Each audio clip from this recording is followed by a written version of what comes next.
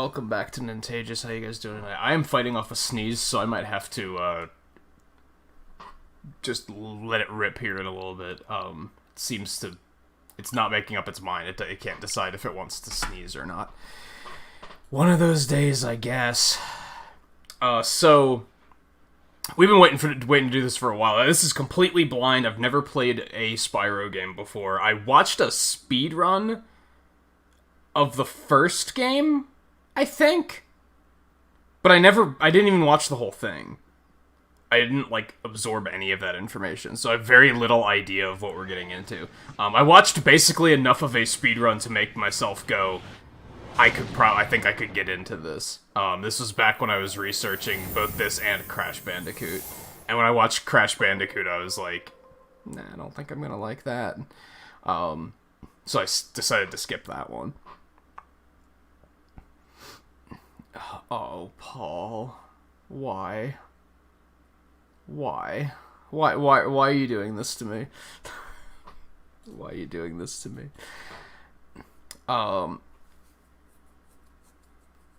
Hold up. JMT, Volpe, Riley, Logan, Eno, Paul, anyone else who might be lurking around or watching offline, it's good to have you. I would have booted the game up before we started, but I didn't know...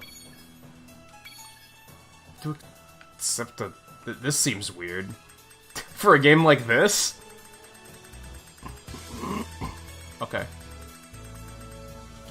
I didn't know exactly what was going to happen when I booted up the game, so I didn't want to get that far ahead of things, right? So in this one we get to play as Spyro, but in that one we get to play as that Spyro. But in this one we get to play as that Spyro. Big difference. Anyway, so yeah, we're clearly going to start with the first game. I'm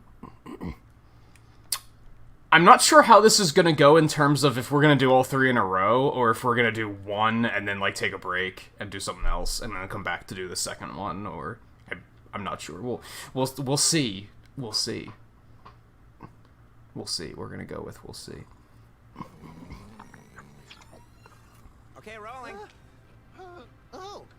It's been peaceful here in the fire. Okay, so it's going to be one of those...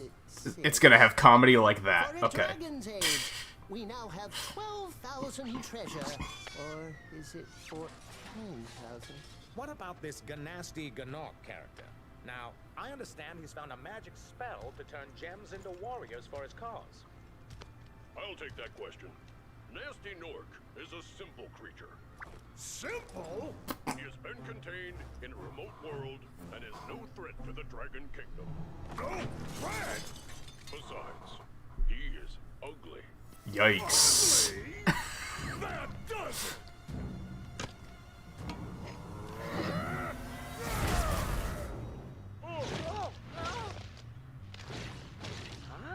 Well, I mean... Looks like I've got some things to do. Well, you're lucky he didn't hit you with that. Is that the original cutscene, or did they remaster those too, I wonder? It looks like they're remastered. This is what PlayStation 1 games, so...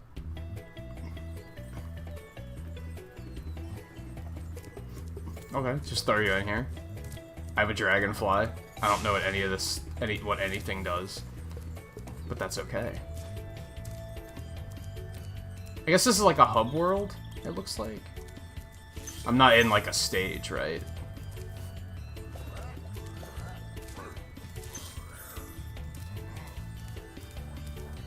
They're running away. Okay. Oh.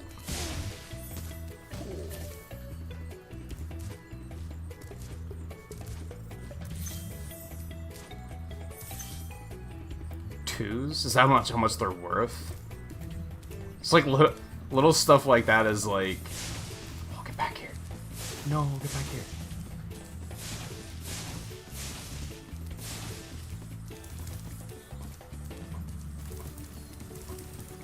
There we go. So you can hold that. Okay. I like this,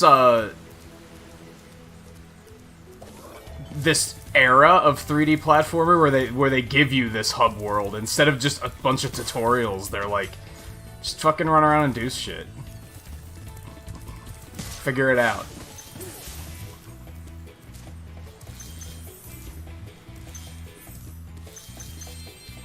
Like Mario 64 does it too, where like yeah, they just throw you in and say have fun. Press buttons and see what happens. Okay, we have 2 roll dodges. ZL centers the camera. Oh, all I had to do was touch him and I did a thing? Okay. Where's Nasty Nork? I'll torch you. Keep your horns on, Spyro. You have much to learn first. Do you know what the dragonfly following you is doing? Nope. His name is Sparks, and he's helping and protecting you. Keep an eye on him and see what I mean. Okay. The fairy just shot me. Things are happening. Okay, so that's a first-person view, which you can still do fire during. Alright. A also does fire, okay. Oh, look at that, it burns the grass. It's a nice touch. Is that a normal thing for Activision? If you've seen the Spyro and Skylanders, there's a reason they're reassuring you it's the real Spyro for each game. No.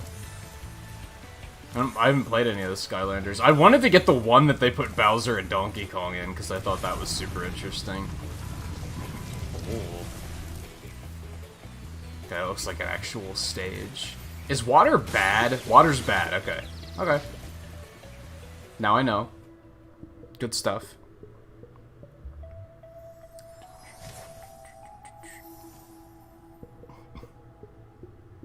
Good to see Activision can write a tragic backstory for their villain. Yeah, they called him ugly. I mean, how dare we? That's a revenge story we can all relate with, right?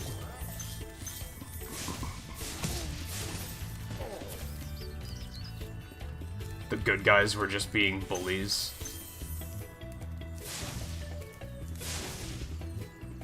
Oh, that's too high.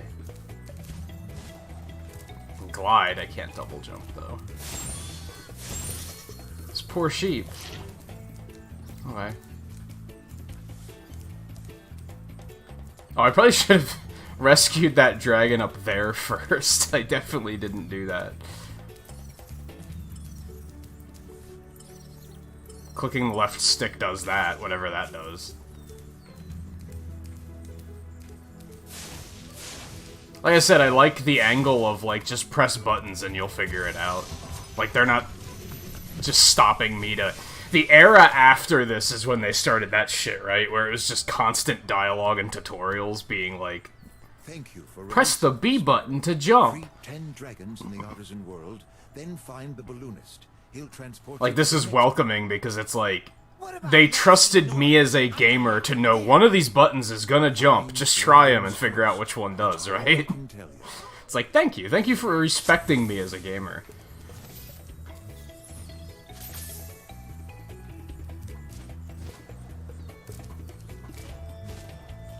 No, it wasn't high enough.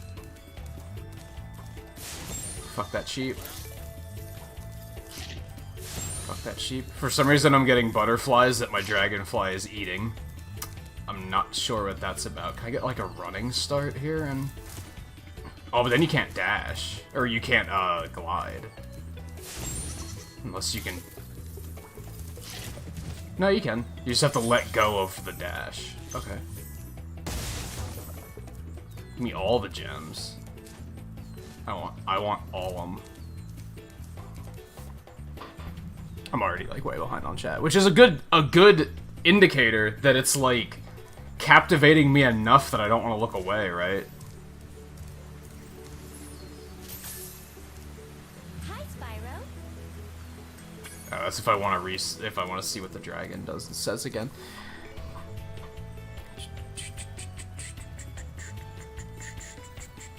You know a guy named Luap who has broken thumbs for less than that. Yeah, Activision just bought them, right? I don't think they were the original developers.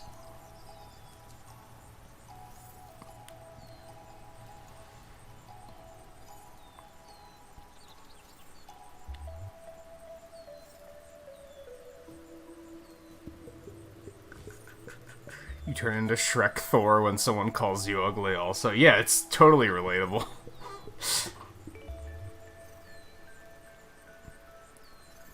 Oh, you were a big Skylanders player, Logan? Were those games, like, any good? Like, I completely passed over them. Like I said, when they added Bowser and Donkey Kong, I was like, that's super cool, and I kind of want to get that and play it.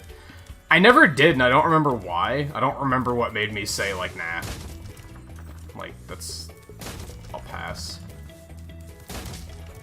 This isn't working. Okay, I clearly can't do that yet. Alright, so we got the thing over there.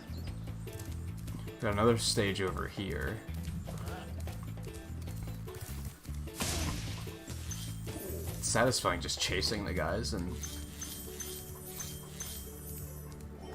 I could definitely see this being one of those games where it's like... Are we even the hero? Like, we could definitely be the bad guy. We're basically just bullying these guys. Completely uninstigated. Even the villain was like... No.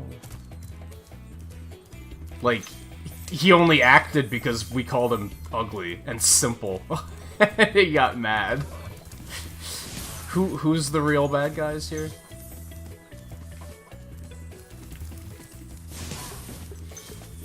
I'm gonna assume that these gems do something later. Because it seems like they're, like, unlimited supply, right? It's not a... Oh, there's a certain number of gems per area. Alright, let's go ahead and grab you. Let's see what you have to say. Hey, Spyro! Press the jump button twice to glide. And don't be afraid. Afraid? Of what? Falling from high mountain peaks? Plummeting into prehistoric glaciers? Oh, that. Well, now I'm afraid. Is fall damage a thing? Now we need to know. Whee! Town Square.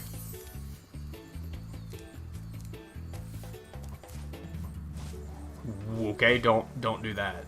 If you want to go a short glide, you don't want to try. You don't do that because he kind of sticks.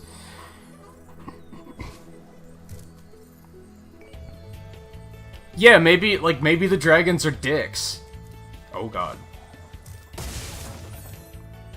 Man, all that trouble for 2 gems. I hope they're useful.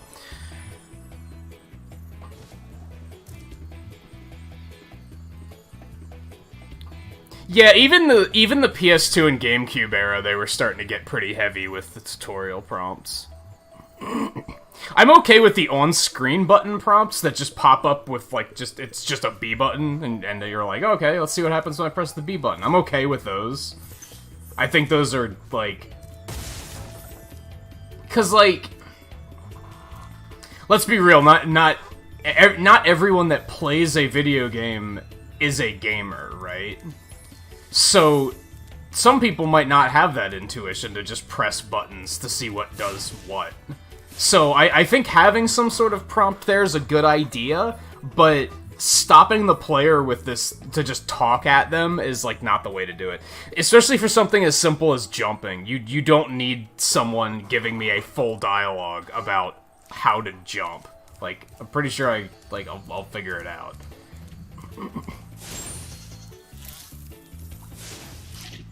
But I think just having the prompt on screen, that's, like, inoffensive, right? This is what it comes down to.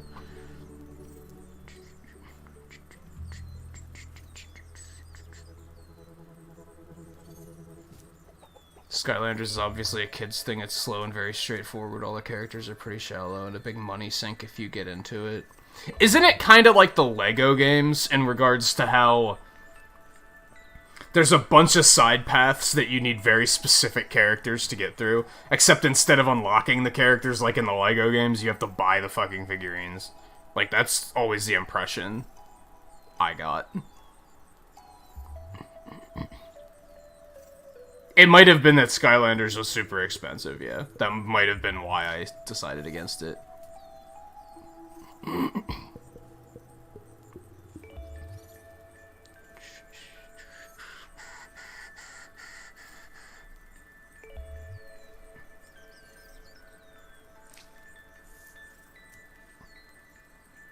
And yeah, the prompts have to know to leave eventually.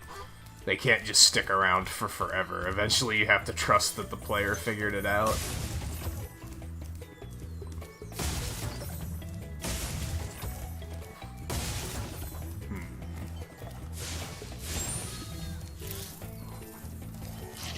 That's a big old dragon head.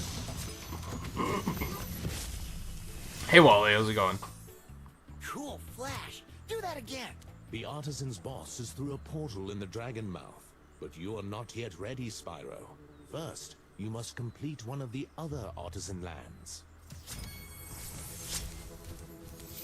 Yay, dragons. And a bonus fairy. Just for some reason we also get a knockoff Tinkerbell whenever we whenever we free a dragon. Hey Flapper, how's it going?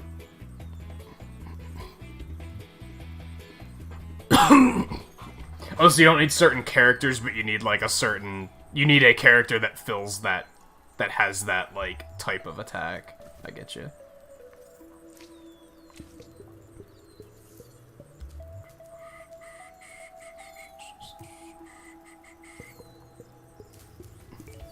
Is Tom Kenny Spyro? I wouldn't be surprised, because that's one of the... He's one of those voice actors that's in everything, so... Or used to be in everything. He's still in a lot of stuff, so that wouldn't surprise me at all.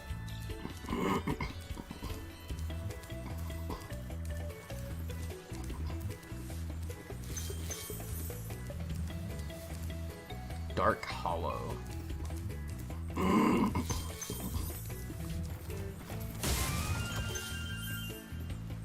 Oh, we have lives. Okay.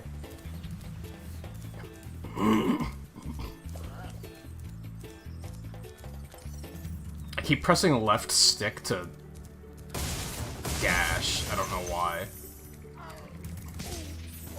See, he was like running scared. He didn't even try to attack me. He was just like, oh shit, it's a fucking dragon. And I headbutted his ass and just destroyed him. Hit him so hard he turned into a crystal. If you prove your worth by rescuing 10 dragons, then you may use this balloon to fly to a new world. Neat. Okay, and it said 100% complete. Oh, so there are a certain number of gems. Okay. Okay, I gotcha. I thought it was like... I don't know. With the way the enemies were spawning, I thought it was gonna be like an indefinite number of gems, and then I could farm them. Still don't know what those butterflies are for. So yeah, we got all the gems, we got all the dragons. Good shit, we're off to a good start. I guess let's do a stage. I'll assume this one is the first one.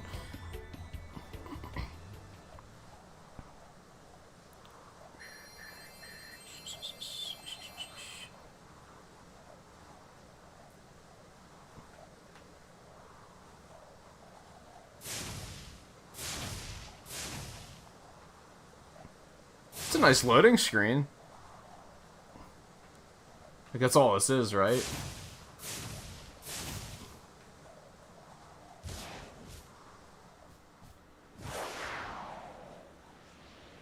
Oh, and then it just lands. That's super slick. Did the original game do that too? That's super slick. Oh, that one actually wants me. Like, that one actually wanted a piece. Okay, actual enemies, got it. Give me them gems.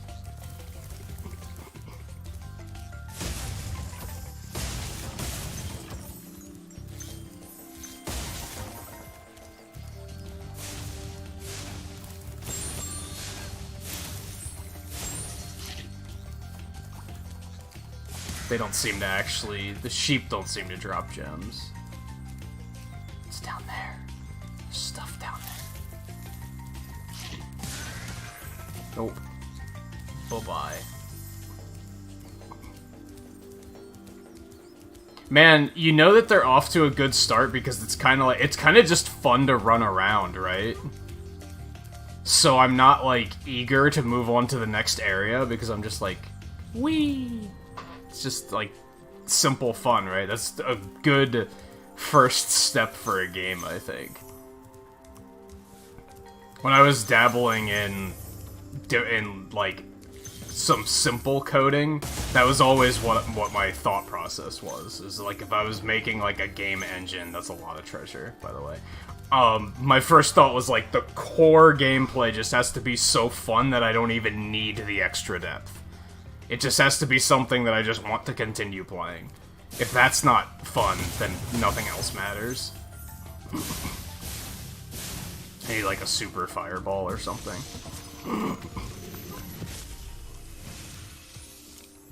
When you free a dragon or step on one of their platforms, you're saving your progress. That could be useful if you run into trouble. Not that you ever run into trouble, Spyro. I don't like the condescending, oh, you'd ever get into trouble. Aren't you the one that just called the guy ugly? And got us in trouble? I'm pretty sure he was the one. Jerk.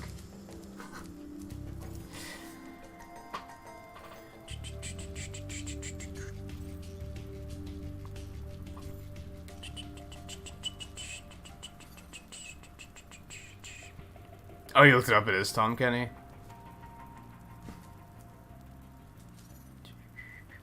It was a long loading screen, yeah, but at least it wasn't just a still image. Like, I'm kind of okay with it, because it gave me something to look at. That's my issue with, like, Final Fantasy 15 loading screens, is it was just a still image with no music or anything. I was like, that's fucking boring. You can do better than that, come on. You're Square Enix, goddammit. I didn't want to do that.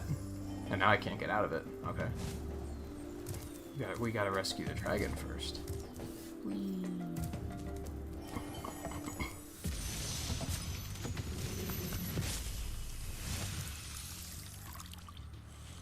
Watch the dragonfly, Spyro. His color indicates his power. When he eats butterflies, he stays strong. Like me. Sure. These dragons have so much personality. I love it. Like, I want to know more about each and every one of them, and I probably will never know more. Which is kind of disappointing.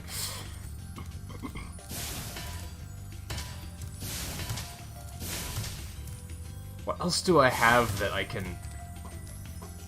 I'm just gonna trust the game to, like, teach me or tell me at some point.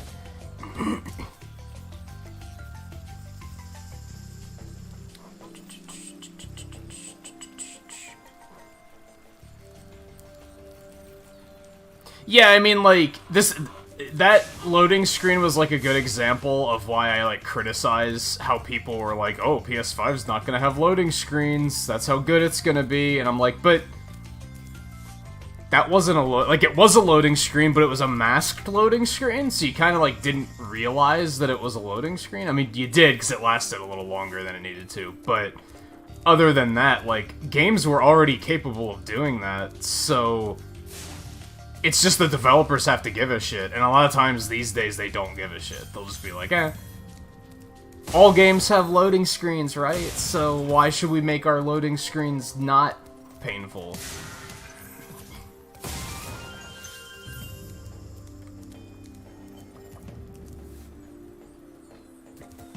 Turn home. Already? But we just got here. After you've freed all the dragons, pass through this fancy vortex thingamajigger. It'll take you back to the Oh, artisan so home. technical. But first, Thingamajiggers. let me tell you a story. No thanks. See ya! So Spyro's basically Sonic, right? except a dragon. Is that what they were going for? It's like, nah, gotta go fast. Bye.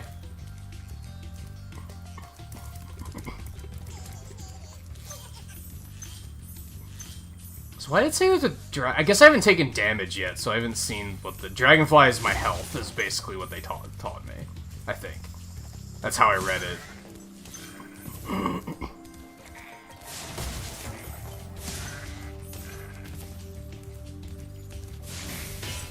Hey, why'd it work that time?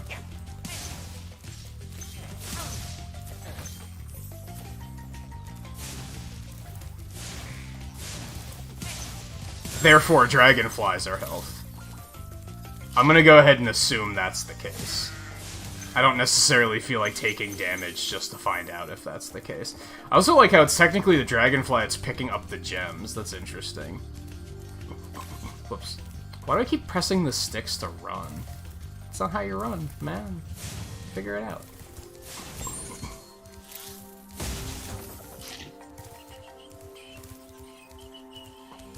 There's also little stuff like the camera automatically centers when you start dashing, so you can kind of like quick turnaround like that. Speed tech. This could potentially be fun to speedrun.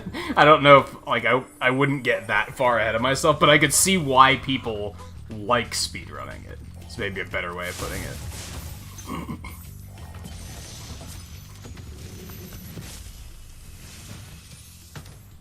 Spyro, my friend. Big ass How about a push. hint on gliding? You bet. For the longest glide, press the jump button at the top of your jump, and try pressing the action button to drop down mid-flight. That last part was useful. I didn't think of trying that. What's the action button? Is that fire breath? Nope, that's not it. It's probably dash, maybe.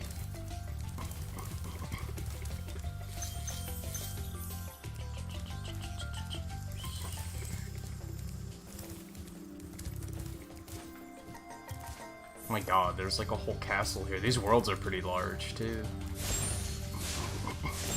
I thought they were all gonna be about the size of that hub world. It's good that they're larger than that.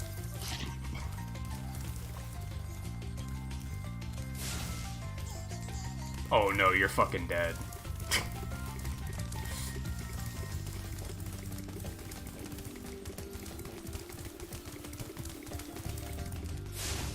Man, you have to like... You can't cancel your dash with just breathing fire. So you have to like stop dashing first and then breathe fire.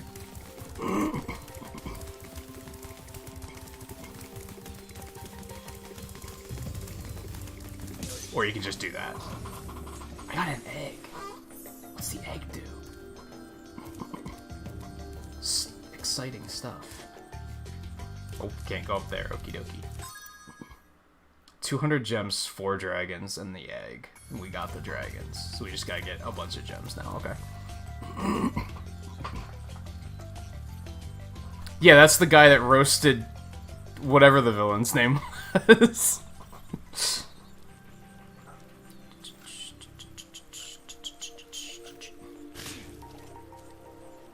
Did you just sneeze? Yeah, like I kind of with what you said, Wally. I like games that I can have fun in the hub world. It makes me think back to the days of like Mario 64 and Sunshine and Galaxy and just games like Sonic Adventure even. I think people like having like a world that they can just run around in, even if there isn't necessarily that much to do.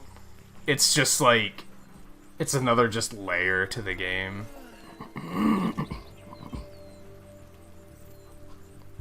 And Volpe, you said the dragons are, like, redesigned in this. I'll have to watch somebody play the original to compare.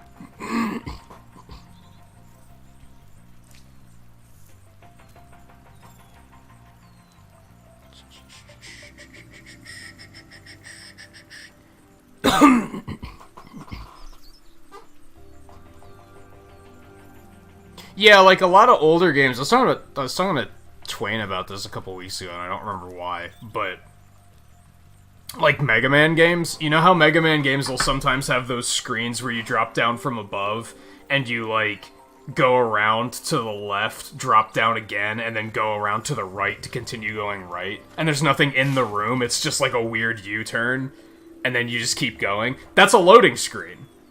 That's the game loading the rest of the stage while you're going through this short little loop.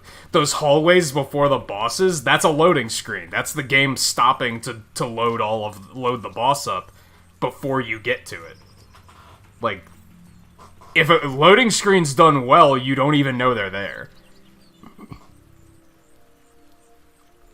Nowadays, I think people are just like, they're just a thing, but it's like, no, you can optimize them well, for sure. What was the game I was thinking of the other day? I can think of a couple, like there are games that don't have loading screens. That's why PlayStation 5's whole thing of, it's so fast that it doesn't have loading screens. I was like, I'm not impressed by that, because plenty of games don't have loading screens, so...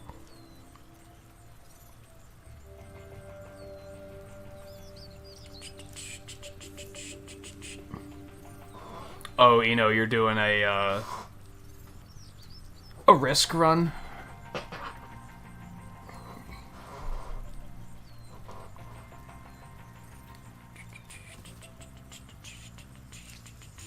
It's probably Dash, yeah.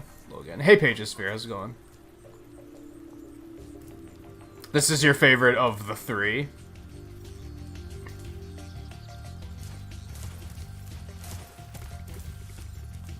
Maybe not, because you kind of have like a... I don't know. We'll figure it out. Oh, you got to Tidus's laugh in 10. I gotcha. Yeah, I read that as the Risk of Rain difficulty.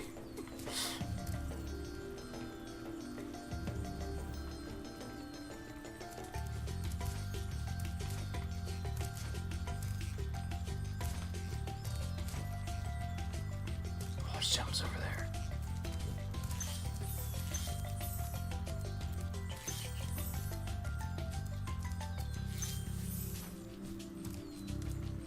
But yeah, for someone who's never played these before, I like this so far.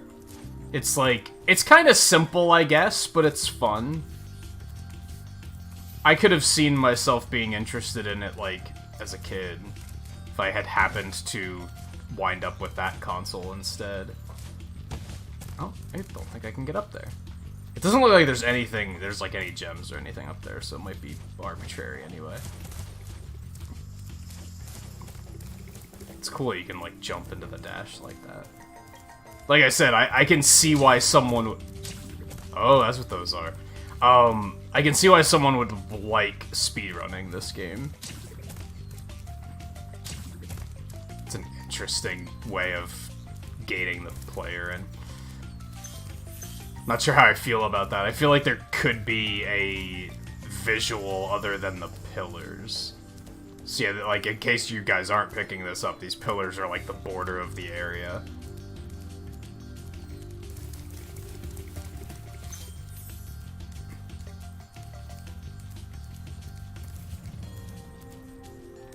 I mean, I guess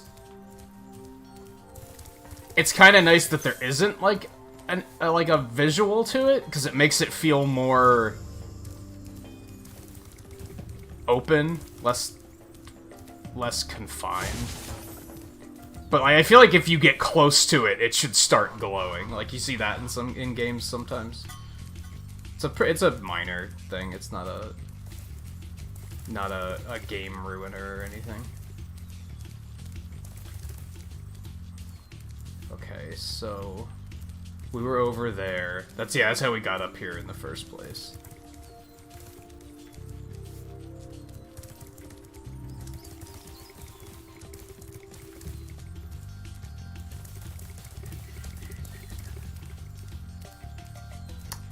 We might just have to destroy the rest of those silver chests. I was able to destroy that one. I'm not sure why the others weren't working.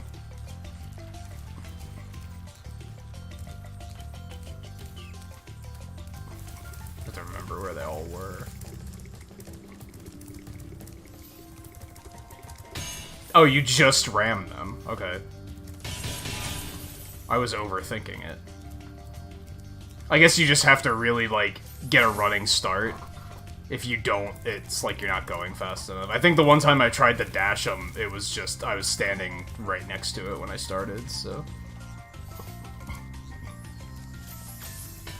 Yeah, like, I didn't get a running start. Or is that a different type of chest? Because that one's not breaking.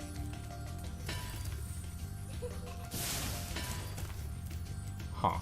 So there must be something else I gotta do for that one. Do I have anything like... Do I have any other moves in my repertoire? These are like... No, not really.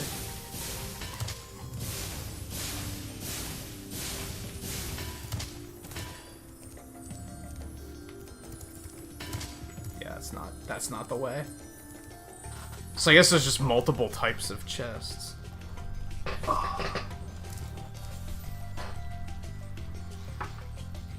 You like the simplicity of this one over the later ones? I could see that, because games like this tend to do that, where they just add more complexity to the games, and for better or worse. Like Banjo-Kazooie. Banjo-Kazooie's nice, like, kinda simple. It's not super complicated, but then Banjo-Tooie almost gets too complicated. Like, they add too much stuff to it, and I'm like, this is too much. So...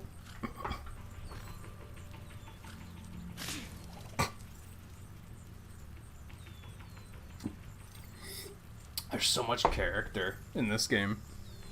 It's neat.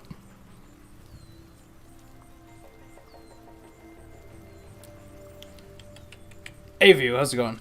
I saw that you finished the Messenger today. How's your opinion of it now that you're done? Well, you didn't do the DLC yet, right? But you beat the main game. And yeah, I kept it pretty under wraps because I wasn't completely sure if I was going to start it tonight or not. So I only announced it last night at the end of the stream. I had a few different things I was thinking about doing, so I wasn't, like, totally sure that I was gonna do this. That's the one that sends me over here. Wait. This what I'm thinking of? Yeah, this is over here. Okay.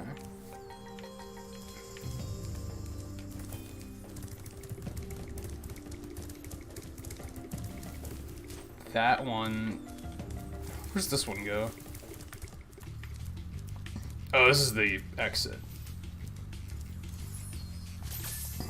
So the fairy shooting you must be like an indicator that your game is saving. Okay. Man, we're still missing a bunch of gems. I don't know how to open that... the locked chest.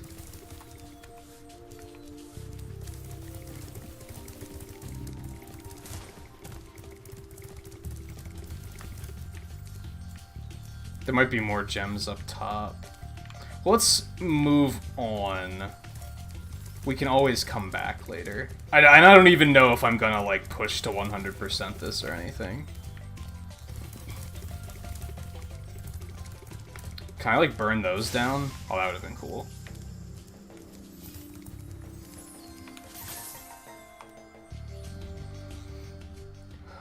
And yeah, like... So yeah, these load screens take a little bit. But they're also, like, seamless. They don't cut away, which is really neat. And hey guy, how's it going?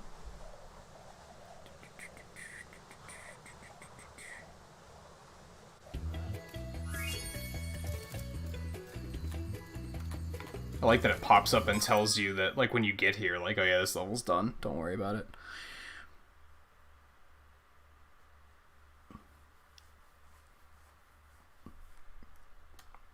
Yeah, there were a few moments in the second half of the Messenger where I was just like, where the hell am I supposed to go here? Like, I don't remember what part it was, but I'm pretty sure at least once I got lost, and I was like, I have no idea where I'm going right now. Did I go this way? Oh, this was the balloon, right? After I bully this poor guy. And he said I need 10 dragons, I think. So there's another level in there. There's one over here too, wasn't there? No, not up here. There was another one somewhere, I just don't remember where it was. If you, like...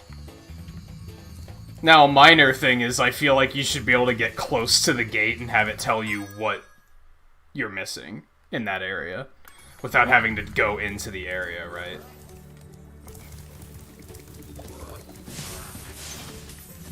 Oh, I see. So then the gems are kind of like grayed out.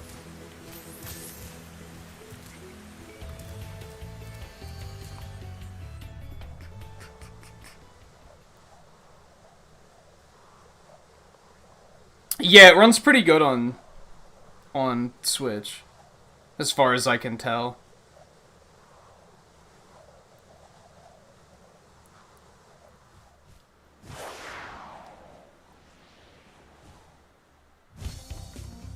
Oh, this is a thing. Okay.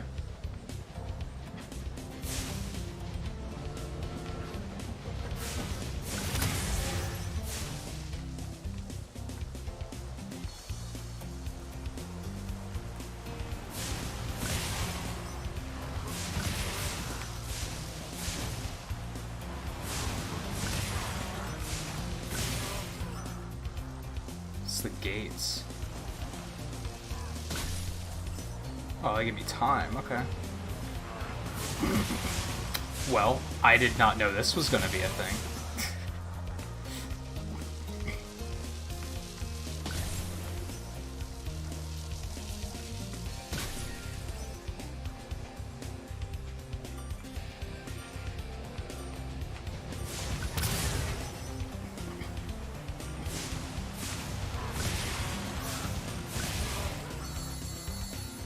Hey, you got them all.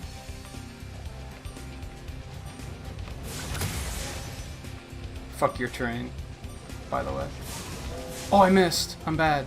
I'm gonna run out of time now.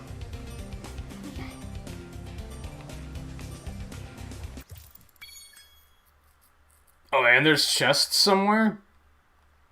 Damn, okay. Okay. Hey, Scarlet, by the way.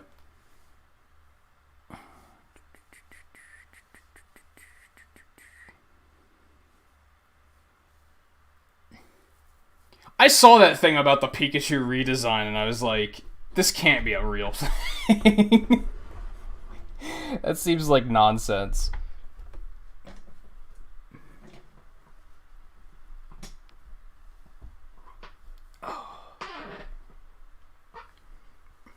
Alright, yeah, let's try that again.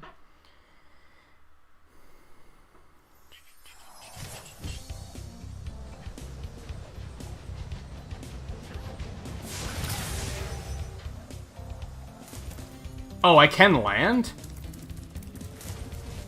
Okay. Interesting. I think I kind of remember watching this during the speedrun, actually.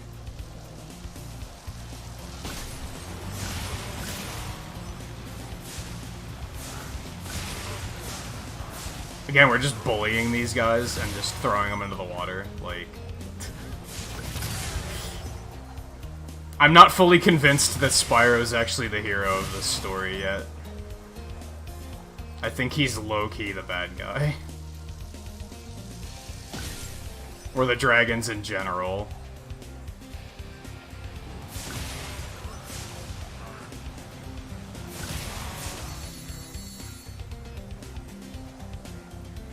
Well, that's a neat thing I can do. That's not helpful, because I'm just losing time, but I can Star Fox it and U-turn and do loops. Can't barrel roll. Can't barrel roll. Can barrel roll in the normal stages, but not in this one.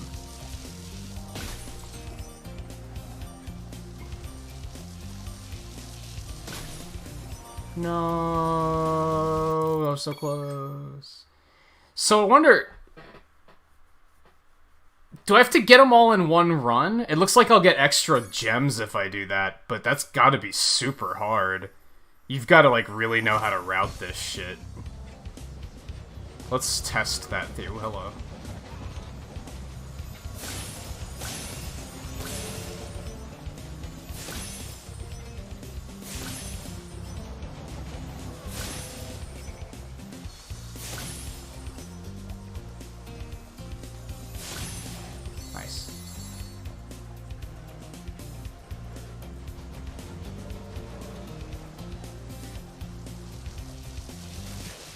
Oops. Yeah, so that's just, like, complete now. So the big challenge is going to be trying to do all of it in one run, which is going to be super fucking hard to do. Okay.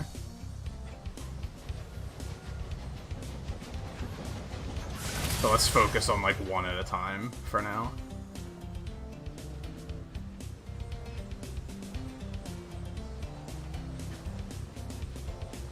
I should probably have done this in the opposite direction. It would have been way faster.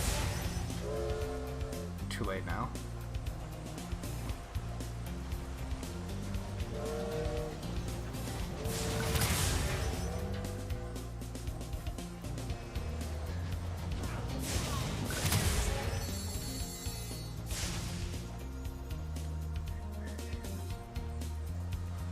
Let's see if I can maybe do this. I'm not gonna have enough time, actually. Fairly certain.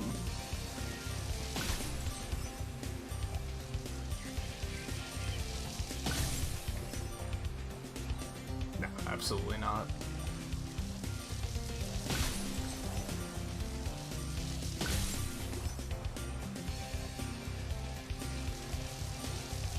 Oh, so close. So close.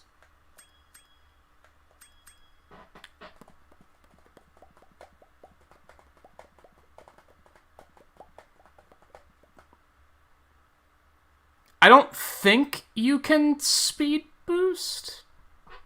I tried to, when I hit the dash, he, like, did the drop down to the ground thing. Hey, Art, how's it going?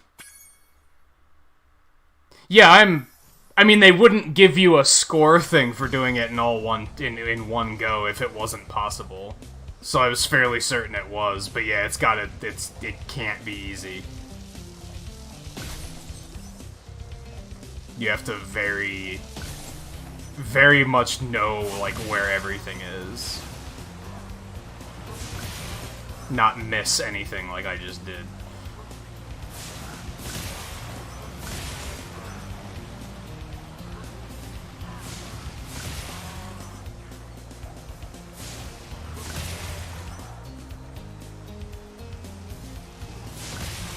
Didn't I already go through that one? I thought I did. Oh, I came from the other direction, okay. Like, you just can't spend all that time doing that, like I just did.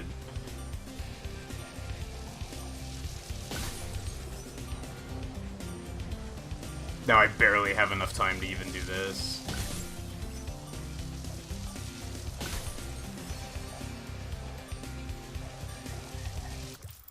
Yeah, it's all gonna be routing, though. Which is not awful. I wouldn't be so into it if it was like, if you could bonk, I'd be like, absolutely not, we're not doing this. Like, if you could hit this at a weird angle and Spyro would be like, oh, now I'm gonna fucking just reel, and then by the time you get control back, I'm gonna be facing in another direction, and I'd be like, nope, absolutely not, we're not doing this.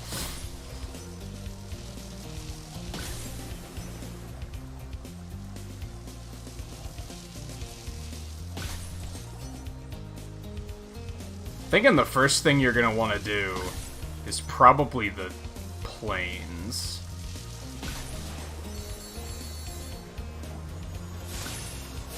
Oh no. Well, I got the chests, or the arches at least.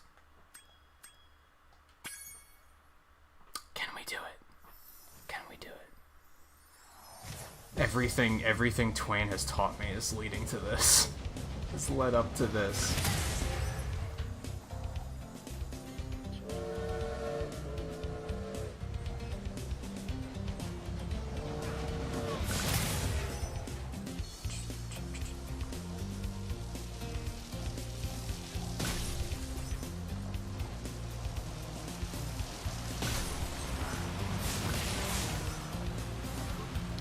I think the planes are going to be the part I have a hard time with, because if I miss like that, it's just that's an issue.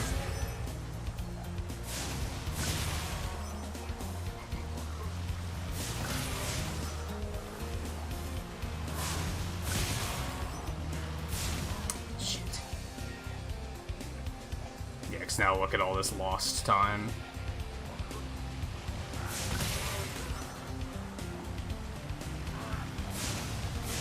Are you serious? I missed him all of those times? Like, that's the part I'm gonna have trouble with, for sure.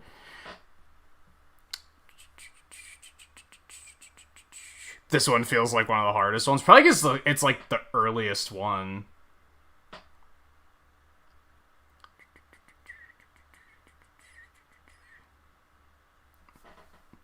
Oh, yeah, I think you mentioned, Guy, that, like, you have it, you just haven't been committing to, like, really playing it.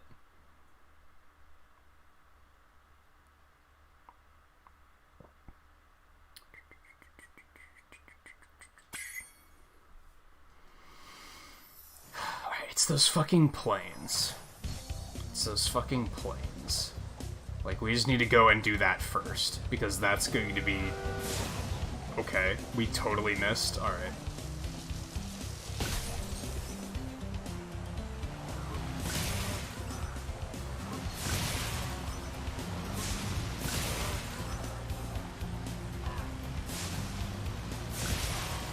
Like, these guys are just enjoying some training exercises, and then Spyro comes along and it's like, fuck you guys. I'm gonna just blow up all your planes, destroy, like, to blow up your toys, and just drop you into the water. Hope you can swim. Except, I guess I'm a bully, so I don't hope that you can swim. Yeah, like, that was already so much time wasted.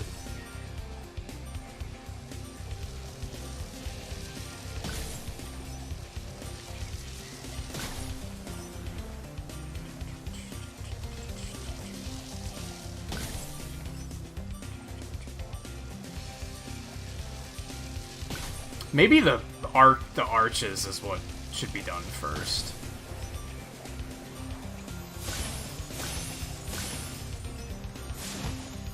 Oh, you can bonk. You just have to, like... It's very, like, you have to absolutely 100% bonk. Like, there's not a... You're not gonna bonk on something you haven't seen. Okay. I'm okay with that. That makes it a little bit more tolerable, I think. My concern is, like, we've all played those games, right? Where you have a section like this, and then you accidentally clip a little too close to the gate, and you bonk, and then he spins, and then he's facing in the wrong direction, and you fly off, and you just lost all sorts of fucking time. So, I can't even think of a game that's done that, but I know I've played games like it. It's definitely a thing.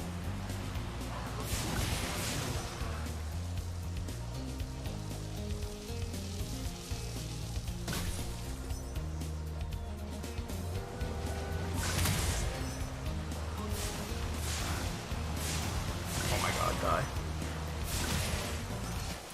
And that's a problem too. Don't do that. Don't do that.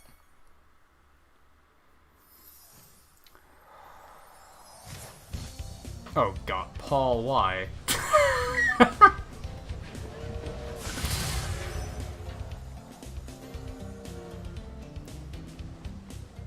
This is my reward for looking at chat.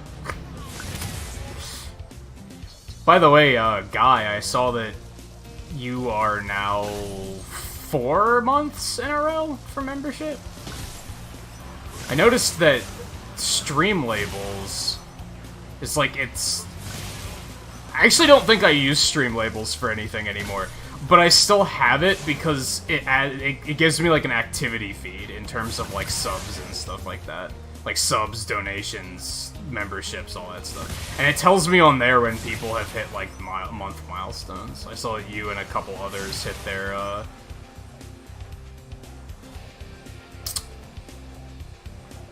like, month milestones. Today, I think it was. Unless it only just told me today, which is possible, but... I think Twain and Seven were the other ones.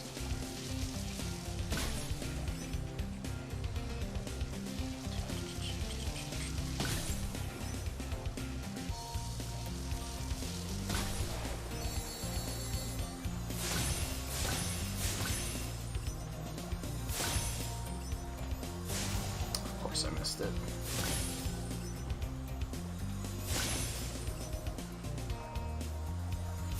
Oh my god. That is not okay.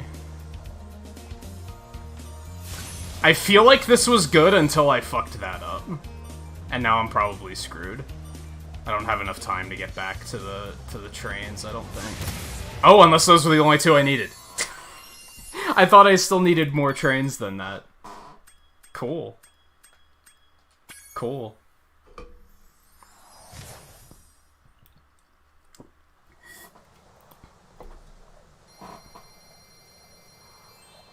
That's a lot of treasure. That's a lot of treasure.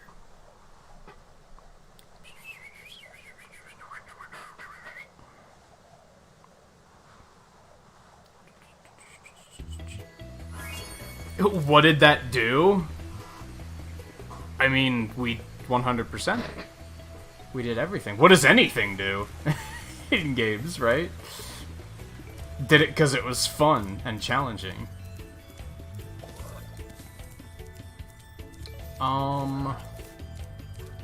Let's go over here. Let's go do this one. I was gonna leave you alone, but then you ran in front of me. So it looks like now that they have, like, the gray gems, that it's, like... Those are credits towards extra lives? Like, if you get a certain number of them, you'll get an extra life. Apparently. I mean, yeah, we got a bunch of diamonds for it. I don't know what the diamonds do. If that's what you're asking, like, what do the diamonds do? I have no fucking idea. Well, this is moody. Fuck that frog, fuck that... Ooh, whoa, okay. Okay. That one's got a shield.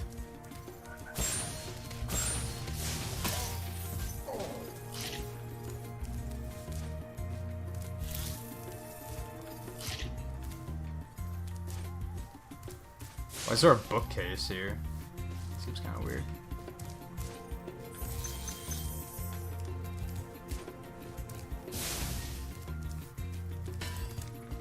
How do I do those? They gotta tell me sooner or later,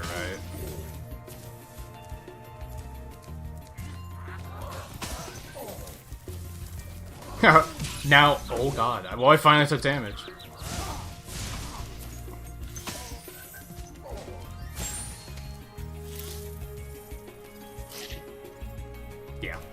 Okay. Campfire. Another campfire.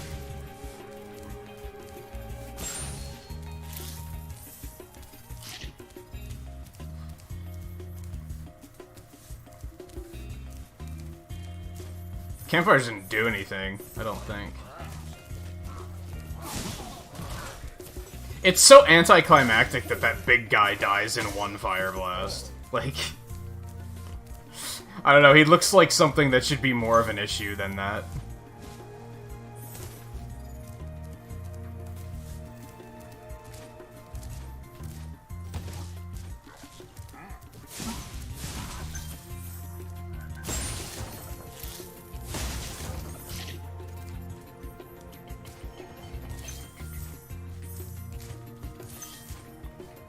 I don't know how I feel about this game's soundtrack.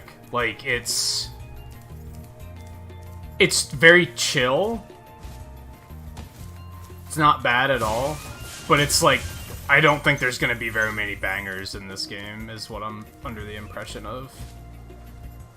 It's just gonna be, like, chill and relaxing. Which I think works. Like, that's not a bad thing. It's just... noting. Big enemies like this Nork with the club cannot be charged, but a quick flame, that should defeat them. Thanks, buddy. Like, thanks for telling me what I already figured out.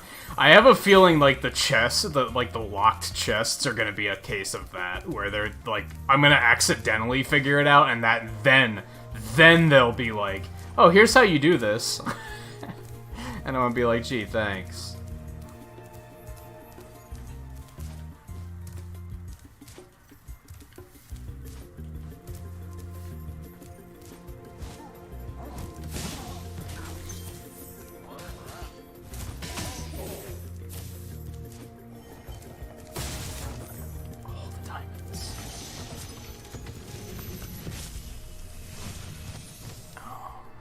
it's you.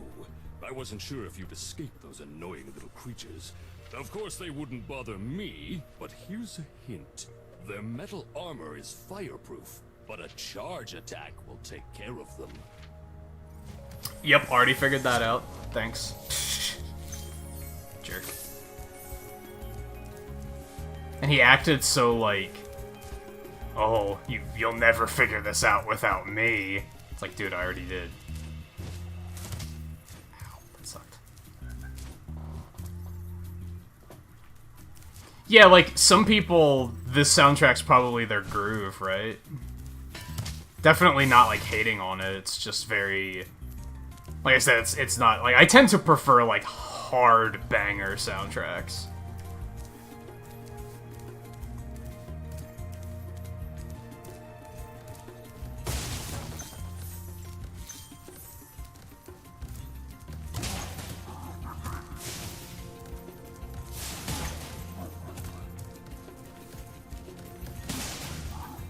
Now, how do I handle this guy? Oh, just hit him in the back? Okay. Apparently I was overthinking that one.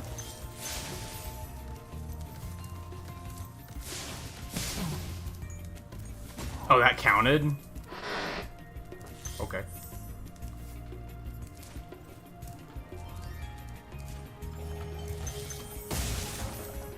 Give me them gems.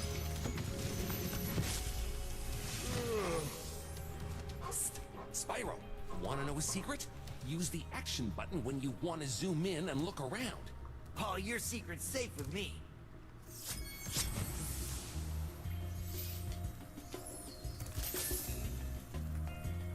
You actually can't do it here. That's kind of weird. Oh, hey, a key. What's that do?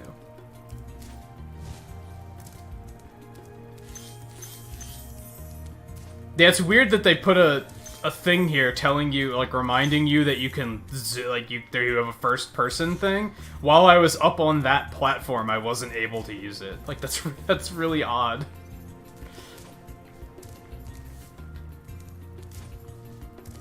This stage is a little bit smaller. I don't even remember seeing a locked door anywhere.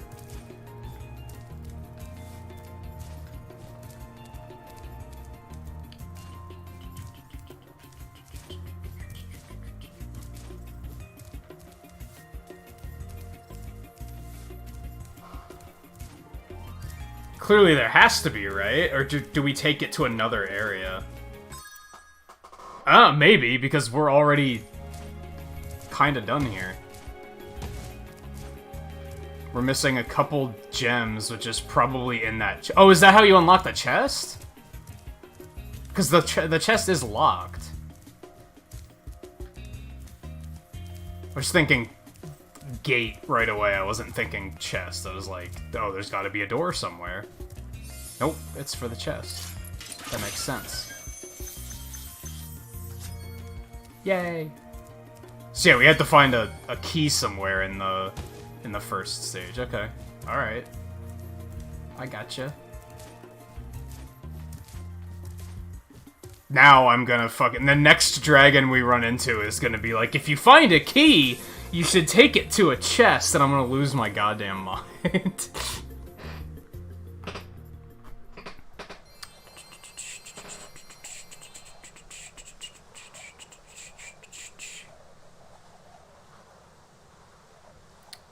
And alright, Paul, take it easy. Enjoy your lurking, if that is what you're doing.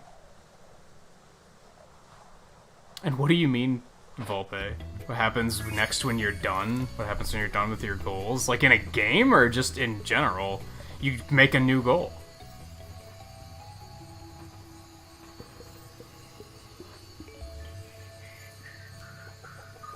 Hey Lucky, how's it going? Yeah, I do think the music matches the gameplay, like, for sure. Like I said, it's not... I tend to prefer, like, hard banger soundtracks, and this is not that, but it also fits what the gameplay is, for sure. Yeah, they drop, like, little pearls once you already have the gems. Alright, I kind of want to go back to the first stage now. Is there a way... What's it got? Oh, yeah, that's what I wanted. That's what I wanted. This is what I wanted. Okay, so I can look back and see which worlds I've completed. Skill points? The fuck are skill points? Or these are not really skill points, they're more like achievements?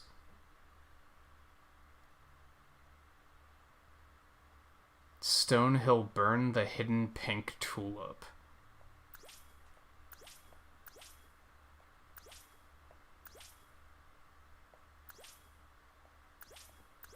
Huh. Okay. I wonder if those were in the original game, or if that was something they added.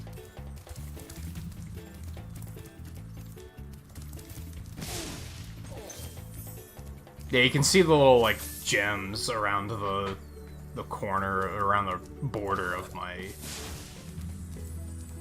lives thing.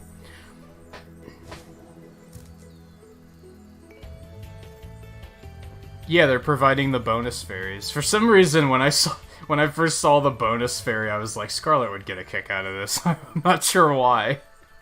I think because it's random, and you tend to like things that just exist, and the game doesn't draw attention to them.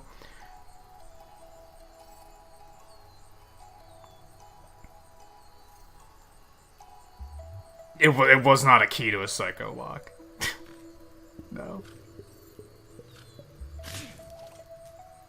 The skill points were kind of like hidden for sure. Like they didn't tell me about those. They were just kind of existed, and I had to accidentally find them.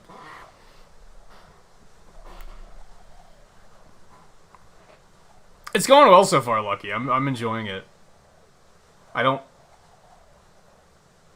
think I've had anything to complain about so far.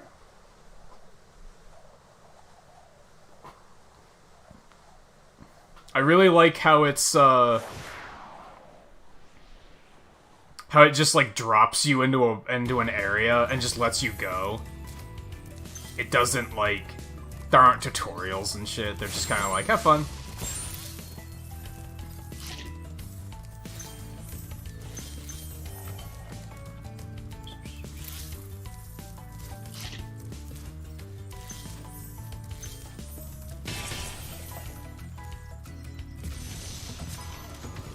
Nils. It's filled with personality. Welcome to Town Square, Spyro. Begin exploring by gliding to that area with the bulls. Use the right stick to get a good look.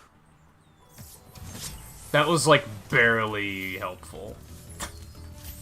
And see, there are little things like that where it's like, did you really need to tell me that? Like, where else was I gonna go, right? Wasn't I gonna figure out that this is probably where I was supposed to go next?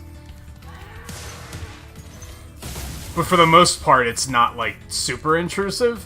It's at least, like, the dialogue's quick. It's not, like, a huge thing of dialogue that has to explain, press the B button to jump. So, still gets... So, that was interesting.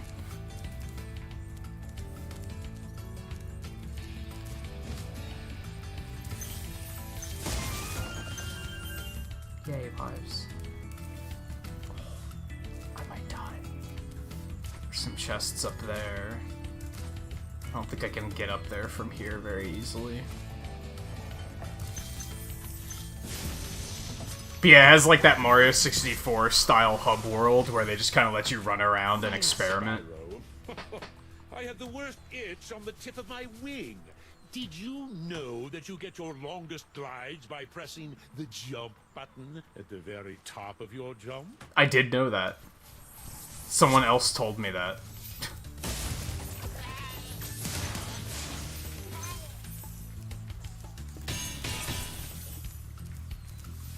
It's very satisfying. Like, it's... just, like, running around is fun. Which is, like, that's...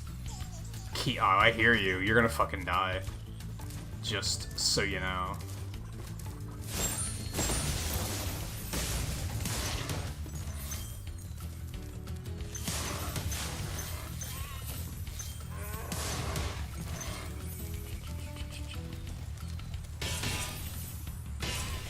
That was a... What was that gold one worth? Was that 10? Let's make sure I grab them all. Let's grab you. Spyro, did you see a man dressed in blue running around here? He's a thief, and he's stolen a dragon egg. You've got to track him down and get that egg! Run! Run! I'm getting a little winded. You alright there? Bonus fairy. Yeah, I guess, so fairies are basically save points, I guess, is what they're supposed to indicate.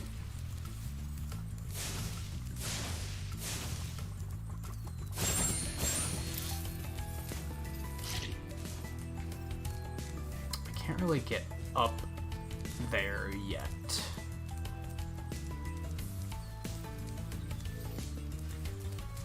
There's all these areas, but yeah, that thing they shoot you with is, I think it's supposed to indicate, like, that you got, like, that the game is saved.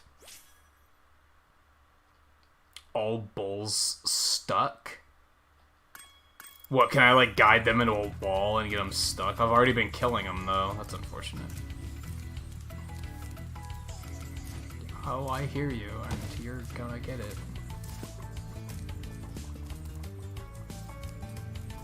This isn't enough. Unless I can land on that, which I cannot, so... Oh, I can't even go back.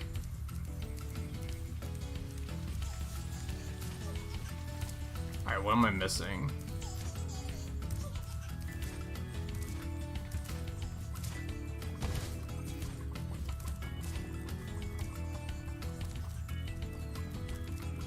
There's gotta be like a way to climb up here somewhere. Or maybe not, maybe I'm screwed.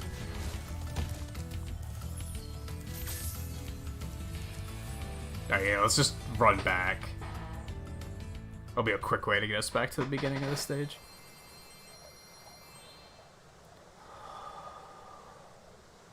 Yeah, I mean, I don't really...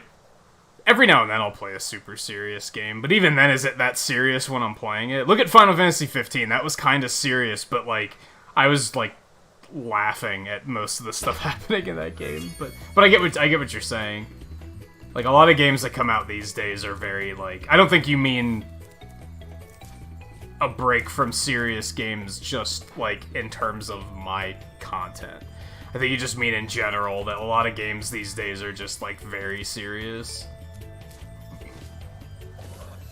I think that's the appeal of indie games, is they're a little bit more interested in, like, more wholesome and just goofy experiences. Alright, we're just gonna go back up to this one, I think. I'm pretty sure I had another stage somewhere, but I don't remember where it was.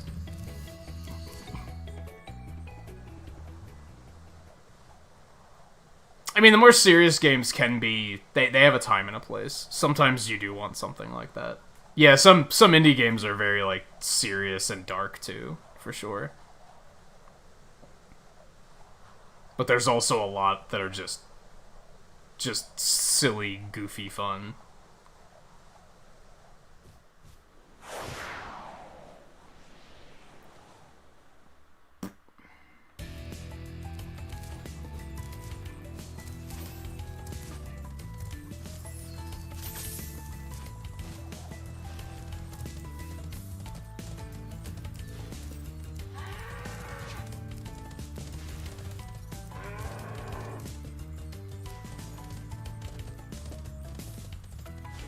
They don't, like, get stuck in anything, though.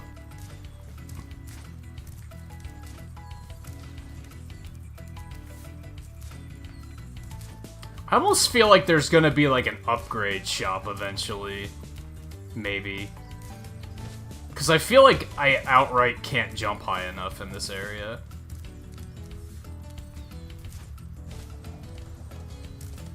Like, I almost feel like I'm missing a double jump or something, you know?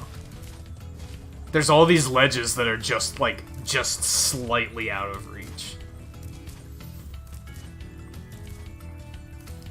Like this one. Like, that's just out of reach.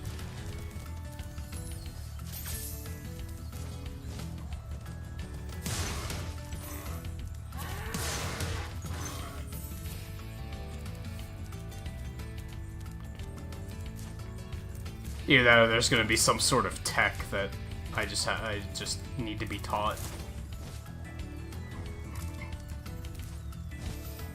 Yeah, otherwise I don't think there's a whole lot we can do here at the moment.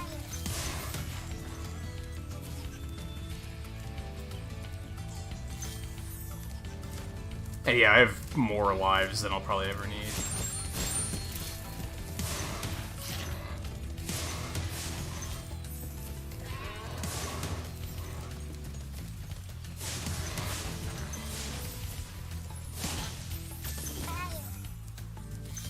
Yeah, because there's all these ledges that I just barely can't get up.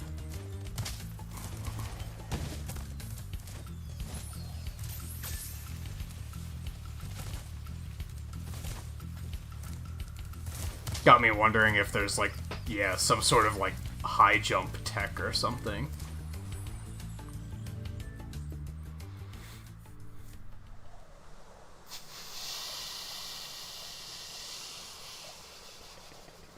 They're back to school supplies out already? That doesn't even make sense. Are schools even gonna open? Yeah, when was the last time school was actually open? I mean, I guess if they're schooling at home, they're still gonna need supplies, I guess. To a lesser extent, but they're still gonna need some of that stuff. Well, I do have enough for that, like, that big dragon head. So maybe that's what we should go do. Yeah, it is. Yeah, we have... Well, actually, I don't know if I knew that we had enough to do this. We also have enough to take the balloon to the next area, so...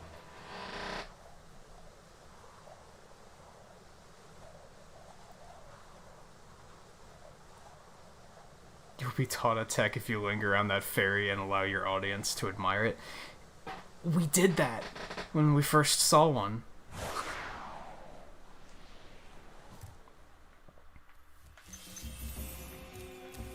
This is intense.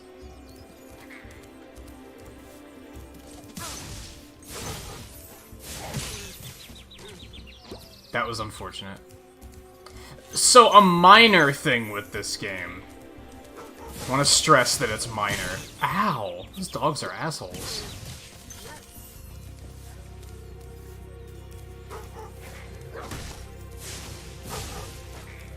My god. Okay. I'm bad at fighting these things. A minor thing with this game, and games in general. This game has anti-aliasing, which makes the game not look jagged. It smooths out all the edges. That's what for those that don't know what anti-aliasing is. It doesn't look good in this game. It just makes the game look blurry instead of smooth. Anti-aliasing can really go either way. They just added anti-aliasing to Risk of Rain 2, and it looks better. It looks nice and smooth. This doesn't. This just looks blurry. And that's why I don't like anti-aliasing. It's a pretty minor thing, but... And that honestly could just be a Switch thing.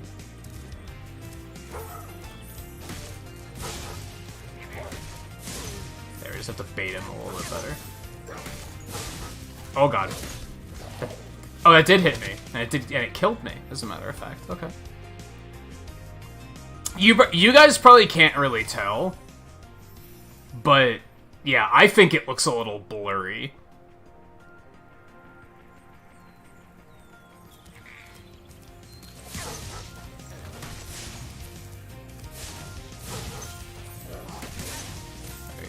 We just have to bait it out like that. It's fine. Learning experience. Okay. Fair.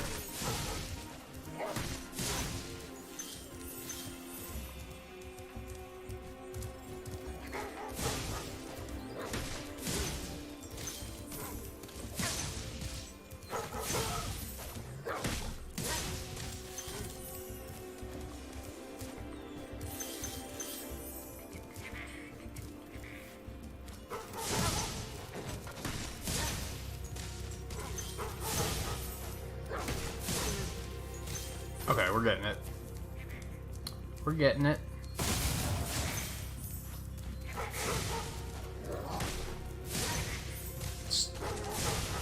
Just bait it out, and then there you go.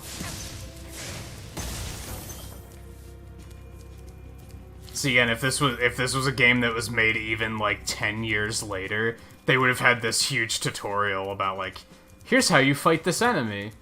And it wouldn't have been like learning by demonstration, it would have been learning by them talking at you.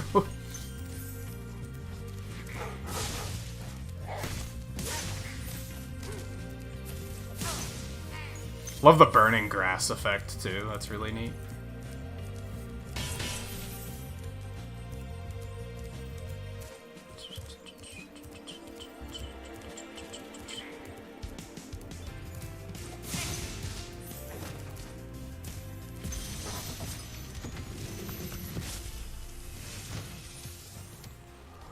Nasty Nork has put one of his most devious henchmen in charge of the artisan world.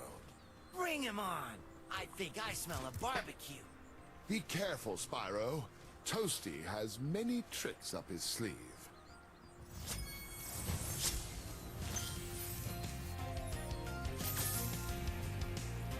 There you go, Scarlet. In your city, they're thinking about school some days and then staying home others.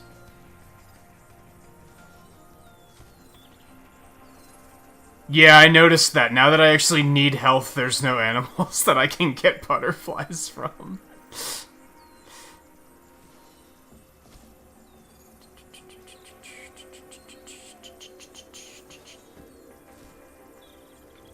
Yeah, I don't, like...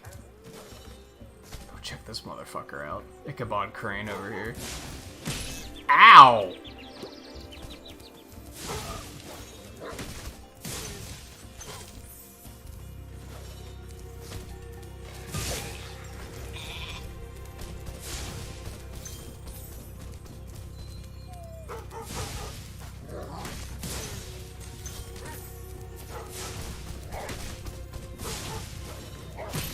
That sucked.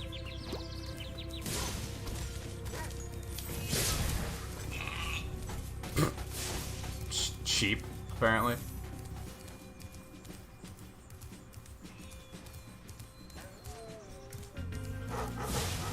Although I am finding myself wishing that you could, like, that the grass stayed burned, like Zelda style, where it wasn't just that you could just... But then it would turn into OCD of wanting to burn all the grass down, right? Also, these dogs are fucking difficult to fight, honestly. We also do pixels really quick, because I do see we have 12 likes, so let's do that super quick. This is animal cruelty? Well, yep, Spyro's just like one of those guys, I guess. Like, I'm still not fully convinced that he's even the hero of this story.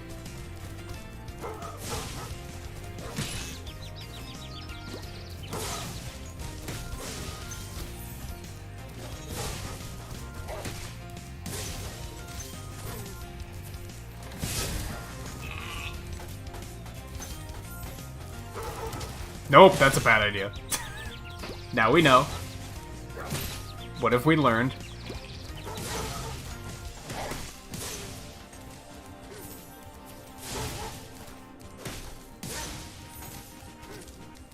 Pick up the thing.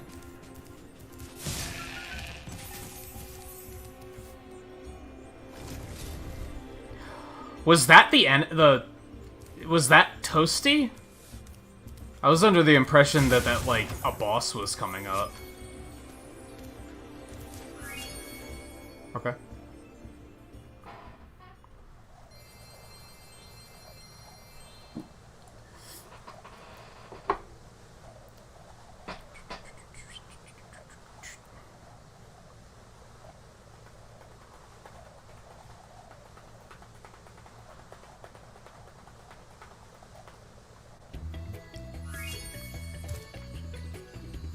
Because, I don't know, he said something about Toasty having, like, tricks. So yeah, I'm confused by that now.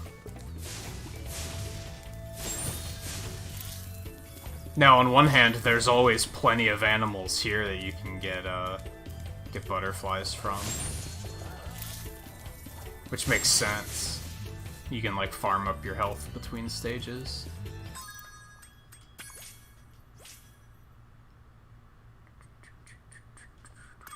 We have to go back to Stonehill still.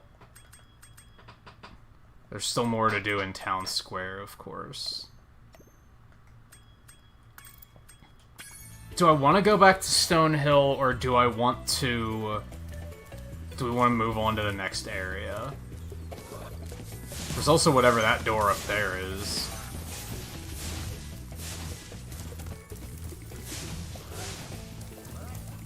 Dude, fuck you. Let's maybe move on to the next area. I think that's what we'll do.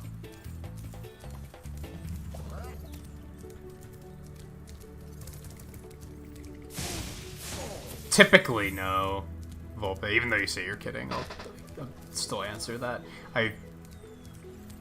I feel like... Wow, I see you've been busy rescuing dragons. The most... I would only consider it for an easier game where it's more manageable. And then at that point, what's the point? You know what I mean? So far, like, the dogs have been the only enemy that's been a threat. So I'm like, well, it wouldn't be that hard to do. But typically when a game has, like, no-hit challenges, I'm like, man, fuck that. That's not interesting to me. Are you ready to go? I don't know, are we? I can't decide. I'm indecisive. I want to, like...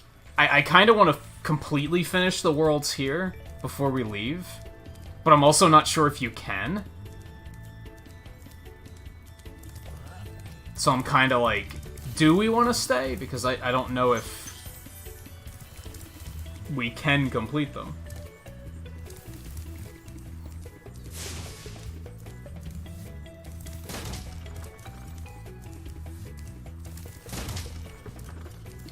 Damn. Okay.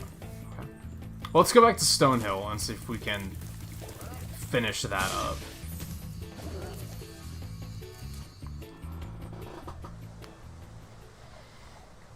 It's hard to say if I'm gonna do 100% yet. At the moment, I'm feeling it, but who knows? There might be a stage later where I'm like, nah, this is too much. I don't want to do this. So it's kind of hard to say.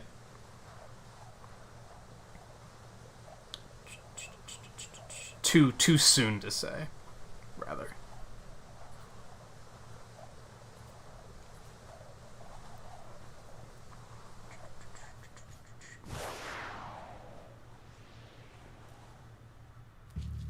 Like I said, I'd like to.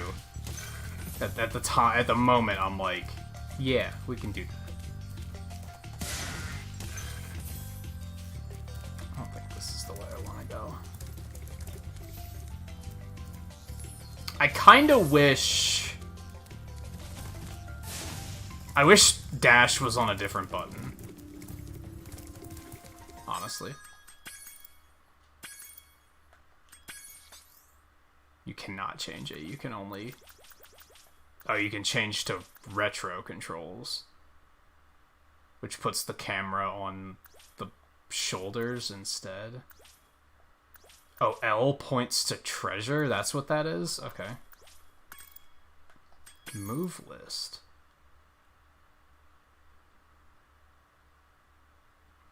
X aborts glide. I guess X is the action button, apparently.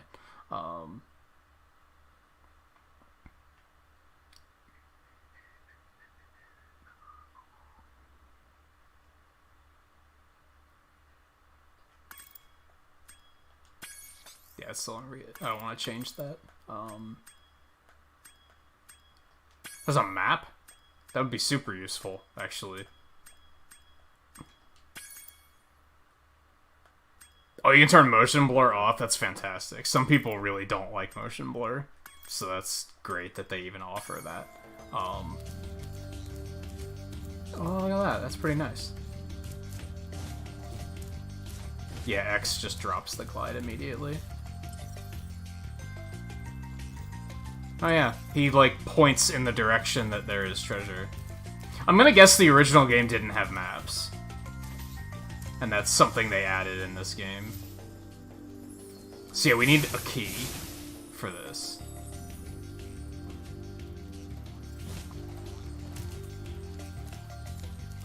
And I have a brief suspicion of where it is. So that's not where we want to go.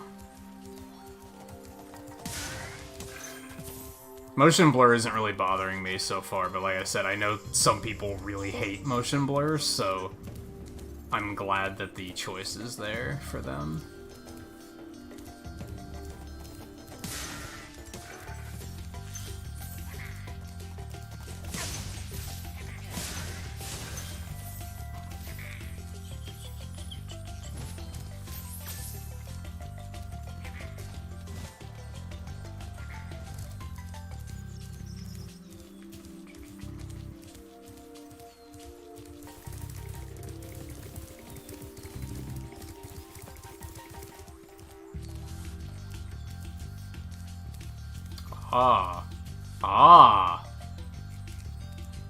See, I don't know if I would have ever found that without the map there. So I don't know how I feel about that. I mean, I probably would have noticed it eventually, but...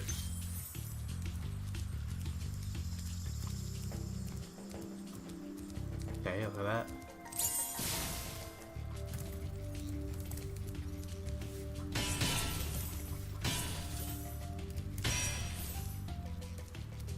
When I said that I had a feeling that I knew where the key was gonna be, that's actually not what I expected. I thought it was gonna be like on top of the castle, and I was gonna have to find a way up there.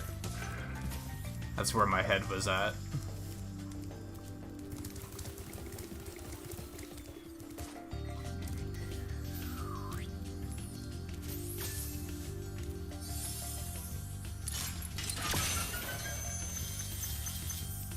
Yay. Stage complete.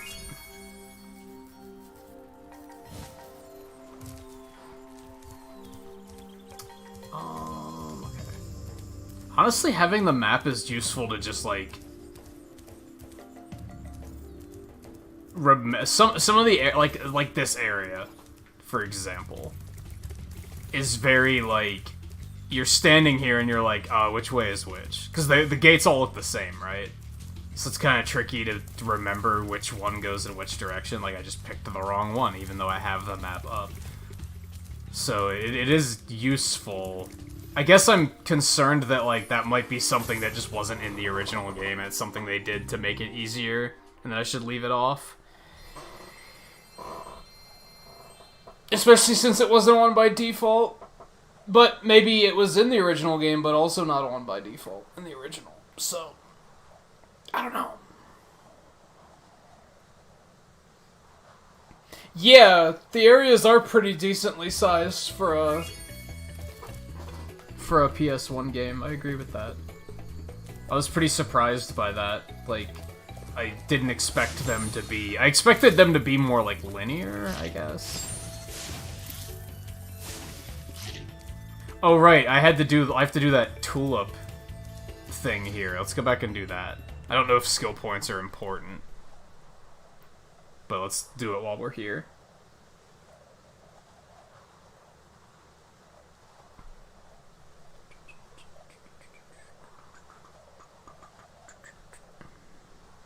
I think all three of them were PlayStation 1 games. I might be wrong on that.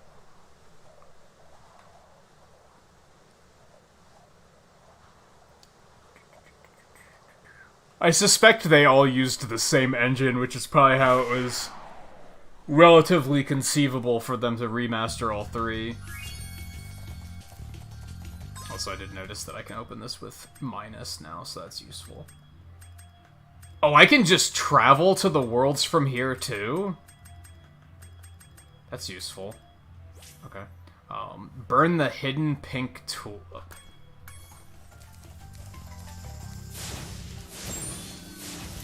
Who even knows?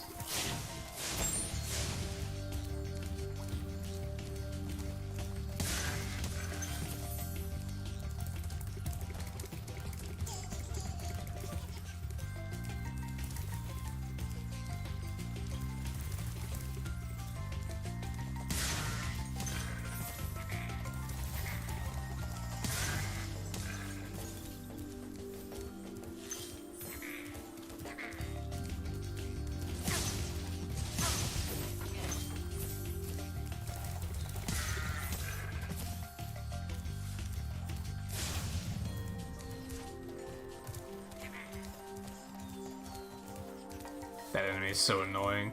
I just hear him up there taunting me.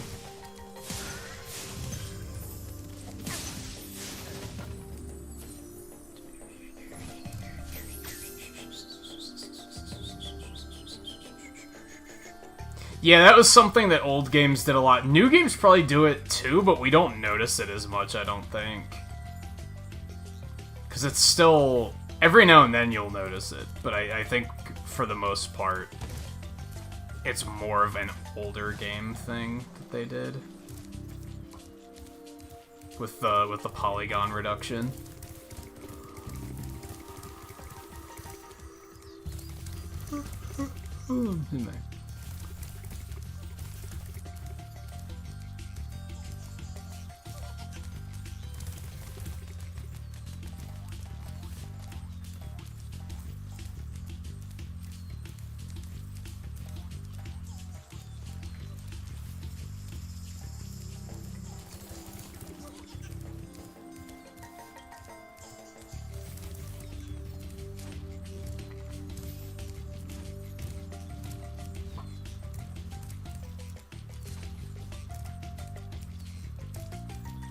This pink tulip bee.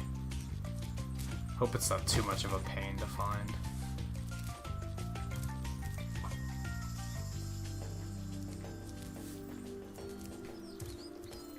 Seems like such a... It could potentially be a... You're gonna comb the entire area looking for the goddamn things, so... Hopefully that's not the case.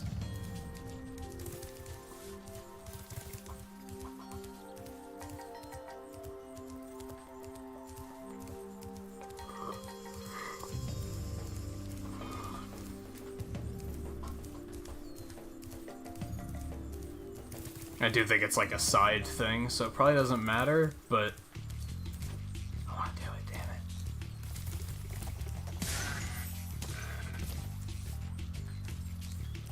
I'm also probably incorrectly assuming that it's going to be in a grassy area somewhere. Probably gonna screw myself with that logic, because it might not necessarily be the case at all.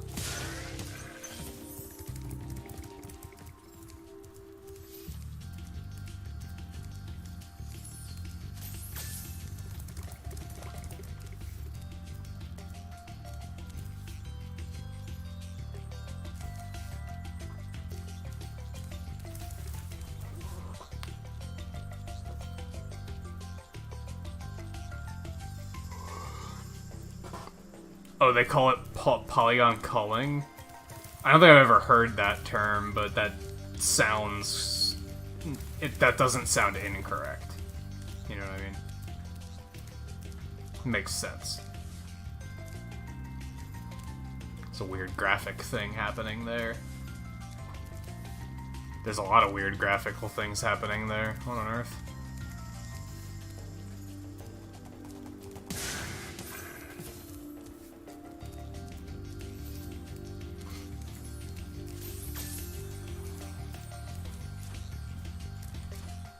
I don't think it's gonna be down here.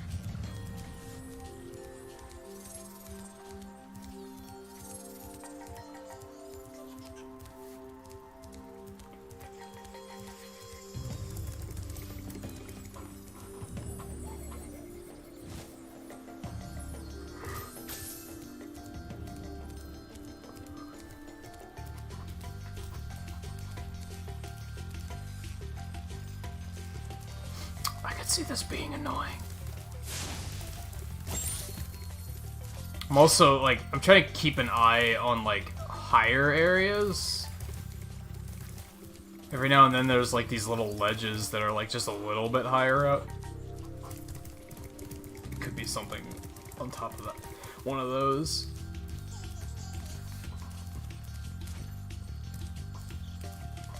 Yeah, like that little ledge. Like, it could maybe be up there. It's not looking to be the case so far, but... I'm also, it's like we're looking for a fucking flower, so I'm also worried that, like, I probably walked past it a couple times already.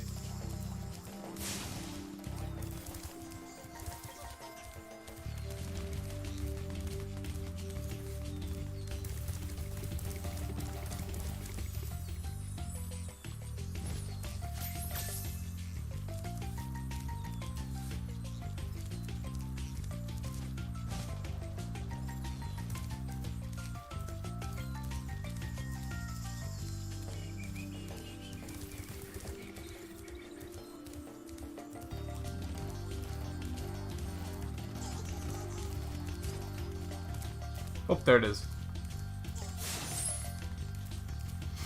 Skill point acquired. I don't know why they call them skill points. That's really misleading. Because, like, they're basically achievements. Like, you're just unlocking an art gallery. Like, it's not... That's not what a skill point is anymore. You know what I mean? Seems like an odd term for it. An odd, misleading term.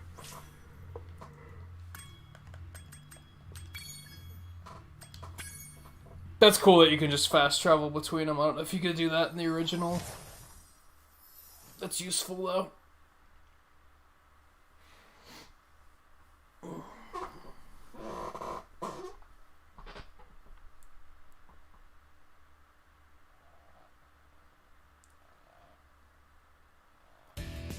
A lot of games will do a thing, too, where they unload things that are, like, behind you. Like, for example, for this whole area, like, here. Well, no, let's use the chickens. That's even better. There's all these chickens standing here, right? If I turn away, a lot of games unload the chickens, because they don't need to be there, because we're not looking at them, right? So, like, some game, like, I want to say a lot of games are coded in that way. I guess I can't say that for sure. Maybe it's not as common as I think it is, but... If you, like... I specifically remember, if you, like, play an N64 emulator, PlayStation emulators probably do it too, and you use a widescreen hack, so it turns the game into widescreen, stuff on the sides of the screen won't be loaded because the games weren't developed for that. Like, that's like little gameplay tricks or game design tricks here and there that like most people never see.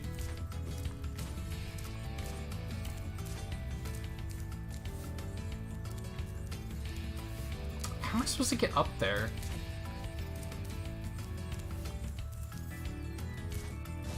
I feel like there's just something I'm missing on this stage. I'm just kind of like duh-ing. I'm just like being a duh.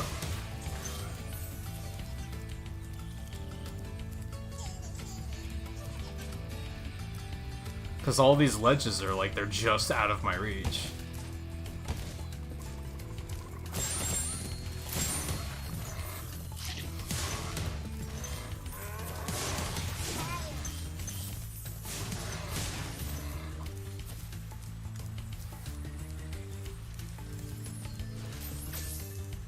Let's try something. I have a small idea here. Aha!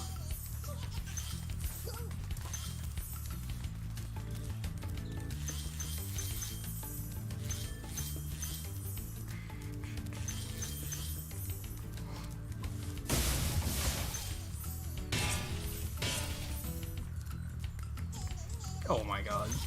You need to die a horrible death. Where are you? Oh, he's down there? Okay, let me...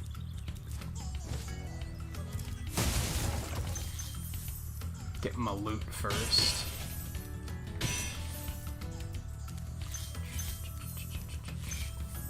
Hell, let's also go over there.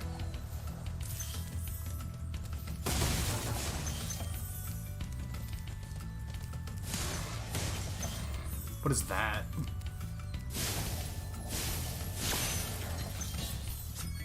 Interesting. Thor? Thank you for releasing me, Spyro. You can always check your progress by accessing the guidebook through the pause menu. You're not Thor. I've been lied to. I think that's everything except the egg, right? Okay, let's get that punk. It's down there, right? Oh, you fucking... Are you serious? He just, like, effortlessly yeeted back up there. He's like, okay. Okay, alright, I got it. What a load of shit.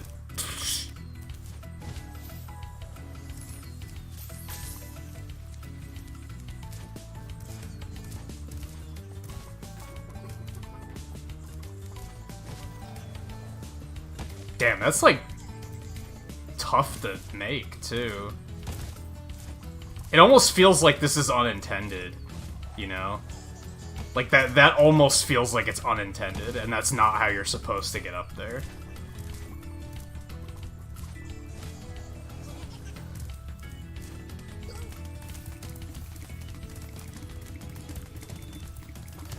Fuck. I'm bad. Really? I think he immediately jumped back up there. I hate enemies like this. Like, might be one of my least favorite enemy types in games. The type that just runs away from you. Like, 9 times out of 10, they're just super fucking annoying. It's not a super, like... It doesn't add compelling gameplay, I don't think.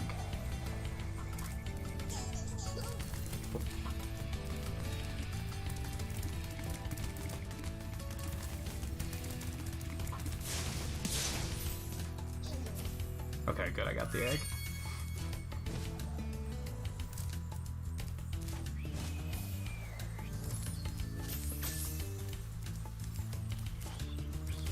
That's something I didn't like about when I was researching the Mario Galaxy speedrun.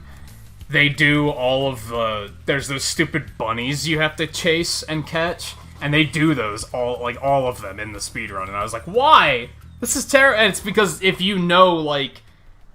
There's, like, a right way to do it, right? Where it's just free every time, and it's super fast. But I was like, it's so not fun. Like, the Galaxy speedrun was one of those examples of, like, speedrunners just make things unfun because they don't care if it's fun. They just care if it's fast.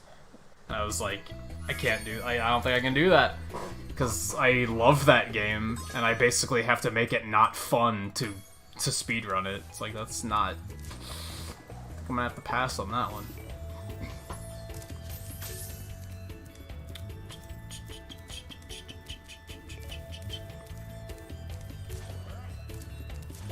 Oh, I think they're fucking annoying. I hate chasing the bunnies.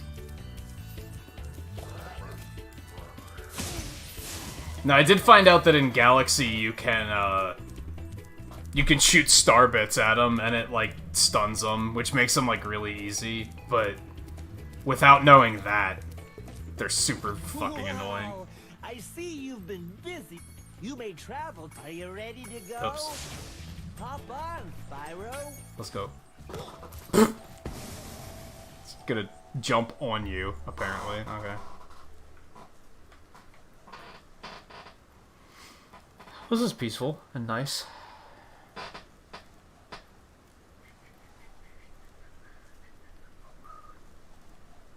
It's a little laggy as it loads things up, but...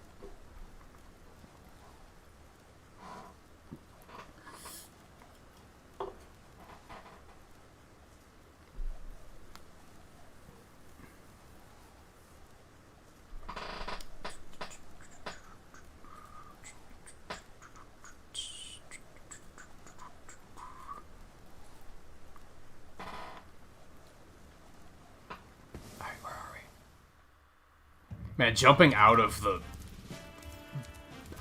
balloon was very, like, not animated, though. Titan. Welcome to Peacekeepers. Look how our treasure has been stolen and turned against us. Please, recover our treasure, Spyro. Collect treasure. Got it. It's almost like that was a new mechanic. Fuck you. Just gonna keep bullying whatever these guys are. That is my headcanon, is that in this world, dragons are just bullies. That's an important mechanic. I think that's why that was there. They wanted to plant the idea in my head of, like, if they light this, it fires. Huh, I can probably light it too, 'cause fire. Fuck those bunnies, because they're there.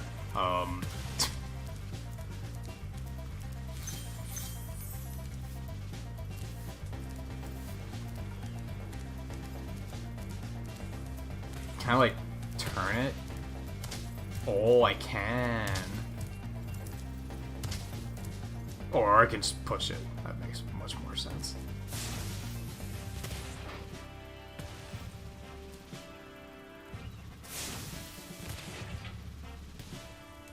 Nice.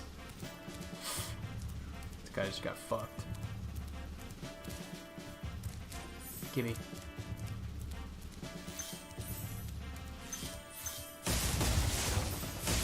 Dry Canyon. What am I supposed to use these for? Gotta be here for something, right?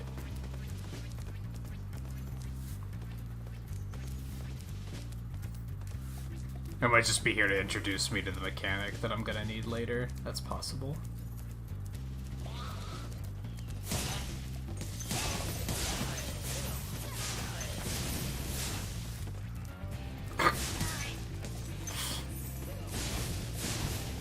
Like, man, these ones are trying to attack me at least, but I still feel like I'm not convinced that I'm the hero of this story.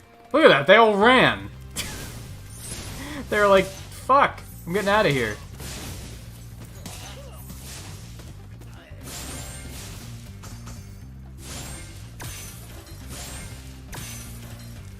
It's the next balloon. Take that. So many lives. Just lives for days. Oops, I missed one.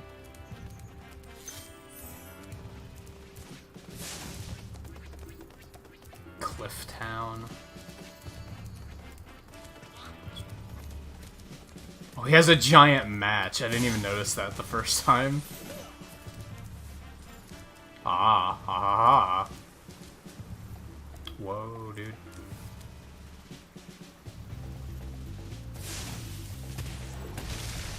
Boom, baby. Is that one locked? I think so.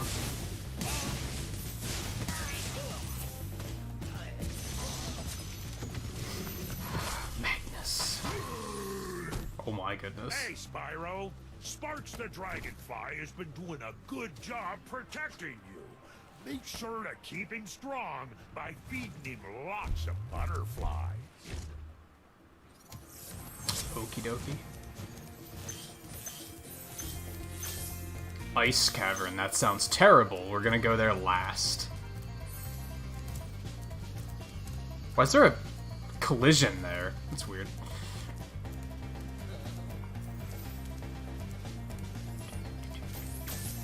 The Magic Crafter's world is far away and very dangerous. Maybe if you find 1,200 stolen treasure, I'll show it to you. Huh, so we need treasure instead of dragons this time. Okay. Poor little cactus. We almost have that much treasure too, so that's something that's interesting about like this era of game is like if you do go for completion and like try to collect everything, you're gonna find yourself like having more than enough for like going further.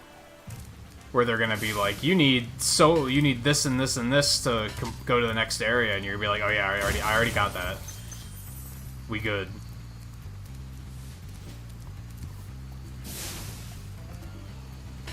So it kind of looks locked. I might be able to blow it up with the cannon though. Maybe.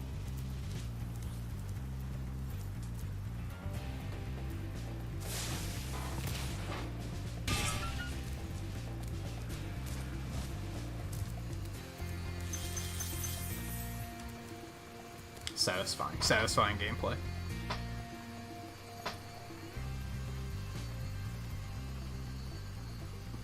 I wouldn't be surprised if that was a thing at some point where you do like burn down an outhouse with someone still in it. I wouldn't be surprised at all. Can we blow up those towers, I wonder? That one we're not gonna be able to hit. Oh, I guess it kind of like auto-aims. Okay. That's interesting.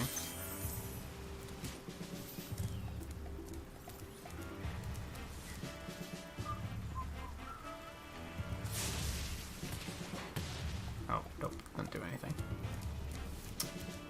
Okay, let's... Yep. I can feel it happening. I was like, nope, this is probably a mistake. The glide is like a toggle. It's not like a... So if you just tap it to glide a little bit, no, he just goes until you press it again to cancel it out. Take this... A minor something that's gonna, like, take getting used to. Not necessarily an issue, just a takes getting used to. Fuck you, buddy.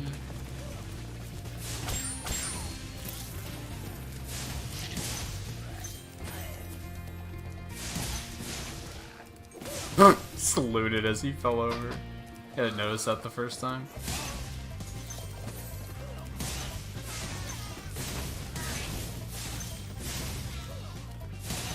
Was he just shaking his butt at me? Is that what I just saw?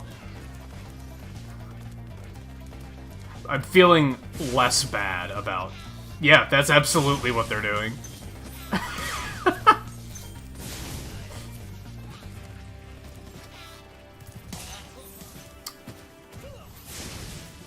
Okay.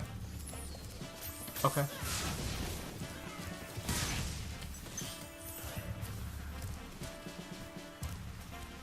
Dr. Shemp.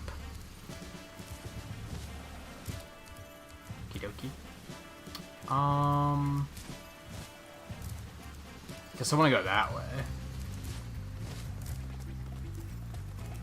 Night Flight sounds like another speedrunny stage.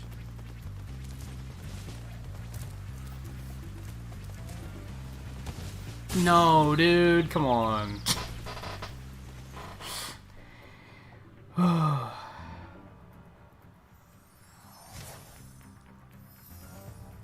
One of your favorite parts of the game? Like, just those enemies in the tents in particular, or just, like, this part, like, this section of the game?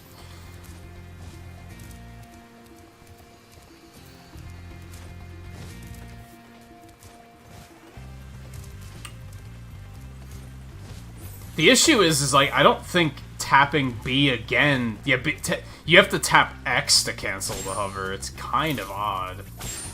I don't really love that. Could be a little better. Oh, you fuck.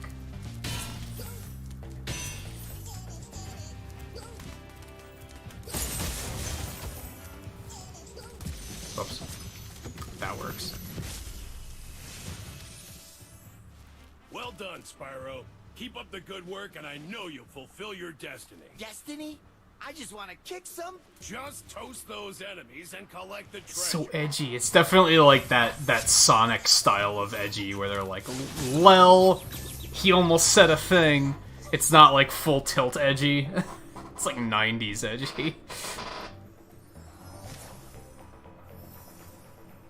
Oh, you can switch to the original soundtrack? That's pretty neat. It's nice that they provide it, in case anyone's like, man, the original is just way better. Like, they just don't care for the new one. Oh, I don't like this one. I don't like this one.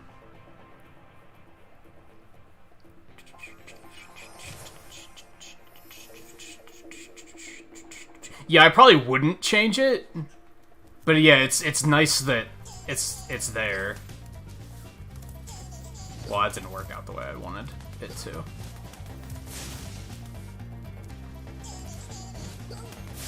How did I not hit him? I called shenanigans. There we go. Can you, like, resave, Fairy Lady?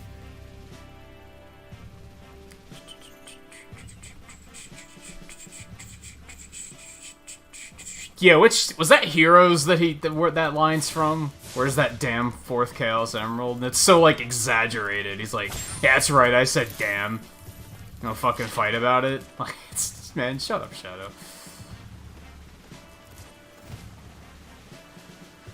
Oh no.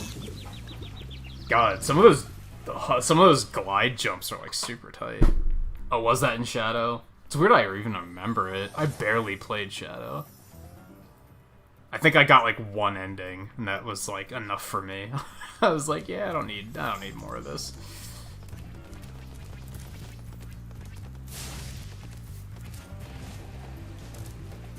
See, I always press B to cancel the glide, not X. That's very not intuitive, in my opinion. That might be my first, like, actual complaint with this game, is, like, it's not like pressing B while gliding does anything else, so why doesn't it cancel it? It seems kind of odd. Especially if it's a toggle.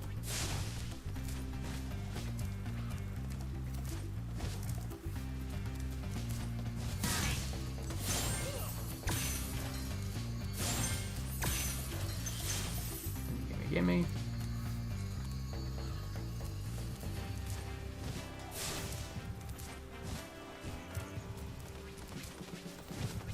It's still, like, not a major complaint, but I could see it being an issue later, is kind of what I'm getting at. My god, that's super tight. So much treasure. So much treasure. This is probably it. It's probably the rest, the last of it. And yeah, I could just kind of go to the next area now, because I already have enough treasure. So that's neat. Oh shit, how do I get out of here? There's a thing. Alright, go that way.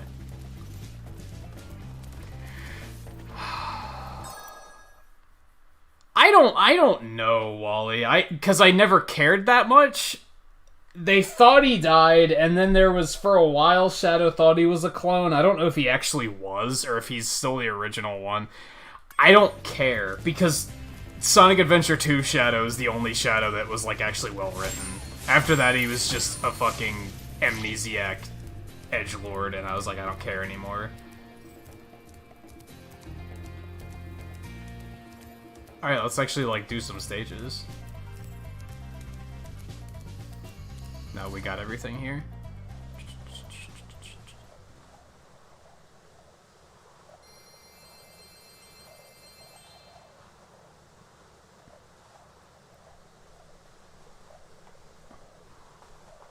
Hey John, how's it going?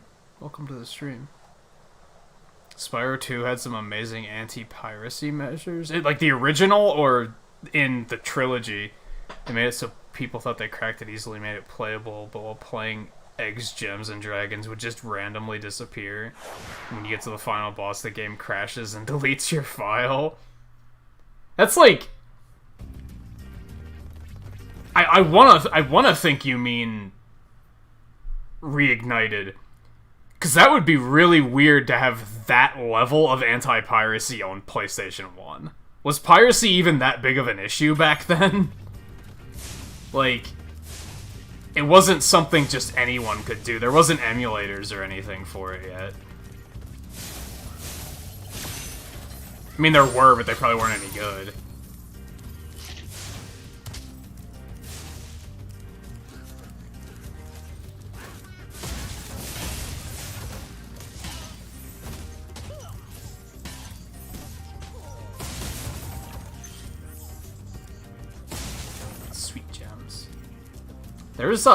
There's 400 gems on this one. Damn, this is a big stage.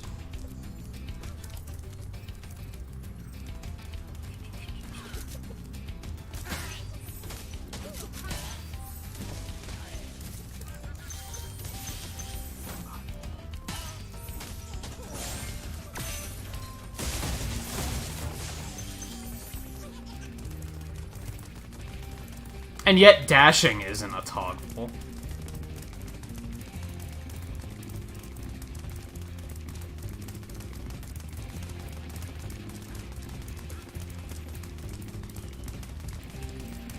Oh, damn.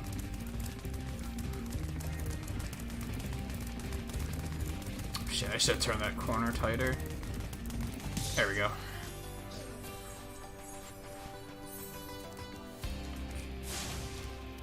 I was gonna think that I had to make those guys with the muskets shoot at me and miss and hit the door, but there's so many doors that I don't think that's actually a thing. I think that's...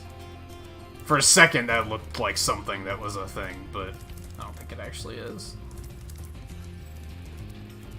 Anything else in this area? I think that's about everything.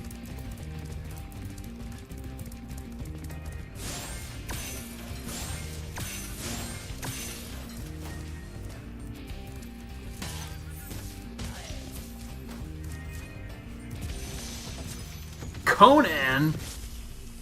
What? Huh? Oh. Thank you for releasing me, Spyro. That was it? It was nothing.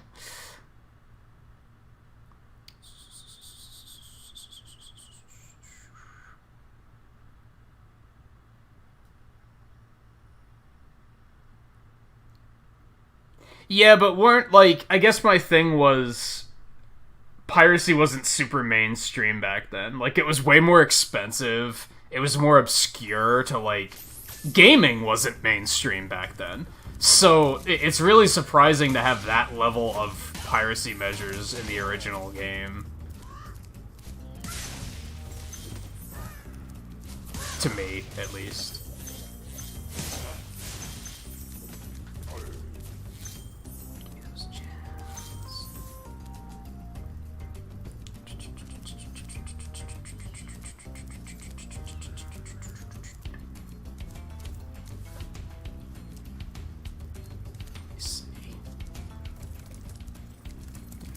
Else to...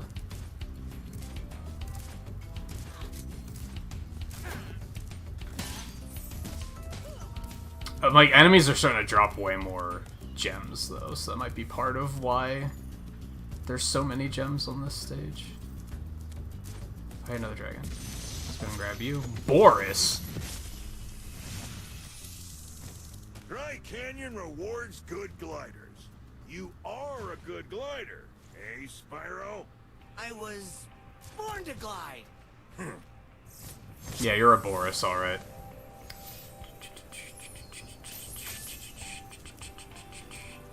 Because I don't know, I don't remember hearing about... I had a friend that had a pirated PS1, or a modded PS1, but it wasn't until, like, way later.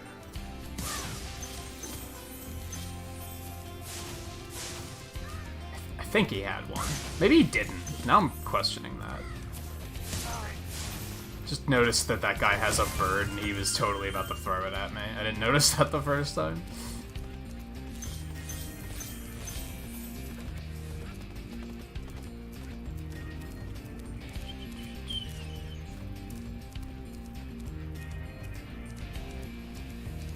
Okay, let's... Do I want to go over that way? Go over that way. First.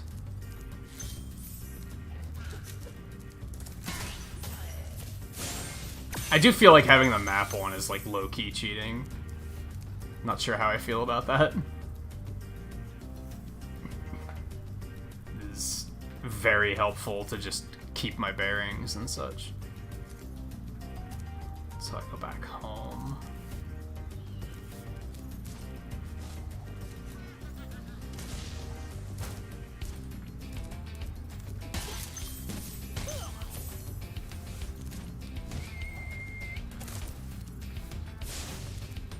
Oh, is there a thing here? A skill point? Doesn't look like it. I still have to do that one in Town Square, which I don't know how to do. But it's probably not super important. Oh, now we know that total there's 12,000 treasure. Like, damn, we still have a ways to go.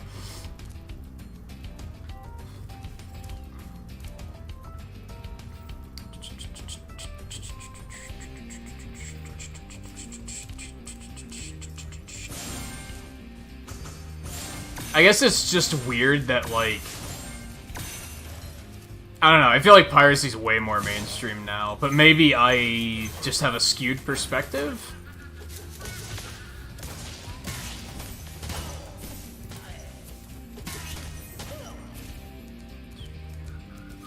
And I guess even then it's not as much as it used to be. I remember, like, a year or two ago... You couldn't get through a stream without some kid coming in and bragging about his modded Switch that he's doing all sorts of crazy shit with. Because I remember regularly lecturing and being like, dude, you're gonna brick your fucking Switch doing that, because Nintendo's so... They don't fuck around with, like, they patch that stuff as soon as they can.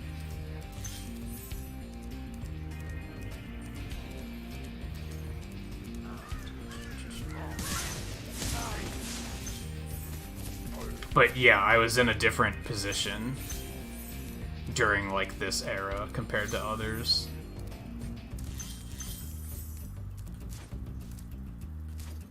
So much treasure. Alright, so there's no point in going over there because that one chest is locked, it looks like. So we might as well get the key before we go all the way over there.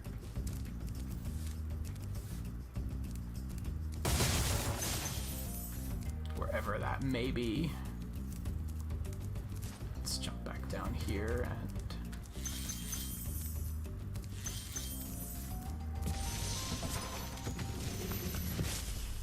Ivor? Is that you, Spyro? Are you the young dragon I've been hearing so much about? Ever since you were a wee puff of smoke, we've known, You've known... I forget. I'm old. Okay. That was a super engaging conversation, thank you.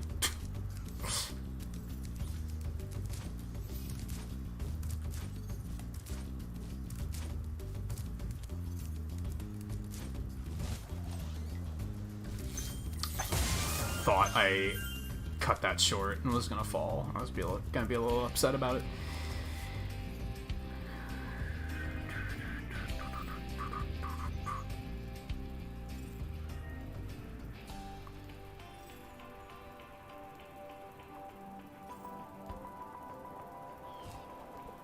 I don't know if you love the fact Twitter's turning into such a literal joke or not. I'm fine with it.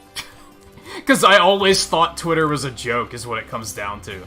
Like, I've never respected Twitter. I've never understood it, so I'm like, whatever. That's fine. I like the fact that by, like... For lack of a better way of putting it, I can be a hipster and be like, I don't give a fuck about social media, and eventually they just become irrelevant anyway, so it doesn't matter. It's like, alright. Works out. Oh no. Oh no. Okay.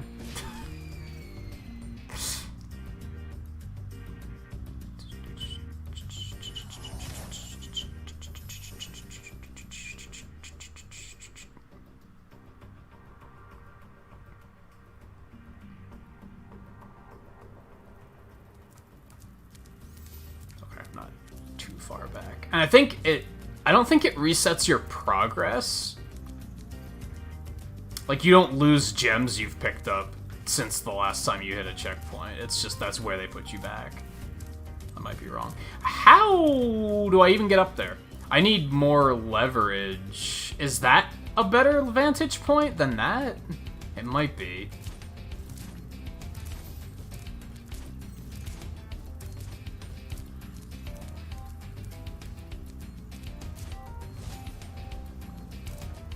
Oh.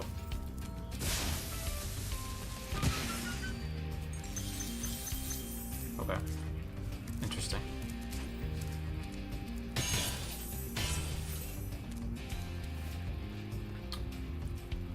Okay, I know where I am.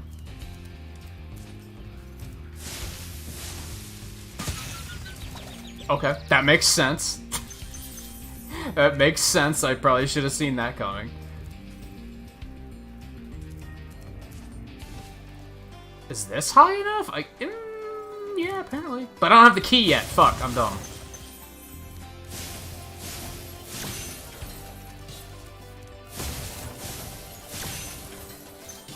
I forgot.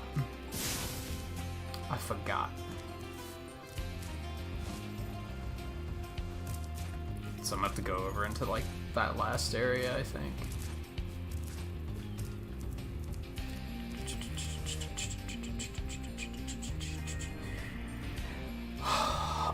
I've listened to, like, not seriously, I've listened to some like Rammstein tracks and stuff, like, but I'm not a fan of any bands that are non-English.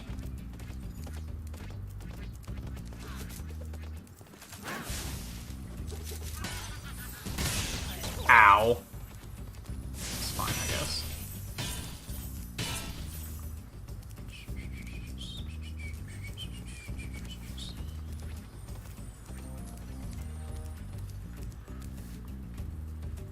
Oh, I'm surprised there isn't something down on that little ledge.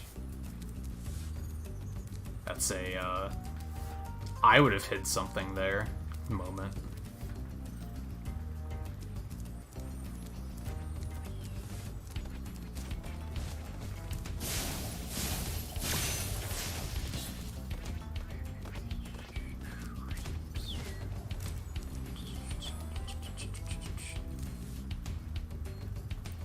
Oh, there's the key. No. Oh, fuck. This is not great.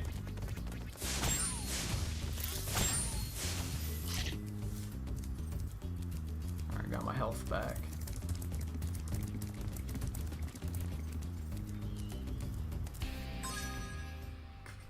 That's the last dragon up there too, so okay. It sucks because I have to run like all the way around to get back up there, but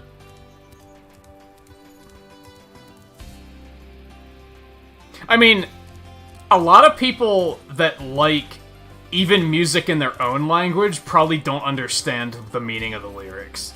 So I wouldn't say that that's necessarily integral to enjoying music. Hell, I've listened to music before where I'm like, after my like 300th time listening to that track, I really listen to what the lyrics are saying, and I'm like, oh, these lyrics are fucking stupid. Like, that's definitely a thing. Oh my god. They made these, like, a lot of the jumps in this game are super tight, and I'm not sure how I feel about that.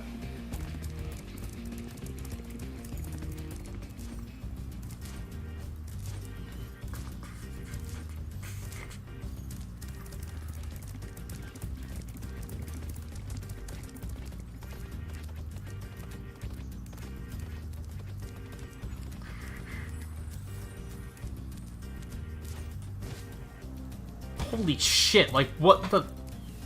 That has to be what you're supposed to do, right? I guess I could do that. I could try to get, like, a running start. That might help. I'm not sure if that'll help that much, but I could try it.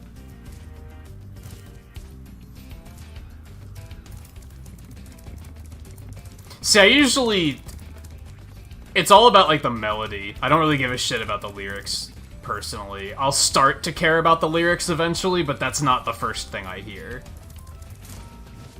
That's still not far enough. What the fuck? What am I doing wrong? It might just be another area that I'm supposed to jump from, maybe. I don't see where it would be, though. Unless it's doing that same thing from before. Is that gonna be a recurring thing? Let's check it out.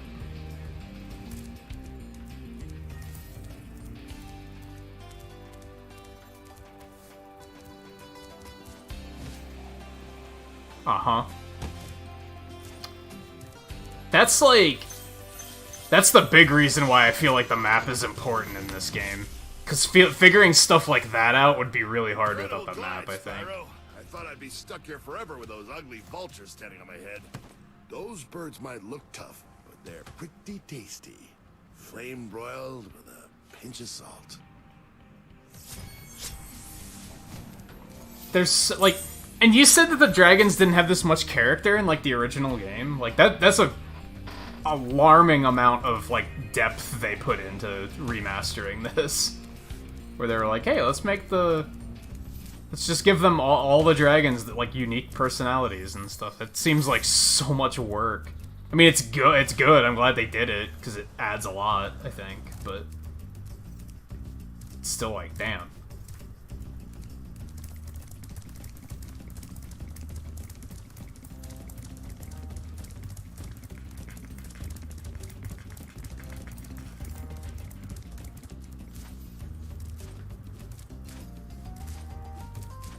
Or maybe it's not the personalities so much as just the designs that are different.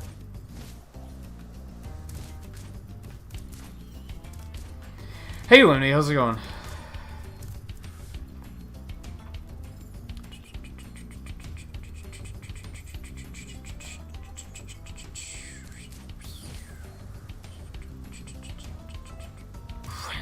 Make it.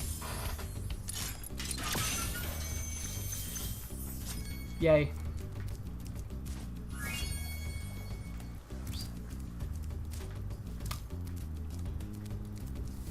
I want to say we can probably go for 100% in this game. I don't think it's going to be that big of a deal, but judging by what I've seen so far, but who knows, some of the later stages might be pretty torturous, so I'm still kind of holding back on that.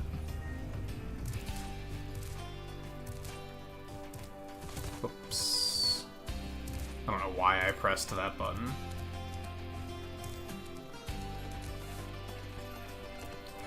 I think, like, my major, and it's not even a major complaint. I think if I had to complain about anything with this game, it would probably be the controls. There's a few things with the controls that seem just kind of odd. Like, why did they put fire breath? Well, no, I'm okay with fire breath being on one of the shoulders. I feel like sprinting should be on one of the shoulders, too. So, the controls are a little...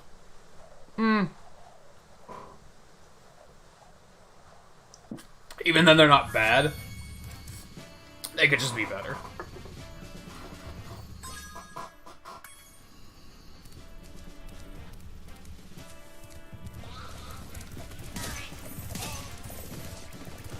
Bye. Cliff down. Do it. Isn't it break time, actually? It's break time. We need to take a break before we do this next one.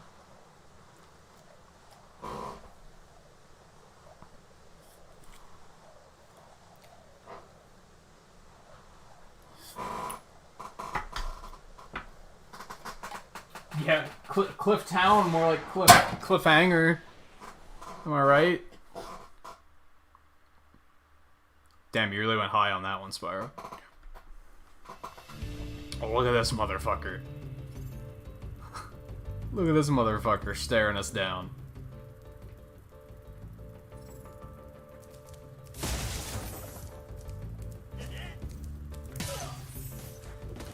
Fat lot of good that did you.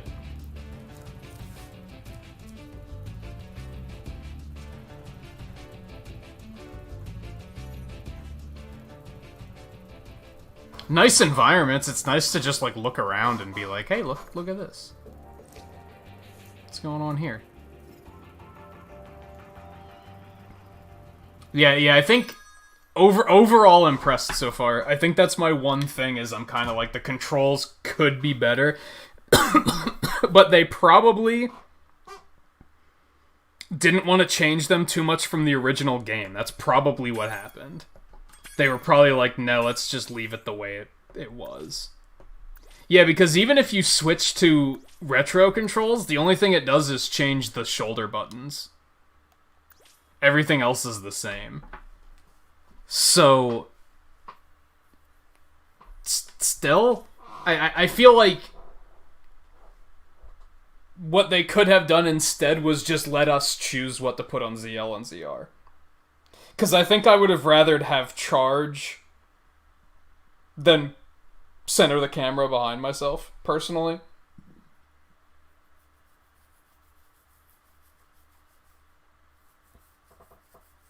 So, like I said, it's a very minor thing, though, and ultimately they probably didn't want to change it much from the original controls, which I understand.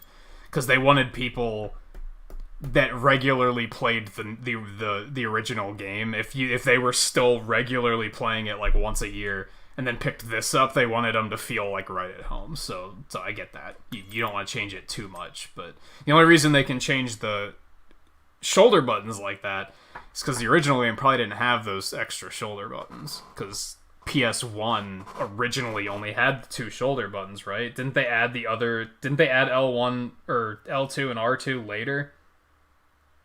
As I'm saying that, I'm not sure if that's actually correct. I might be wrong.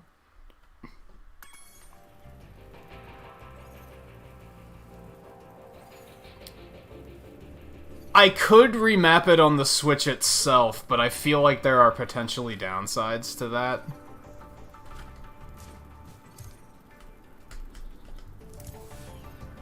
Maybe not. I don't know. I don't necessarily like that. You're right, you could do that, but there's potentially downsides. For example, what if charge was on B, and then I changed it to ZL, and then now here, to leave the menu, B wouldn't work. I'd have to then press ZL. And it would just fuck things up. You follow? So I try not to do that. I don't like haphazard workarounds with control remapping, because it can just cause other issues. I don't like the remap controls in general. I feel like developers should just make good controls. But like I said, I'm willing to let it slide in this case because I'm sure they wanted it to just be authentic to the original game. So I'm not gonna criticize it that much. But the only thing I think is they could have let us pick what those 2 shoulder buttons, or even all 4 shoulder buttons did. Like, that's something they could have done. I guess... Oh, so I guess what it is... Hold on, let's go back over here.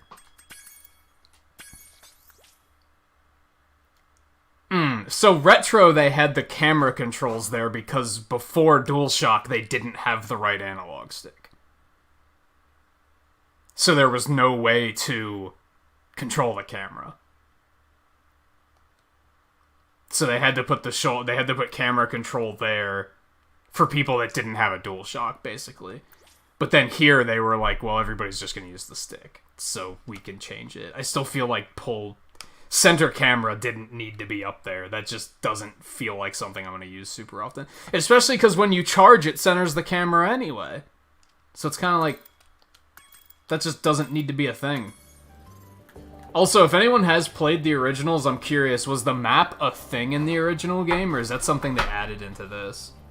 Because the map is, like, super useful, but I also kind of feel shitty about using it if it wasn't originally there, because it probably makes things substantially easier in a few ways. But anyway, break time. So I'll be back in just a couple minutes, and then we'll continue, I don't know how far we'll get through the game tonight. We're probably going to continue on the path we're currently on, trying to 100% every stage we come up to. It doesn't look like this is the type of game where we're going to get upgrades later, and we need to get those upgrades and bring them back to get stuff in the earlier stages. It seems like you just have your whole toolkit in this game. So we're probably going to continue on that path of, like, now we're on this stage, and we're going to try and get everything here before we leave, etc. And we'll just see how far we get. I assume that the map was not in the original, because it was off by default, which tells me that it just wasn't there before. But it seems very useful. For just, like, overall navigation. Especially if you're bad at, like...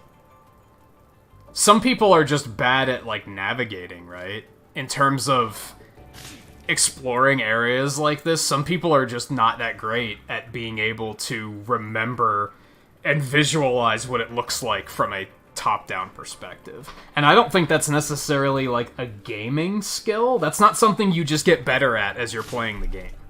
That's something that some people are just not that good at. And so I feel like it would be unfair to be like, oh, you should just learn to play the game. It's like, but that's not a gaming skill. That's something some people just aren't good at it. Yeah, if anything, they might have added mini-maps in later games. Just not the first one. It was in Spyro 2, yeah, that sounds right. So they probably just added it in 1 while they were remastering it. I don't feel as bad about doing it then, if they added it eventually anyway.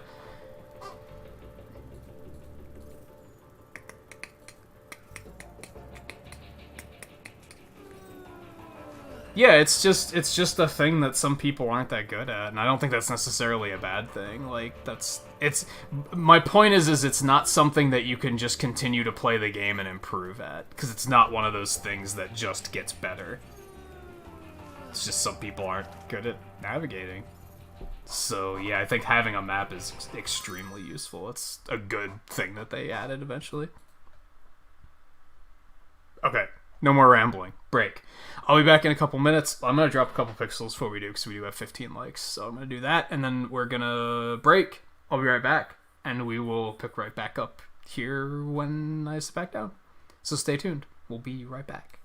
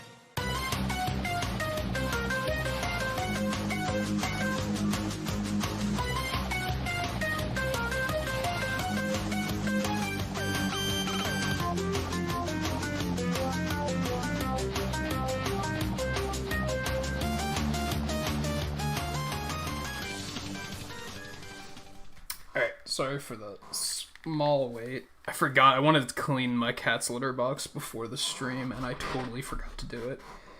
And it was overdue, so I had to get it done real quick now. Fortunately, I don't think... It doesn't take that long to do it, so I don't think we were going that long. Alright. Clifftown.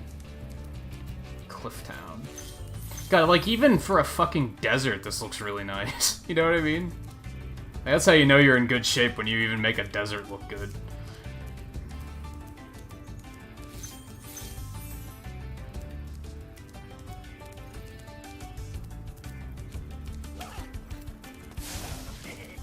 What? He didn't have it up yet. That's dumb. Ah.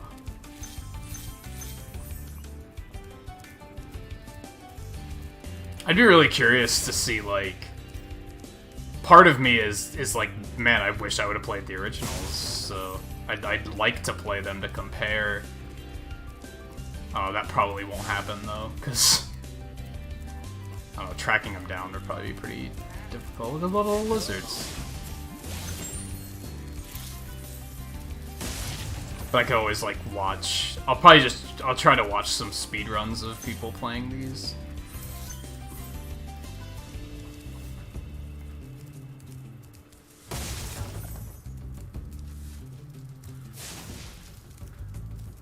Playing the originals, that is.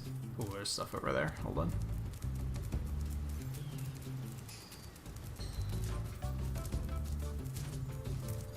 Oh, wait, how do I get over there? Yeah, I can't really do that easily from here. If at all.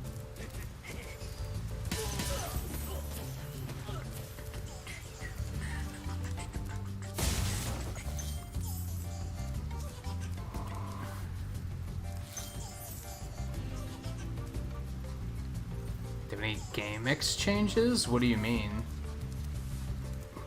Like a used game store? Is that what you're getting at? Like a local one?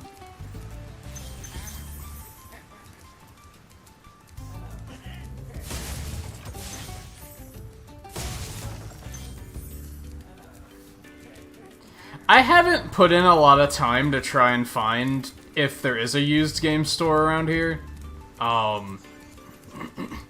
There has to be at least one, right? I know GameStops are a thing, but do those count? How's a dragon supposed to flame metal armor anyway? Remember, Spyro, flame won't work on metal, but charging with your horns, that should do the trick. What a Chad. That was a total Chad. I missed some more gems back here. Hold up.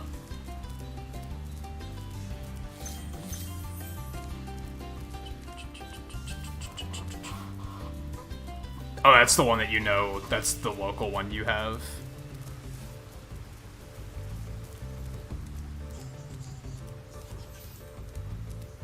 Yeah, there probably is. I just haven't put effort into, like, finding out.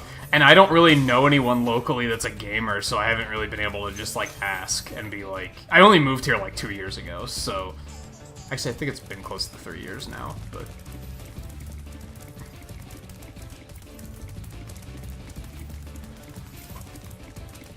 Shit, bad. I was gonna say, can I just jump up there and, like, ambush him? Maybe a better idea.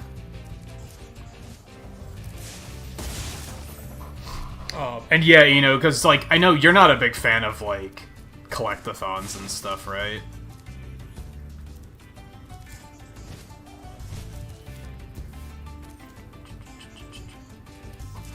But yeah, that's why when I researched this and Crash, I was like, this looks way more my speed. Like, absolutely. Whereas Crash, I was like, no, this doesn't look great. I actually tried to play the first Crash, and I think I got, like, halfway through it. Like, I didn't hate it, but I was also, like, I didn't feel compelled to go back to it. Stop hitting that edge.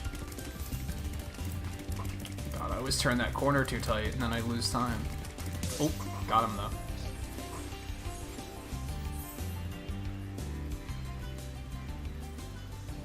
Oh yeah, I'm sure the graphics were PS1 graphics. Like, yeah.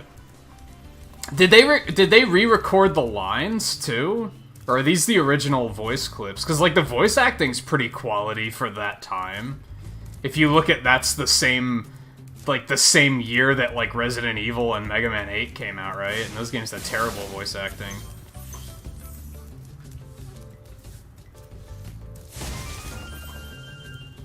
Or maybe they did re-record them, so maybe that's why they're better.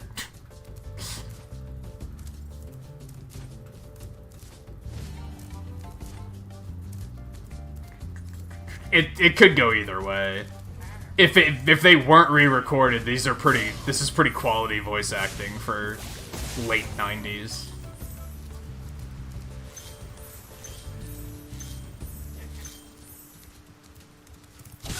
What?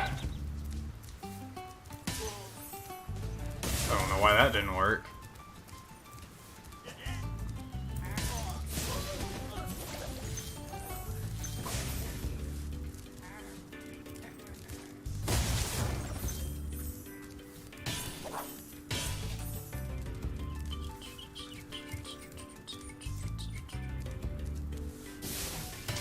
Oh, that's when I had the cannon, so I have to hit that with something. Is that what that fireworks for over there, maybe?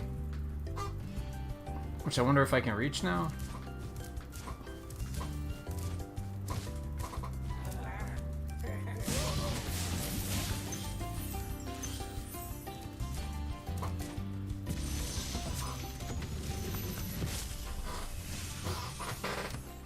Hey, what's on the other side of that river?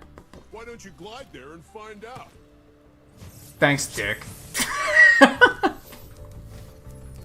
mean, first of all, Spyro, shut the fuck up. Why'd you even ask? On the other hand... Thanks, Dick.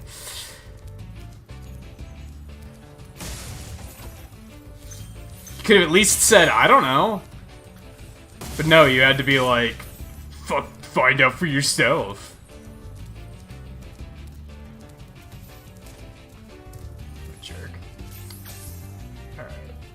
So there's still that whole area over there, which looks pretty free to glide to.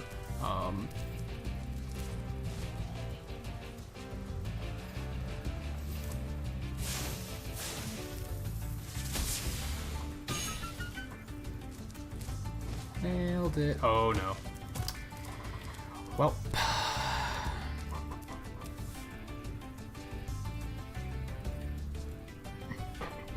Oh, Tom Kenny wasn't the original Spyro. I wonder if the voice acting in the original was like just catastrophically bad, like as bad as you'd expect from the 90s. From video game voice acting in the 90s. And yeah, I've never played Spyro. This is my first exposure to it. Not my first exposure. I did enough research to be confident that I would enjoy it. This isn't high enough, right? Nope.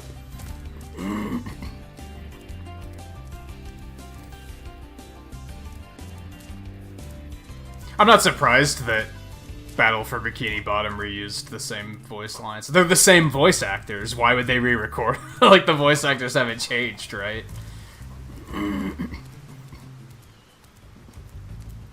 And I feel like American cartoons, like, they used the same actors from the show, and I feel like American cartoons have, like, always had decent voice acting. It's just like anime and video games where they tried to get English voice acting while saving money that caused issues with quality.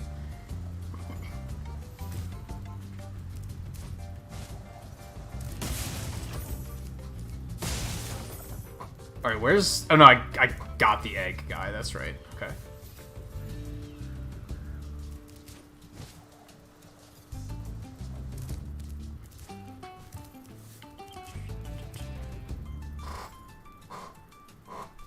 Oh, it isn't the original voice actors? I'm surprised by that, actually.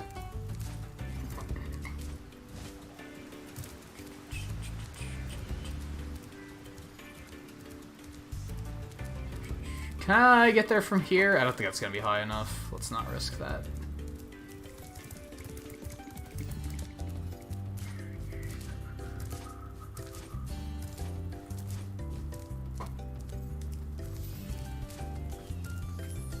I think I just assumed they were the original voice actors. Yikes, that's so tight! Like, they made these jumps, like, fucking pixel perfect.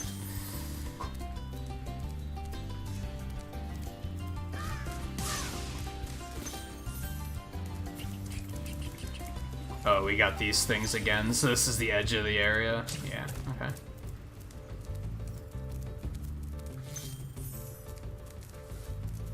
So there's not much on this side. But there's stuff over here. Are you kidding me? Get out of here.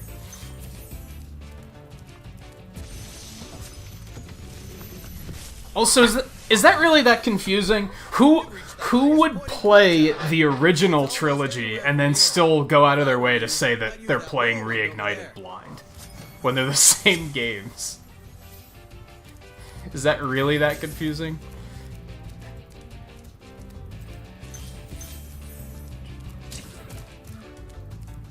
Oh, that one over there confused me. I see. Get out of here.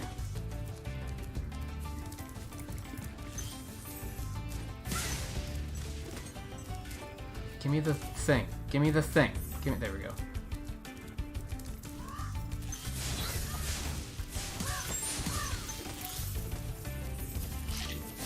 Butterfly.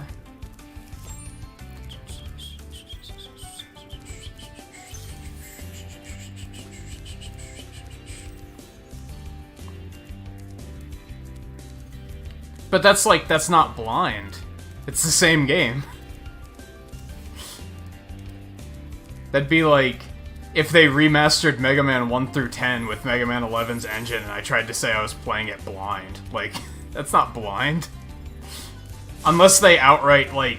I guess it is to a degree, because they might change things, like, with... Let's assume that they didn't change anything. That it was a remaster, not a remake. That's not blind.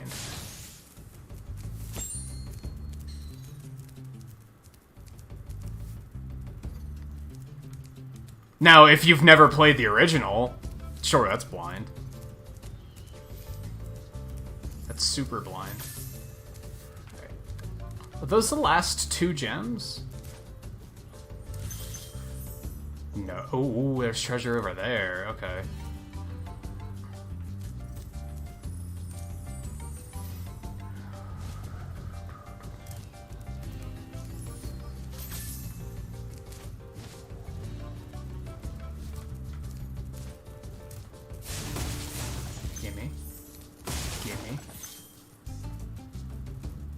There's still, like, a bunch of treasure somewhere that I didn't find.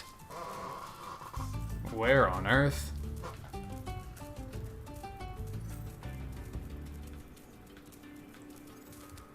How am I missing this much treasure? Holy shit. I'm a little blown away by that.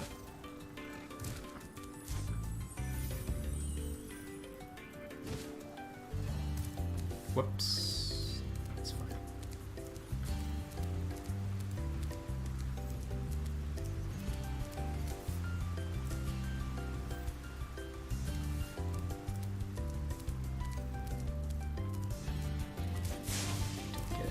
From those.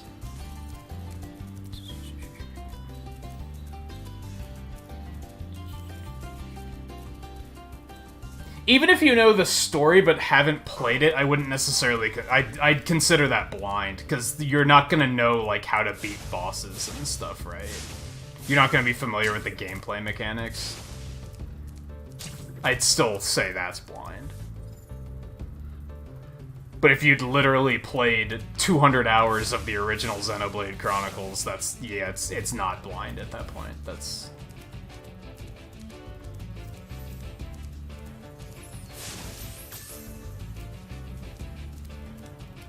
Is there anything on the other side of this? I feel like I might die trying to get over here, but nope, there's stuff. That's the catch. Oh, we need a key. Where's the key at? Okay. We need a key. If we assume that's gonna have, like...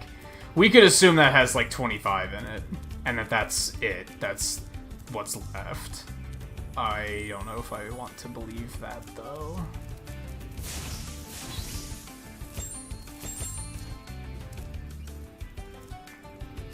Oh, where's the key? Where's the key?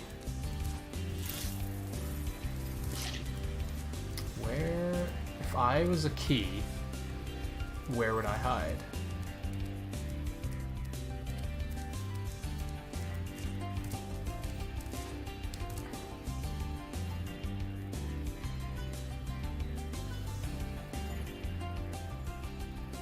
It's still like the same stage layouts though, isn't it?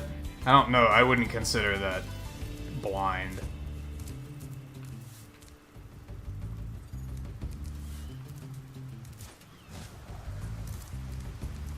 And I'd think, honestly, if anyone was advertising that as blind, I'd be like, that's kind of clickbait.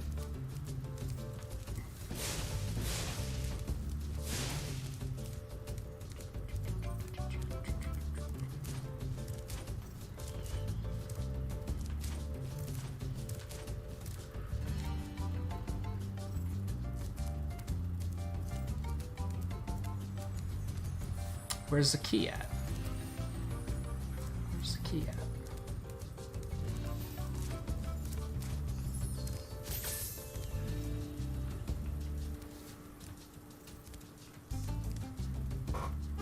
Hmm.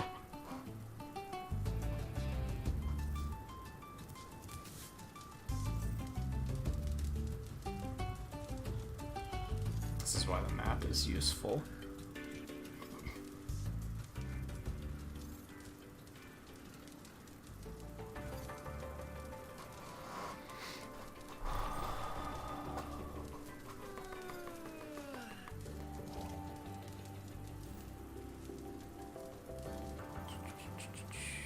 What would I wish for on my birthday? I tend to forget that my birthday is even a thing. Like, 9 times out of 10, I forget that halfway through the day I'll be like, oh yeah, it's my birthday. So, nothing?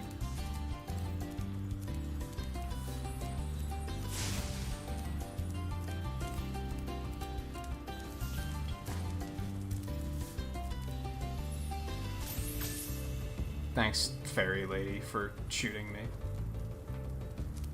You're helping.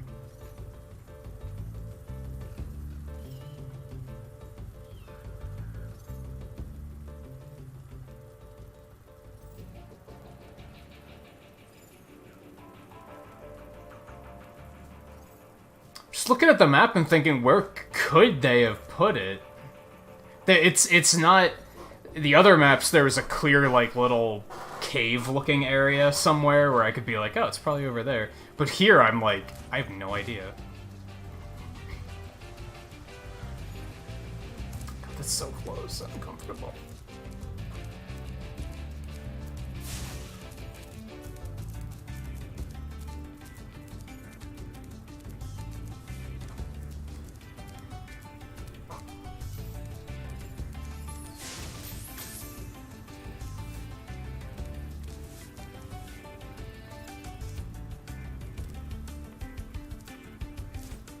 Hold on. No, I was over here. I wonder if they had the balls to, like, hide it, like, out here somewhere. Where you have to, like, there's, like, a little cave around the cliff. I want to say not, but they might.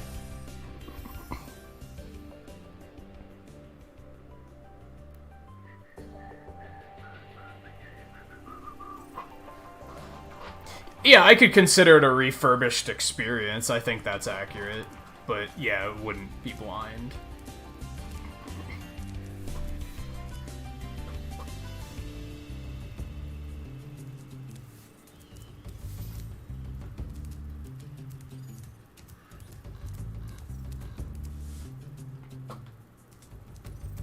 Where the hell?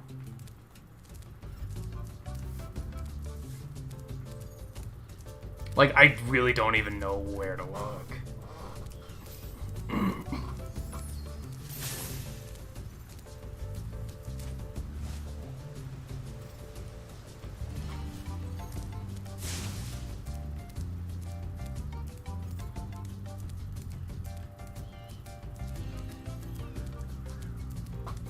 It's not under there.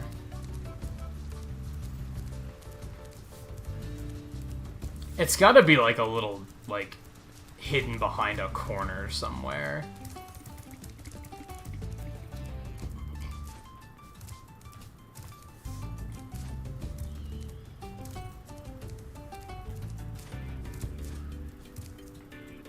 Because, like, clearly I can't see it just floating somewhere, you know what I mean? So it's... We might have to just outright come back for this one. Oh wait, did I not light this one? Or no, they all were unlit because I died, I think. So that didn't do much of anything.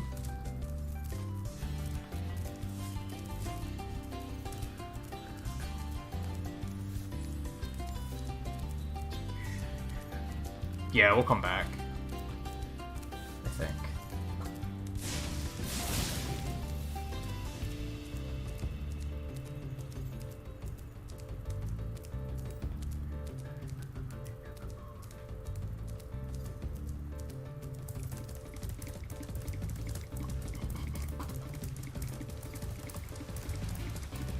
Man, you actually have really good control when you're dashing.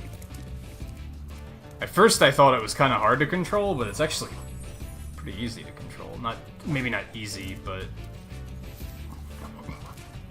it's good.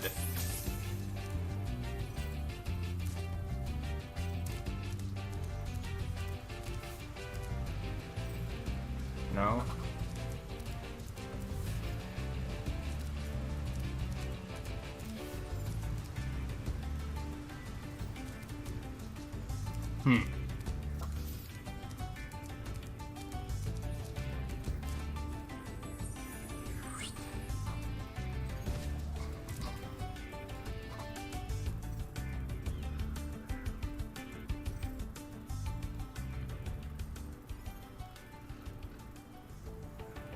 No, I don't think you could play, like, you can't play, like, a FIFA or a Madden blind either now.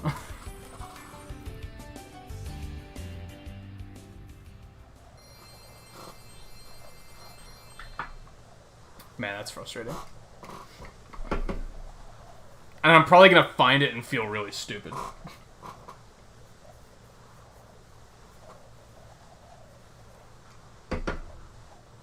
I wonder if, I wonder if the dragonfly would have pointed me towards it. He probably would have just pointed me towards the chest, though, if I had to guess. Oh, God. Hold up.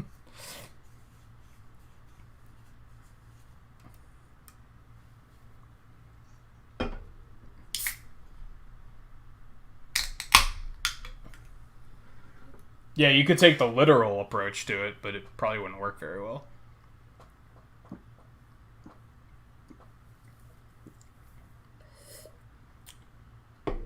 I like how the Spyro portrait in the corner, they bothered to make him blink.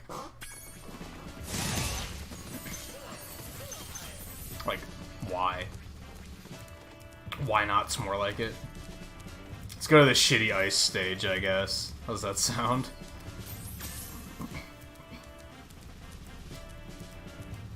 I'm assuming it's gonna be shitty. Maybe it won't be shitty. Maybe it'll be fine.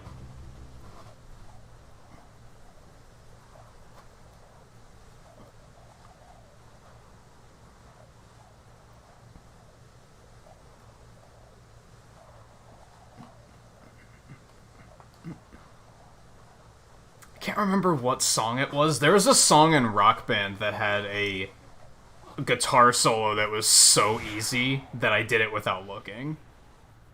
I don't remember what song it was, though. Wow, it was a big stage. crawling.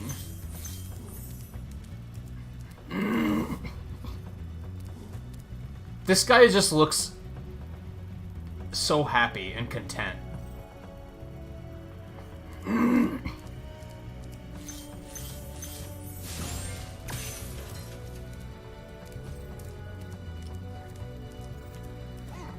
It's like, oh, look, it's a little dragon.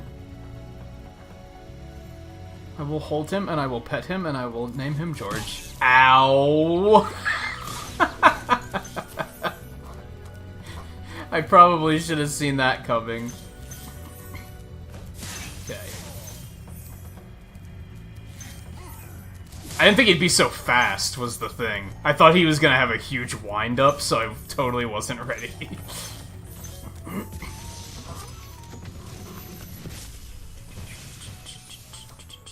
Word of caution, little one. Wait until you grow big, like me, before charging those large... What a Chad. Dragons are Chads. Like, that's just a thing. That's just a thing. Not something I expected.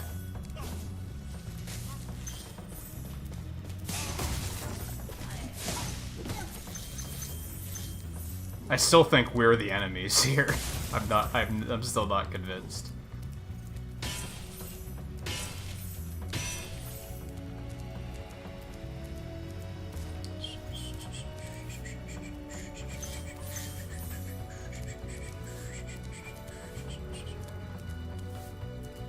It's actually pretty chill. I like this.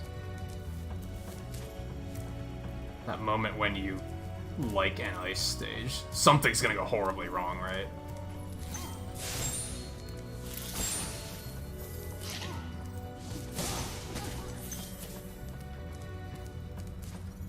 Mostly because it doesn't have ice physics. That's like the big thing that's making it not terrible. Because I like the aesthetic of like ice and snow and stuff, but they usually have fucking ice physics, so they're usually terrible.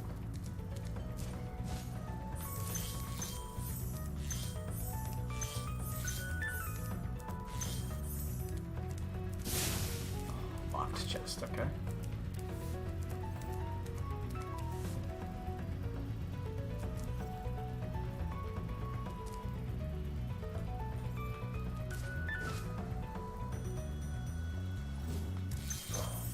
That was a little scary.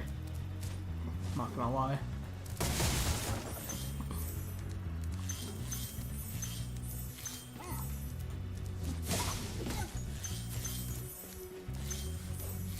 Okay, let's head back.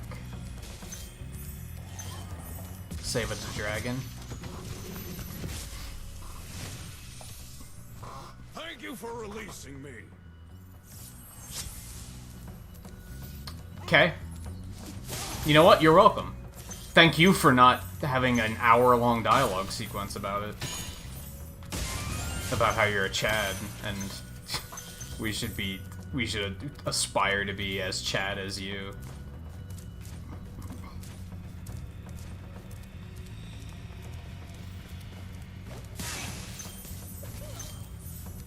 Like, yeah, this would be terrible if there were ice physics, but there isn't, so it's fantastic.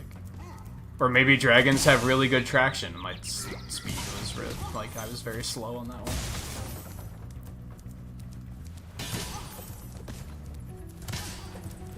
Oh, I got you. Yeah, I got you. See where they were going with that.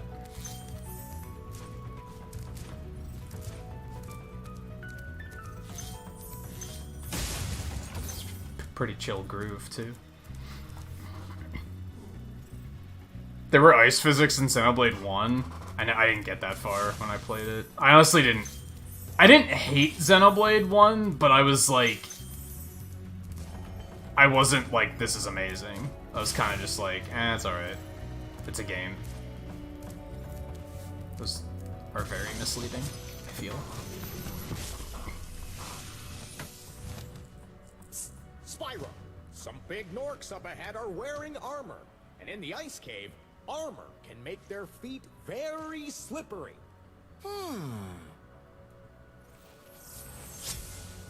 I I don't know if I follow that logic. Also, are the dragons turning into bonus fairies? How is that working? Ah! I was gonna say, there's no way those are just there, just for decoration. I refuse to believe. Alright, we have to get the...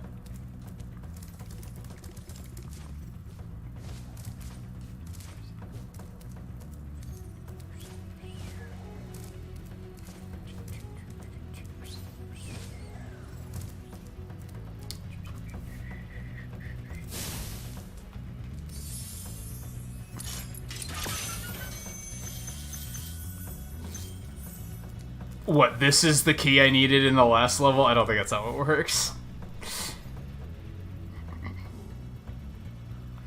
Yeah, but I don't follow... Why does armor make them slip on ice? I don't really follow that logic. Wouldn't their armor make it... Wouldn't they have... Since they're in an ice area, wouldn't they, like, have... boots that have better traction? So ice is a thing, it's just dragons have good traction, I guess.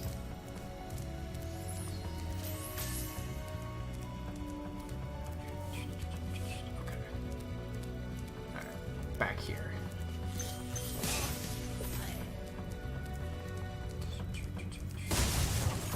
But you know what? I'm not gonna complain about that.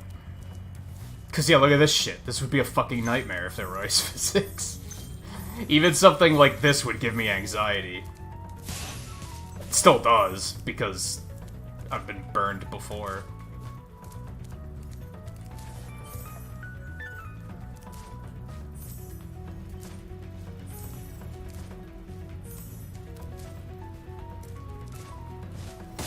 Again, if that had ice physics, that would have been terrible. I mean, it's satisfying, don't get me wrong, but... I don't think ice physics needed to have any part in it, is I guess where I'm going with my logic. Helmet skis on. Did they all have skis on? I just didn't notice it? Oh, I'm not sure. What?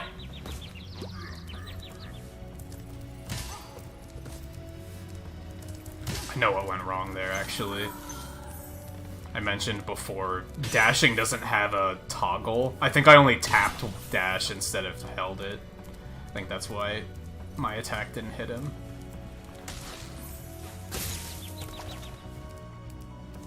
Okay.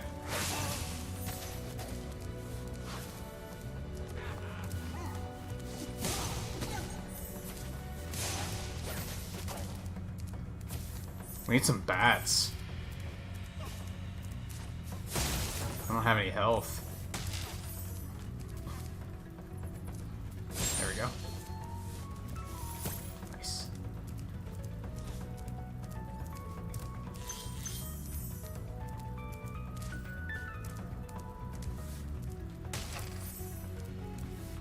I'm so terrified of just yeeting myself off the cliff with one of these charges.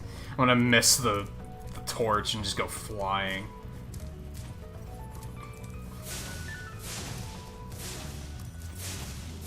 Oh my god. Can you believe I used to main Pyro in TF2, and yet I can't hit a goddamn bat? What is on? Oh my god. So, how did none of those hit him? Whatever. Get the fuck out of here. Oh, you want another one? Okay. Oh, that was stupid. No comment. There we go. He's down there flexing. Do that again. I saw that. Yeah, there it is. That flex pose, like, cracks me up. I don't know why. I guess because it's so dramatic. Some dragons thought you weren't ready, but I knew they were wrong. I'm ready, all right. Ready for what? Ready for getting lucky and not getting hit by the thing that turned everyone else into emeralds? Like... Why didn't it work on Spyro? Or was the enemy... Was this the simple, ugly enemy like, it's just a kid. I don't have to worry about that one.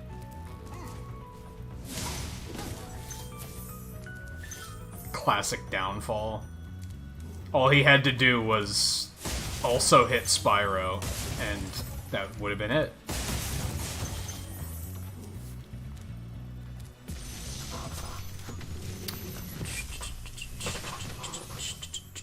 Thanks for freeing me, Spyro. Game is so unrealistic, it has dragons. Where was I? Yeah. Yeah, it's pretty unrealistic. And then the bonus fairy, who just exists.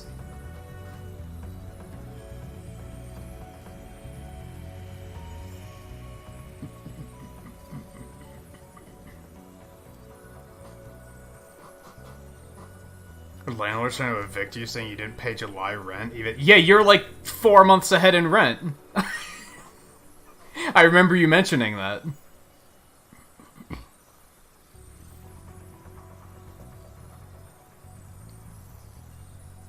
Yeah, like he can't do that unless he has other reasons, and he's just inventing a reason where he's like, "Oh, now's my chance," which also sucks.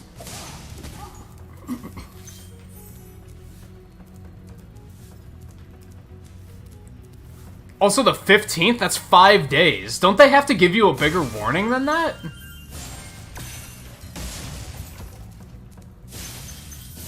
Especially, like, unless you're late on rent all the fucking time and it's, like, the last straw.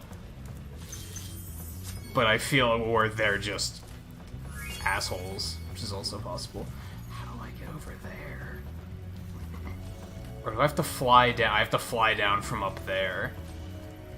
I had to just know it was here. I could have sequence broke this entire stage. Oh, it's only extra lives, though. I don't think it's worth going for.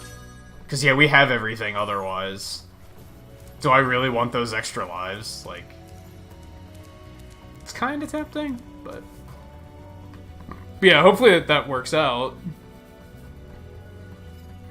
Is it... It has to be everyone, right? There's no way he's just holding that against you and only you.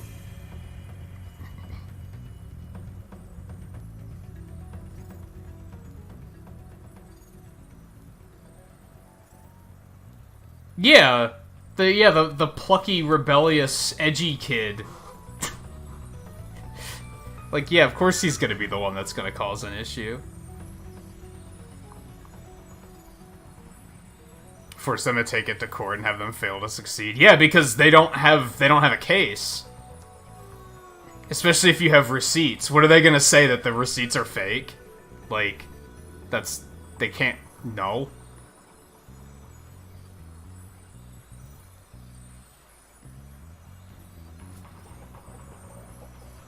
Cause yeah, I remember you saying that you got, because of the government supplement things when this whole pandemic started. I remember you said most of that you put towards just getting way ahead in rent. Though that's also, even if that works out for the better, that sucks, because that shows that your landlord's showing his true colors, right? And now it's like, well, now do you even really want to stay there? When you know that he could just arbitrarily be like, well, let's try to kick him out again. Like, if he's gonna be like that, that's a bad situation, even if this current situation works out well.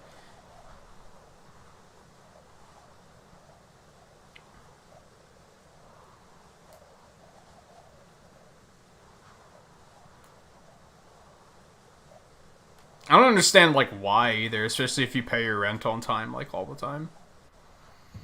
Unless you're, like, trashing the place, but you don't really strike me as the type of person that is, like, just messy. Maybe you are, I don't know, maybe what do I know when it comes down to it.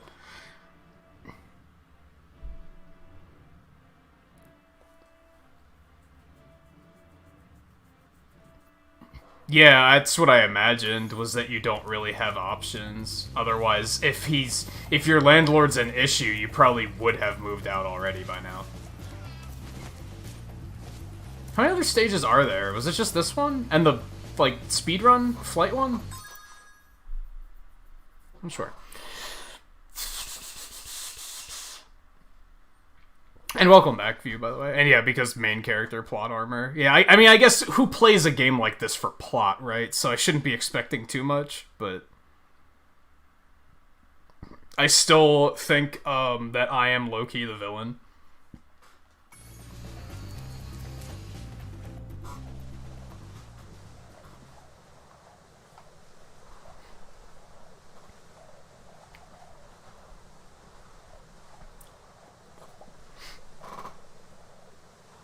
AA, that's a new one.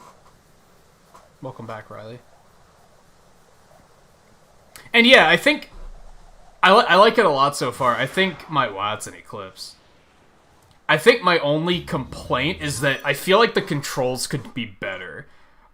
But they're also not horrible. There's just like a few little things. Like I wish that sprint was on like one of the shoulder buttons or something. But a lot of that is I think they didn't want to change the controls from the original game. They wanted it to be authentic, so they didn't want to fuck with it. Which I can respect to a degree. So it's not like the biggest... Oh my god. It's not like the biggest issue. It's a pretty minor one.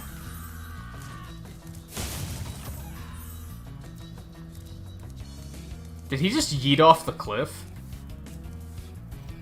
I think he might have.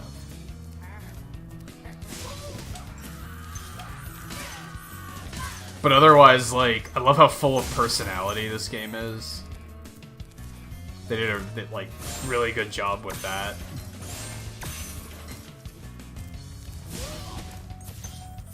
The environments are all very entertaining to look at.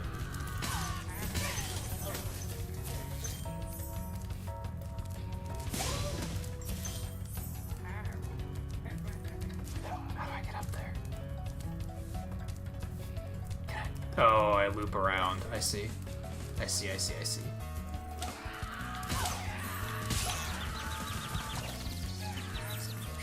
They are in fact just yeeting off the cliff. Okay. That's fine, I guess. Okay, there's a key.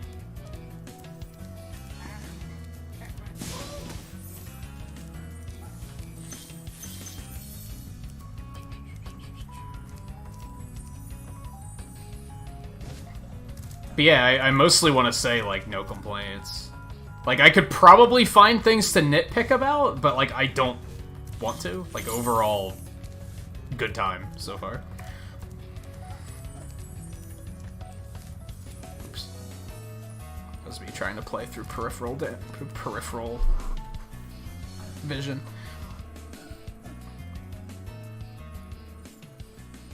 Yeah, the like reignited controls are like, why does this even exist? Little bit.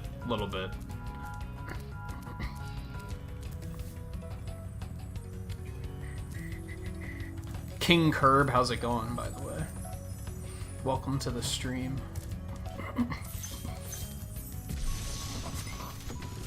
But these guys are like packed full of fucking personality. Dr. Shemp thinks he's so cool. You don't know what it's been like listening to him over and over.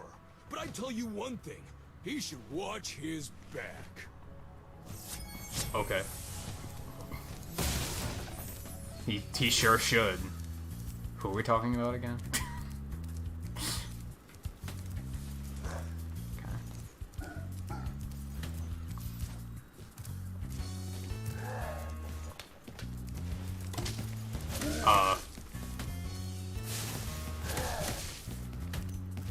Oh, the juke. What the fuck am I supposed to do? Just that? Is that Shemp? I guess. Okay. Let me see. I want to go over there first.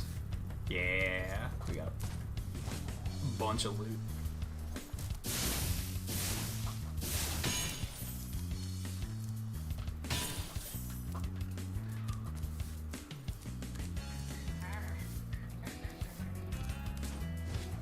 Oh no. That's a little thing that bugs the shit out of me. For some reason, you B jumps, B glides. To cancel the glide, you have to press X. That doesn't make any sense at all. That's like, that's something they should have changed, in my opinion. Because it's like, why is that a thing?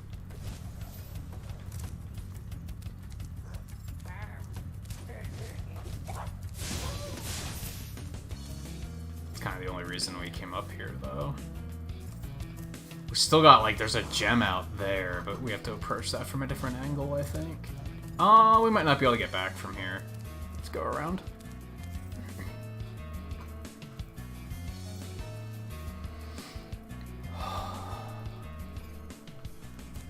You must say it looks like a good port. Do you mean, like, in regards to the original? Or do you mean that the Switch version of the Reignited Trilogy looks good? In both cases, I mean, I don't know anything about the original games, so I don't know how accurate this is. I love his sunglasses. The Switch version does run well, though. Like, it's pretty smooth. There's, like, the occasional little, like, frame hiccup, but it's not too bad. If that is what you mean.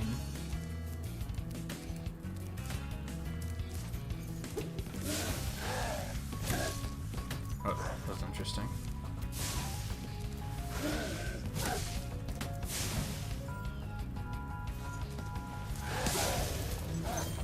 Got him.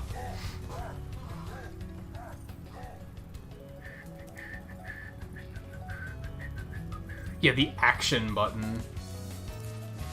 Yeah, it's like, why? Why isn't that just on jump? That's a really weird thing to me, which I imagine, like, later is gonna frustrate the hell out of me. There's gonna be a level later with some really, like, complicated jumps, and I'm gonna be like, man, this is where it really shows.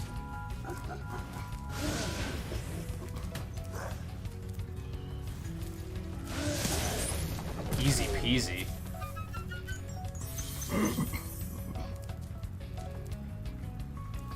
There's still a bunch of loot here somewhere, though.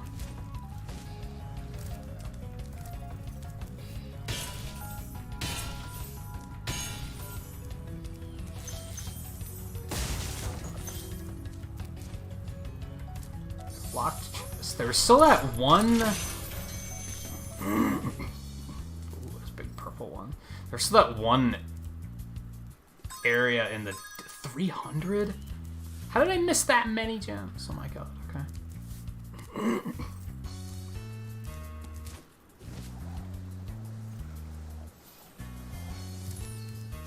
Oh, I can't go back that way. Okay.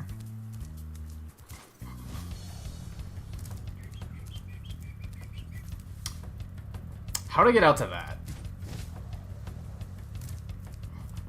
There's also some stuff up on top of that. Okay. Getting somewhere. How do we get up there, though?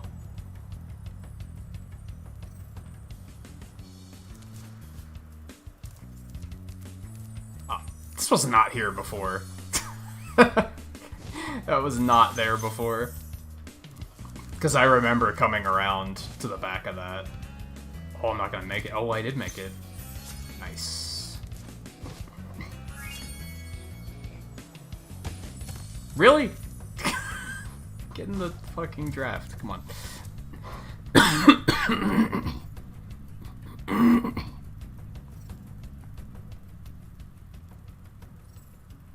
It is more of a point because you've shown skill than an actual than what you'd expect a skill point to be, yeah. Yeah, the skill points are like basically achievements. It's kind of weird. I don't know why they call them skill points, just to be different. Like, I don't know. Cause yeah, I saw skill point and I was like, yo, there's like RPG skill points in this game? Like, that was my first thought. There are not.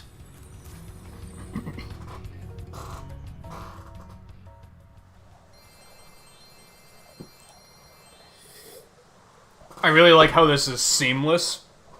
It doesn't have a boring black loading screen with just like a little 3-frame animation of Spyro running in the corner.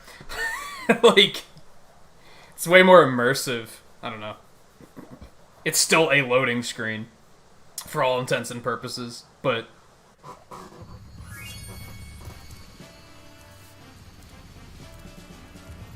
do I just have the speed stage now, I think? Or is there another stage?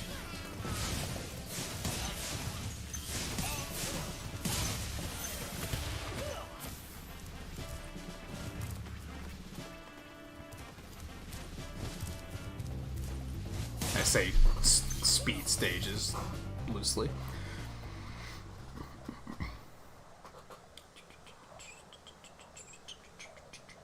I just have to find that key in the ice, not the ice stage, the like old west looking place.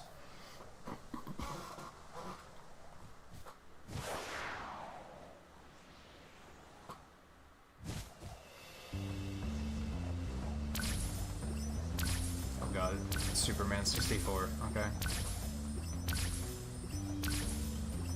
Yeah, well, that was kind of free.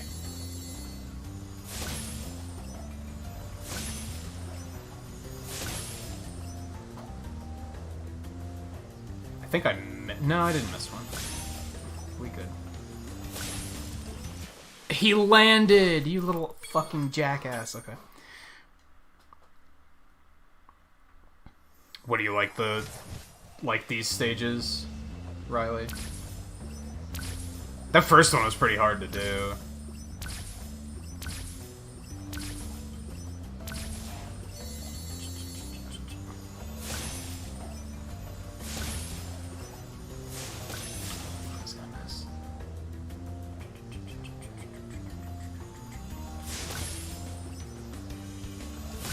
Oh, I did it again. I'm just falling. I love how he beats his fist against the water. It's so goofy. Oh, man. There's just so much personality. I should probably, like, actually go see, like, what else do I gotta do after this. So we gotta do some of these things again. This one's kind of linear, as far as I can tell. That's what made the first one hard, is it was like, you had to kind of route it. This one, everything seems to kind of be in a line.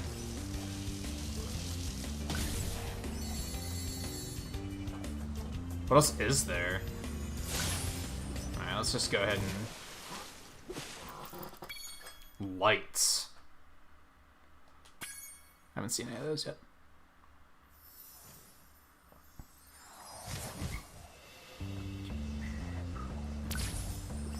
Oh god! I was looking at chat. No, get in the water. Reset. Yikes, Scarlet. You actually liked the keyboard and mouse controls with this game? I mean, I could see that, because... I mean, I've played games that have had decent keyboard and mouse controls. That's still, like, something you don't hear very often. Oh, those lights. They're those big ones. I have to, like, light them. Okay. Okay. Well, that's gonna be our... Oh, God. Oh, it's a fairy telling me I'm going in the wrong direction. I was like, what the fuck is that? Alright, well, we lost a ton of time there, so that's not ideal.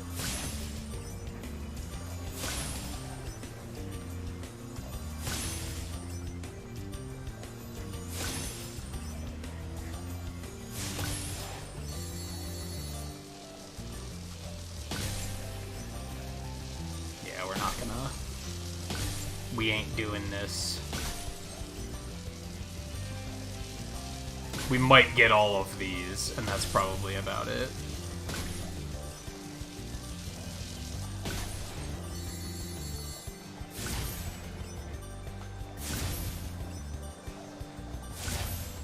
Oh, so close. I don't know where to go now. Fuck.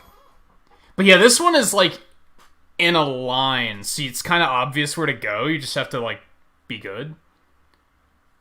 The first one was like, I had to actually figure out how to route that shit so that I could do it.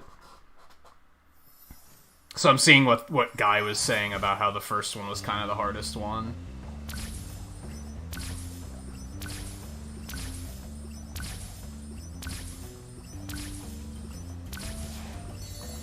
So it's like, you do this, and then you do these, and they're in a line. And then you bonk. But everything's fine. That rhymed.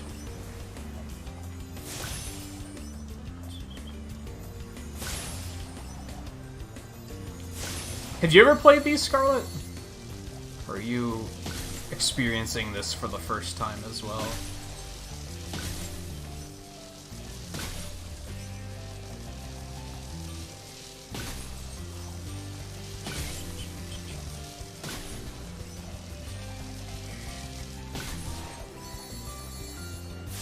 Oh no, I was too far away.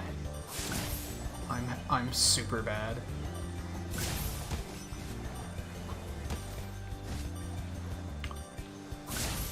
Did I actually recover from that? I don't know where to go next. I don't know where to go after that one. You haven't played them, you just like dragons? Or have a thing for dragons? Okay. You know what? That's fine. That's fine. Oh god. I hate my life. Well. It's so funny to me. Oh man. I'm gonna try to go for 100%. We'll see how it goes. If anything, like, exceptionally difficult, like, I'm not beyond saying, oh no, this is the thing that pushes it too far, so fuck this. I'm not going for 100%. Like, if it comes down to it. If this game has an Eggman land, I'm gonna be like, yeah, no. Sonic Unleashed was a game where I was like, I'm liking this enough, I could go for 100%, and then they were like, do you want to do Eggman Land 3 times without dying? And I was like, fuck no. I'd literally rather die. Like, no. Absolutely not. So yeah, we'll see how demanding it gets. Oh god. Oh, this is bad. Oh, this is bad. Oh, this is bad. I just fucked this one pretty hard. Oh, I'm bad. I'm bad. I should have kept going to just do the lights to try and figure those out.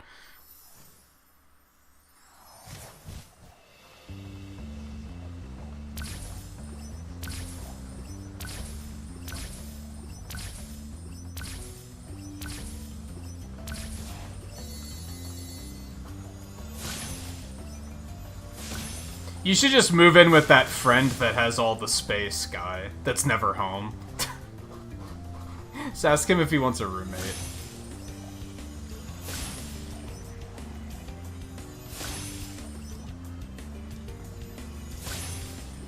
So are they saying that, is he trying to say that you specifically have to leave, or that everyone has to leave? That's extra shitty if he's only saying that you have to leave, because that's like, what the fuck? That doesn't make any sense. So I'm assuming he's saying everybody has to leave. And he's probably taking advantage of the fact that, yeah, everything's closed, so you're not going to be able to actually get it taken care of. Like, that's going to be a hassle.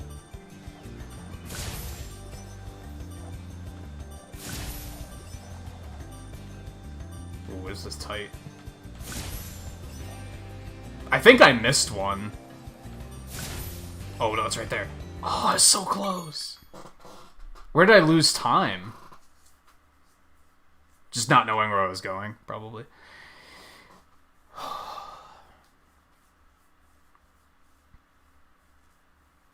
Oh, it doesn't have one of those moments where you're like, this is the shitty part of 100%. Like Banjo-Tooie. It has that one jiggy where you basically have to, like, be a machine. Like, that's borderline impossible to do. Where you have to button mash faster than anyone's ever button mashed before. Well, that was a little bit of lost time. But I think we're K.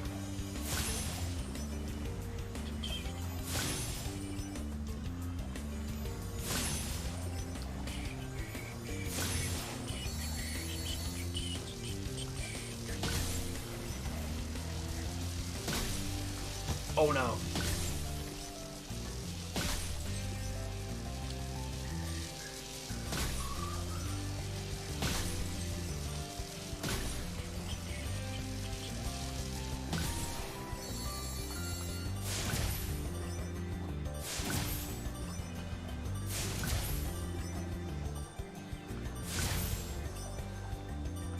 Oh, I should have gone this way instead. I think that's what I messed up. Yeah, I went the wrong way. Just routed it wrong. Nice. Yeah, that one was way easier than the first one was.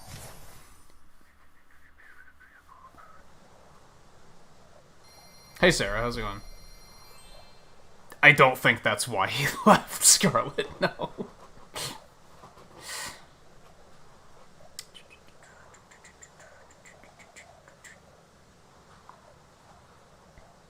So, is that an issue with everyone, Guy? Like, if you have your cousin or uncle contact him, is that what you're gonna have to do to get it done, or does he want them out just as much? I don't know if there's anything else here. I just have to find the key on Clifftown. I think that's all the stages here?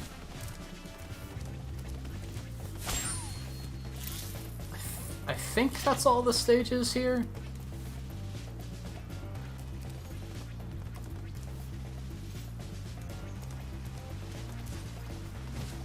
Oh, that was uncomfortable.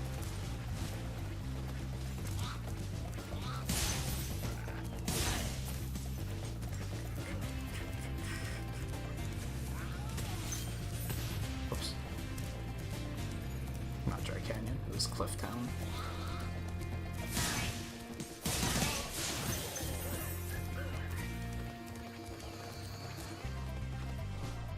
Is he even... Are they even allowed to tell you you have 5 days to get out? Like, I feel like they can't even do that. I guess they could if they're shitty slumlords.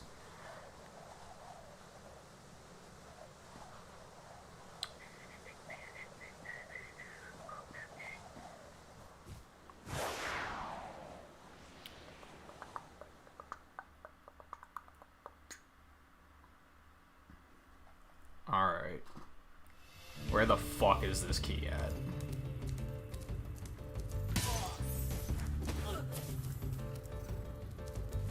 I know that the chest is back there, which is what he's gonna point me towards. He's not gonna do anything productive in that regard. Was that a thing in the original? That you could ask Sparks to, like, point towards treasure? Or is that new? I guess it could have been a thing.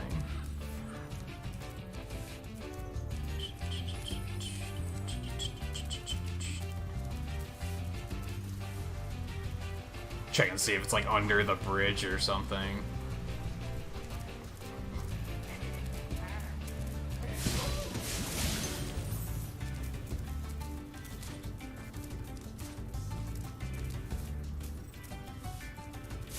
Oops. I didn't mean to actually fall off.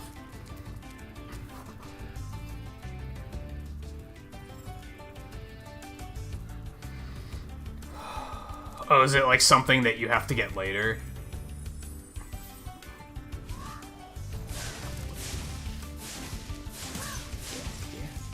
What does he drop that turns... What do they drop that turn into a life? Is it like pearls? That's what they look like. Grab it!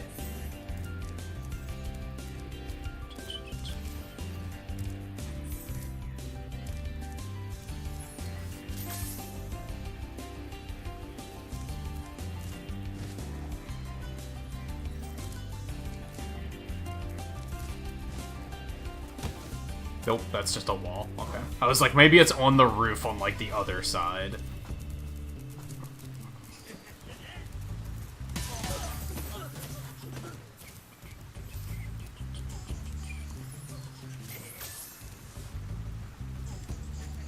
Whoops. Jerk.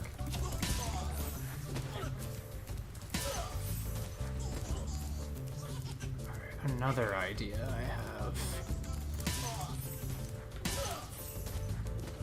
And just a reminder, in case anyone who has played the game, if I want to, if there's I might hit a breaking point of like, okay, just tell me where it is, but I'm not at that point yet. Just to be clear. I was thinking it might be behind the waterfall, but that doesn't look to be the case. That doesn't look to be anything back there.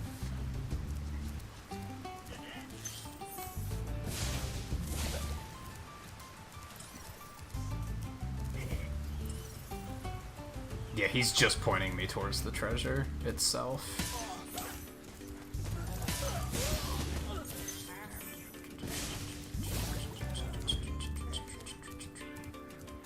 Although I've already combed this place once and didn't find it, so yeah, like I said, there's a chance I might actually hit a breaking point on this one. Because I have a feeling it's hidden someplace that I'm just not gonna find it.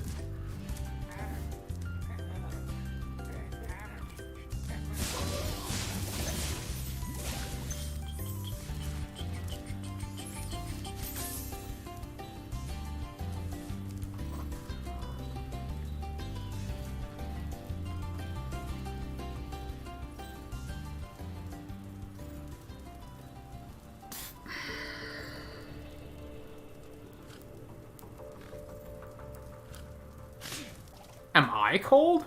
Riley? Who are you asking that?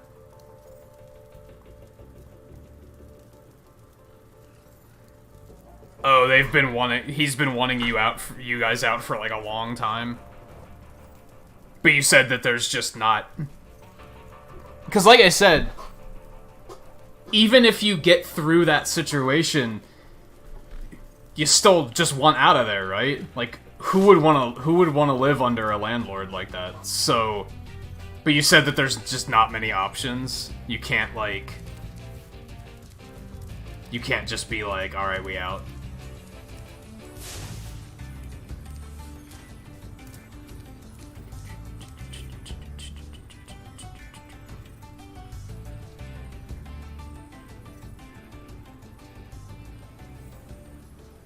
You got slapped for a dumb pickup line? And you're confused by that? Like,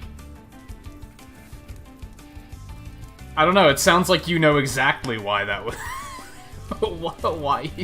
why that was the reaction. The fact that you call it a dumb pickup line is like, oh, that might be the reason for why it panned out that way.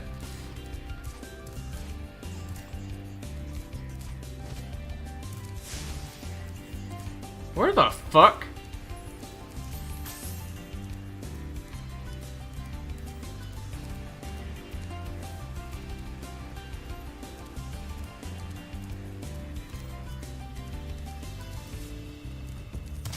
Like, I'm proud that I've been able to find them so far without too much difficulty, but this one's just like, I don't fucking know.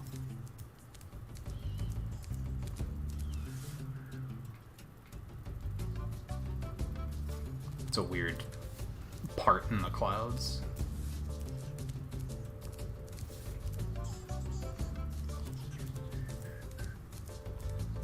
You need to shut up.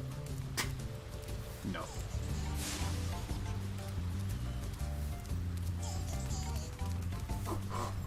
I'm looking at the map too, but I don't see anything where I'm like, oh, it's probably over there. That was how it worked out before, where eventually I saw something on the map that tipped me off.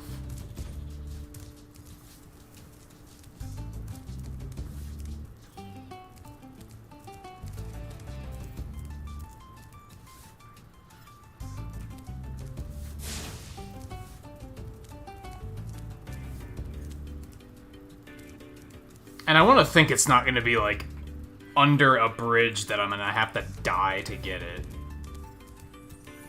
That doesn't seem likely.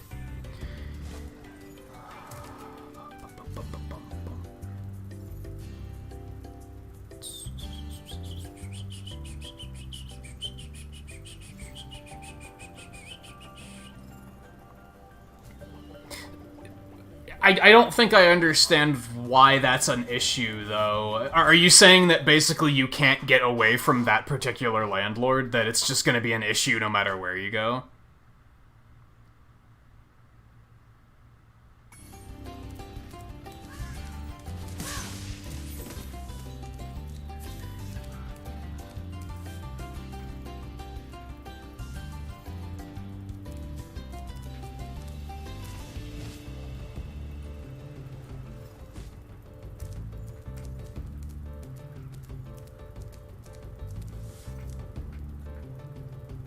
Yeah, like that's the chest.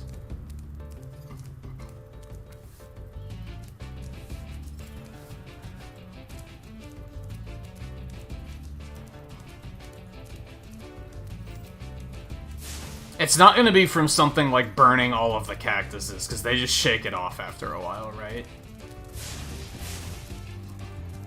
I don't know if it can even spawn from stuff like that.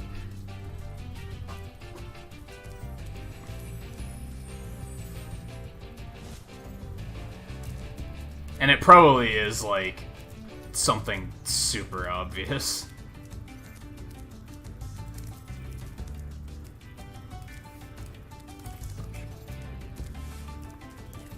Okay, you can't headbutt those or anything.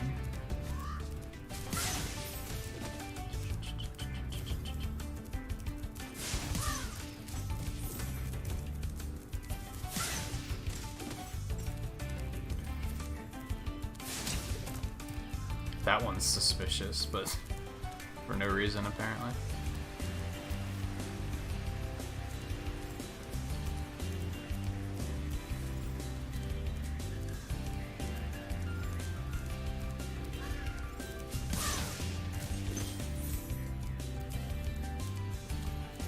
Like, I guess my question is there something I have to do to get it to appear?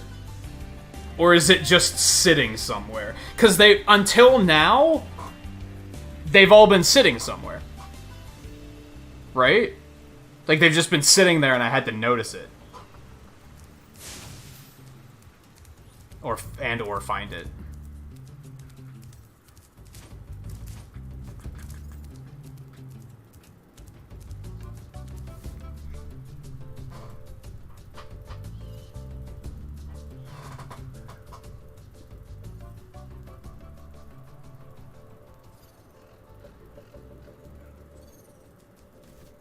Just become a house yourself. That's good advice. Oh, it's not locked? It has a key thing. It has a thing on it. It has a keyhole on it. That's misleading.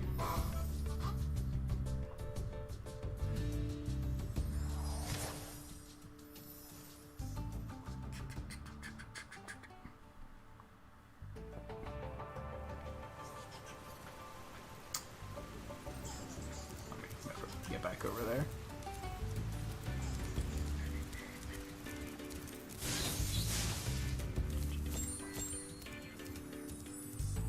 Some people do, like, get their houses, like, they not necessarily build it themselves, but they get it, like, built to their specifications. They'll contact the company and say, this is what we want. Make it. Here's the land we want it on. Make it. Yeah, like, it has a little key thing on the front of it. I guess it doesn't have the padlock, though. But I still saw the keyhole and thought it was locked, and that I needed to find a key. That's misleading. And it's also an issue that the original game probably didn't have, if I had to guess.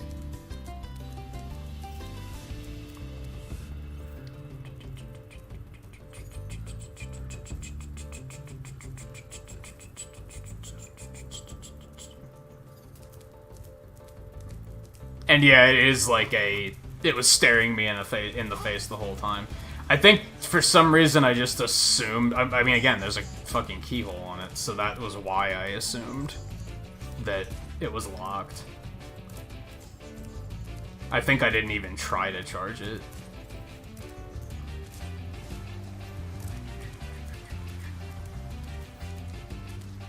I don't remember if I tried to charge it or not.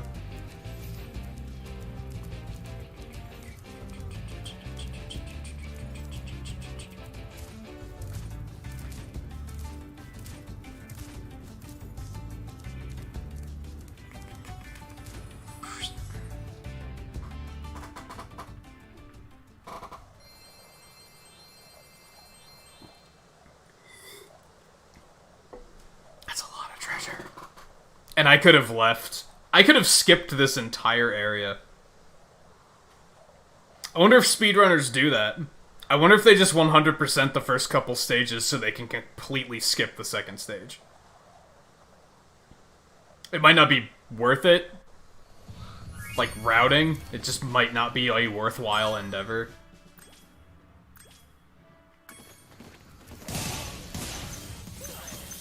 Give me that life. Alright.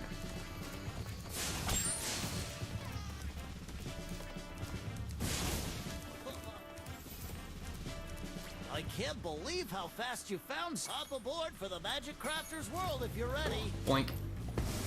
This animation in particular is, like, so jank. Like, him jumping in and out of the balloon is so, like... You guys didn't even try to update that one, did you? I'm pretty sure when he jumps out, he doesn't even have a jump animation. It just takes him standing and just... Looks, like, really clunky.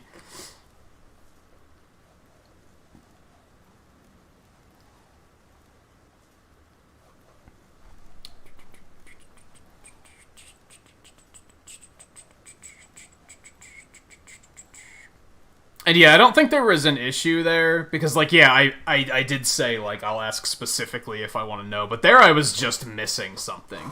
It wasn't, like... I wasn't even missing something. I was overlooking something, and I could have spent hours looking for that key, so that one's, like, kind of understandable to a point. As long as no one gets too comfortable with the idea of, like, oh, now we can just explain everything, and then there's not an issue.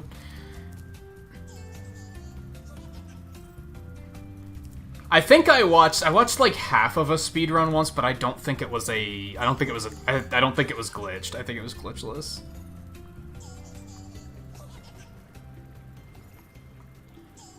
Yeah, I guess, like, so is your issue with Alaska housing in general, or is it just this one landlord? I mean, as long as you can get them to understand that you didn't do anything wrong, you shouldn't have that problem, right?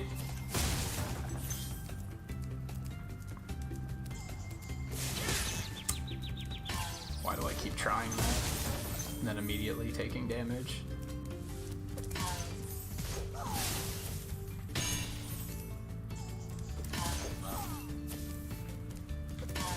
No, of course, it might not always be that easy. Especially... You'd think if a landlord's being this shitty, that they would know it. They probably hear complaints about him all the time. You'd think. And recover the eggs from those pesky blue thieves. But yeah, it kind of matters, like, is the... What's the word? Company? I guess? Like, are they themselves an issue, or is it just this one guy, right? Oh, there's a ledge. I was like, where the fuck did he go?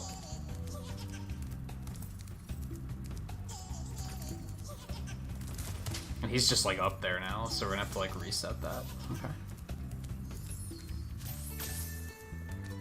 That's fine. I like how the hub worlds themselves are basically, like... Oh my god. I love how the hub worlds themselves are like little worlds. Like this is basically its own stage. It's kind of neat.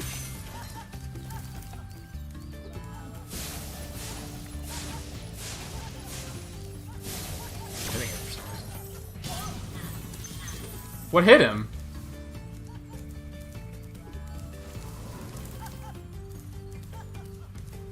Okay. Oh, that thing flies off and hits him? I didn't know that. Interesting. Okay. New mechanics, kind of.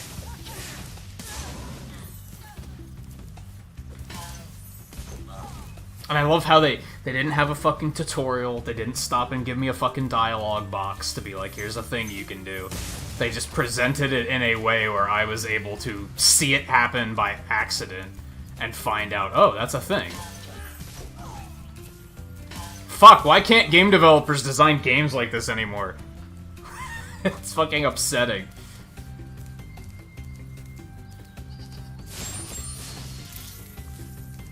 Just be good. That was another egg guy here. This... Oh, too fast. I want to. Oh god. Oh god.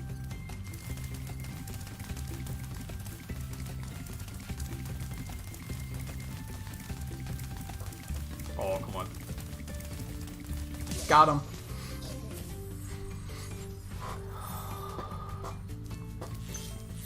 So if you think, do you think like if you can get through to them that you'll be able to get it worked out?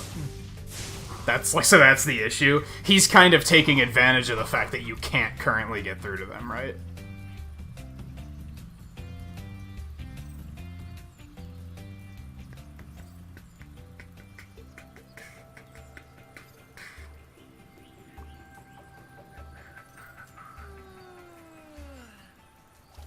Yeah. Yeah, it sounds like it's not a problem with housing in general. It's just this one guy, and they're like letting him get away with it, basically. Because it sounds like you've had that problem with him for like a couple years.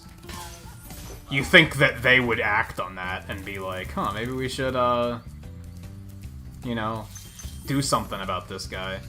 Especially if he's giving other people trouble, too.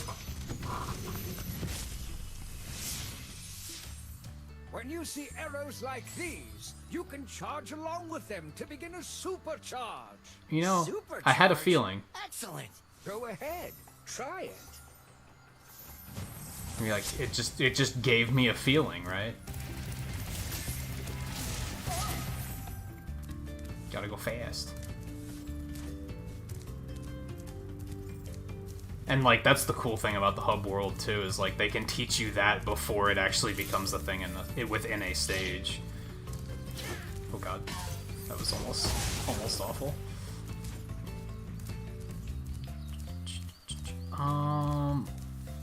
Multiple ways to go here. Let me see. Fuck you.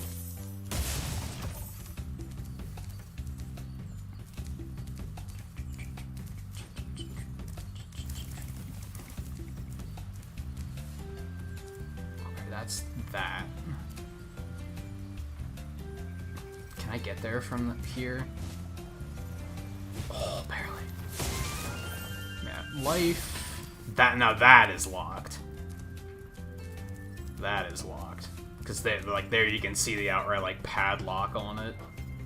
The other one has a keyhole too, though. That's the problem.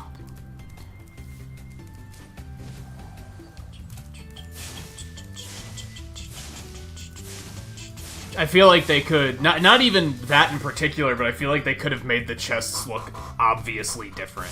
Make the locked ones like blue or something instead, so that they very obviously look like a different chest. Kind of a minor-ish thing. It's not that big of it's not a game-breaking thing, but it's like, yeah, this could have been slightly better.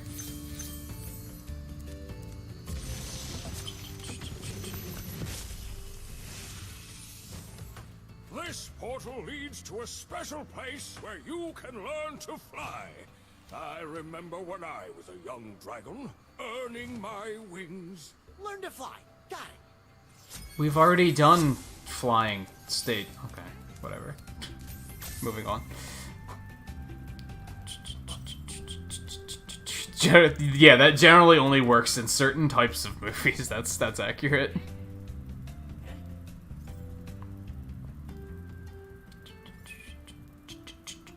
Yeah, because they favor cutscenes and epic trailers over... And graphics, let's not forget graphics.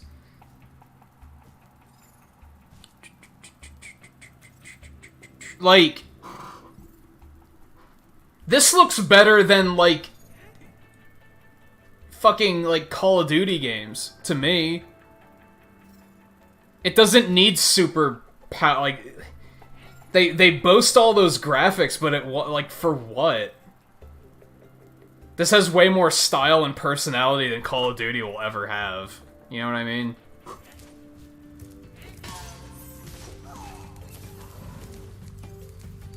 That's one of the ones we have to break.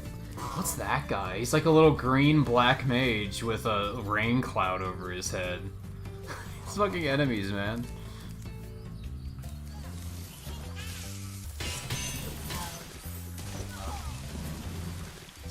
problem. Okay.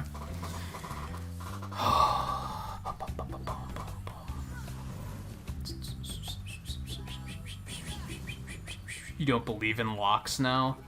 Yeah, because those other ones aren't locked. Or they are locked, but I'm still able to, like, bash them open.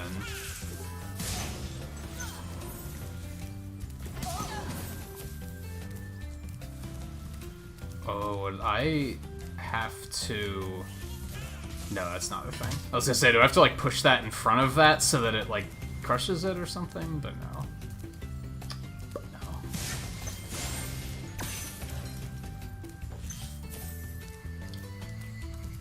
Wizard Peak.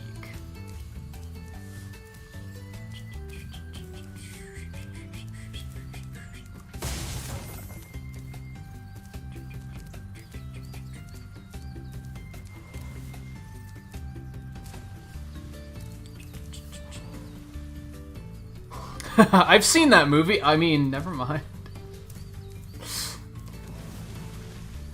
I don't know if I've seen that particular plot personally. Come to think of it, I've just heard the cliche.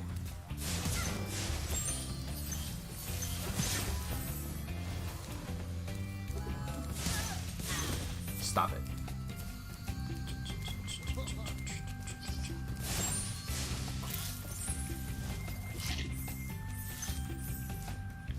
Where's the fucking key? We still need the key. Where's the key? We still have to go back and get that one guy that... We also have to do that. I'm not sure how to do this one.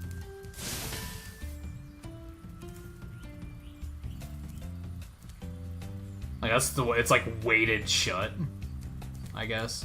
Usually we had to use, like, a cannon or something to blow it up, so... Oh, that's where we came in. Okay. We used the fireworks to blow it up that once. But I haven't seen anything like that around here.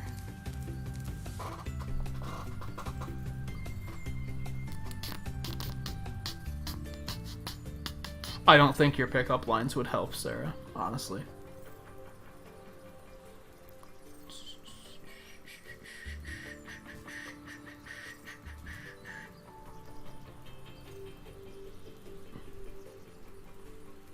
Call of Duty Fish AI. Yeah, they did, like, boast about that once, didn't they? Yeah, the only reason Call of Duty has, like, started, like, making a comeback is that they started including Battle Royales that have been, like, actually pretty decent. Like, from what I've seen, it looks like that's actually a pretty decent experience. Like, it actually does things differently. It tries to, like, add to the genre instead of just being like, look, it's Fortnite. So, like, that's kind of what allowed them to make a comeback. But they were, like, forced to change. Like, that's the thing. Before that, they weren't changing. It was the same game, basically, every time. Where was the locked chest? Was it over there, I think?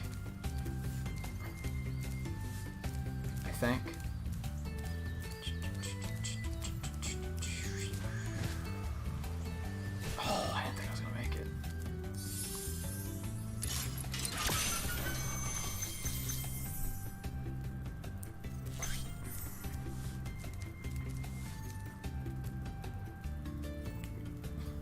There's a bug in the PC version where those guys who move the train don't actually do it when you're running the game at 60 FPS. That's weird. And that seems like something they absolutely should have caught. It just goes to show you that developers don't give a shit about frame rate these days. They're just like, well, does it run at a good resolution? Well, that's good enough for us. It's disappointing.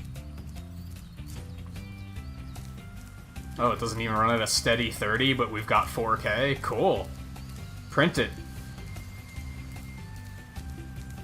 I don't think the quality of games has gone down. I think it's just their priorities are in a really fucked up spot these days. Like, most developers have really odd priorities.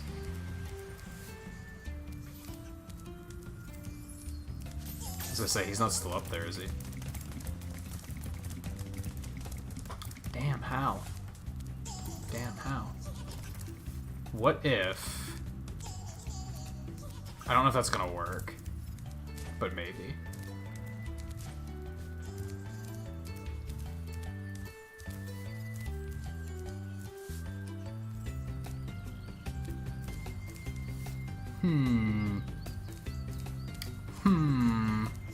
I don't know about that one.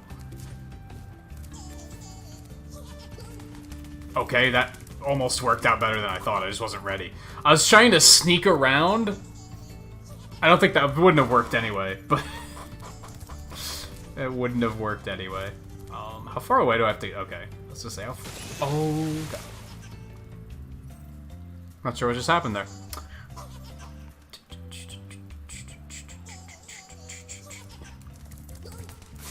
Well, that was, again, I wasn't ready for it.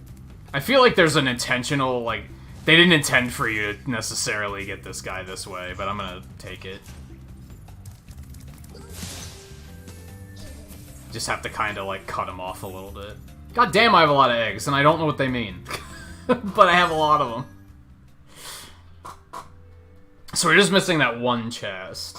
Is there a thing here? No, there's not. Okay. Let's have to go back and go do that town square one, too.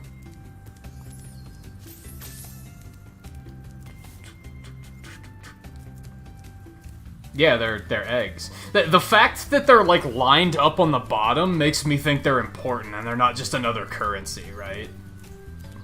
Because it doesn't, it's... When you get treasure, it's just a diamond with a number next to it, but the eggs are a row of eggs, which leads me to believe that they're, like, more meaningful for some reason, which I'm sure we will find out eventually. Oh, I wonder if I have to take...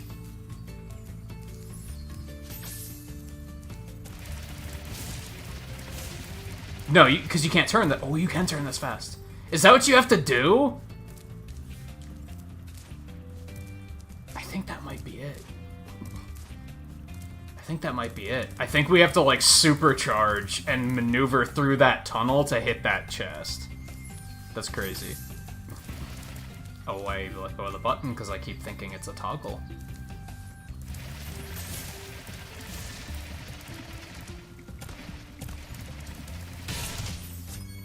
Cool. It's so satisfying figuring that shit out. Like, naturally. Blowhard. Is that amazing? Stage name. Oh, boy. Hey, Raiders. How's it going? PC port's the best way to play because of the instant loading if using a solid-state drive. Yeah, I can see that. I can see that. For me, it's not a great option because my computer's, like... It's not old, but it's not new either. So I have a hard time streaming stuff from PC. I could probably play it, but I don't think I'd be able to stream it from PC, so... That's why I typically don't get things on PC, unless it's something I'm gonna play off stream. Alright, before we run into next stage, let's hit this first.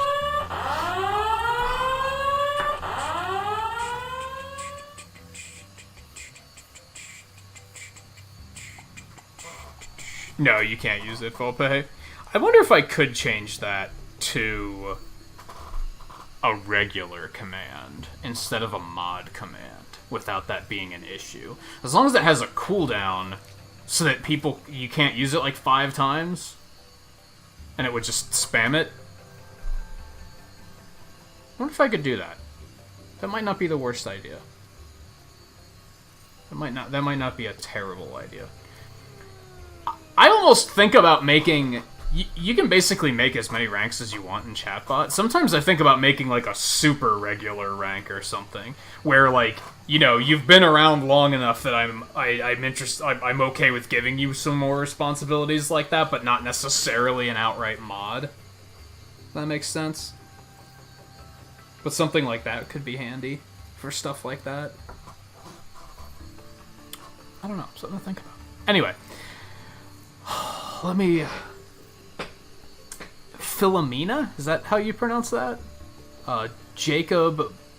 Power Angel? Pixelman? Crispy Bacon, Seven, Raph, and of course, Monster Matt himself. How are you doing? Thank you for bringing the raid over, and thank you everyone for coming along. Anyone who might have come along on the raid and was lurking and didn't drop the tag, you are also, it's also appreciated that you came along. And Power Angel, I said that you had to head straight out, so again, thanks for coming along on the raid. Maybe I'll see you again sometime.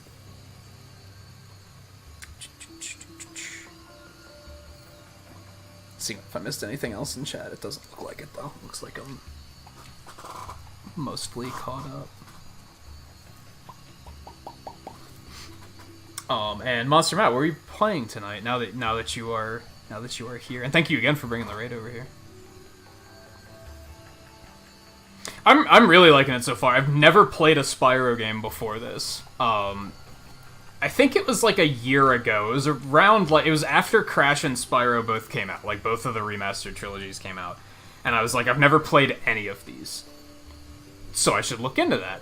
So I did some research, and after watching, like, a little bit of gameplay, I was like, Crash doesn't look like my kind of thing, but Spyro does. I was like, that looks like it's more my speed, and it looks like something I'd have fun with. So it was before I was monetized, so I did a donation goal for it, and that got met. And then I waited for it to go on sale first, just to save a little bit of extra money, because why not? I don't even remember how much I got it for, but eventually I picked it up, and then I just never had time to get around to it until recently, and then I was just kind of like, you know what, I should get this in here, because I haven't, like, it's been almost a year since the donation goal was first out, probably like 8 months or something like that. Oh, that's right, you were doing the big multiplayer stream tonight. I remember seeing that before I started. I hope that went well for you. I'm assuming it was Mario Kart, Smash, Splatoon. I think you were also doing Ninjala. I'd be curious to hear what you think about Ninjala. I want to like it, but I'm having a hard time liking it so far. I think it has some balance issues that need to be addressed before I can really get into it. I like it in concept, though.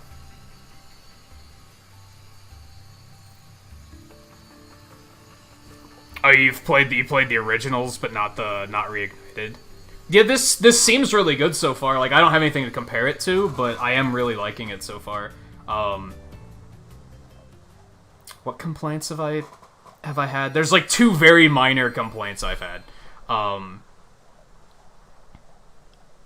One was like gliding is a toggle. So you just, like, press B once, and he starts to glide, and then to disable gliding, you have to press X instead of B, which is, like, really clunky and weird, and I don't like that. It's not, like, a game-ruining experience, but it's still a little thing where I'm like, why is this a thing? Like, that's odd. Otherwise, the controls are kind of weird here and there, but I think they really wanted them to be authentic to the original game. I don't think they wanted to change them, and I can respect that. So it's not too big of a deal. I like how it's... There is dialogue when you save dragons and stuff, but there's no tutorials or anything. The game just throws you into the hub world, and they're just like, have fun. Just run around and just screw around until you start figuring stuff out. And it was very satisfying to just figure things out naturally, not having the game stopping me to say, like, if you press the B button, you can jump. If you hold it longer, you jump higher. It's like, thank you, yes, I've played a video game before. Like, I respect when games respect me as a player like that. I like how seamless it is. It's a very pretty game. It looks very nice. It's packed full of personality. The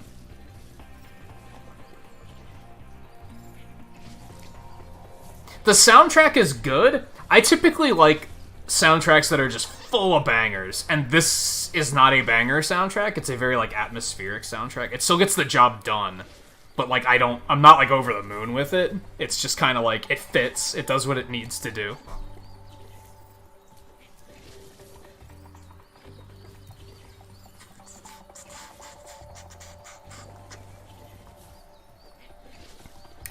And Renee, thanks for coming along on the raid, by the way.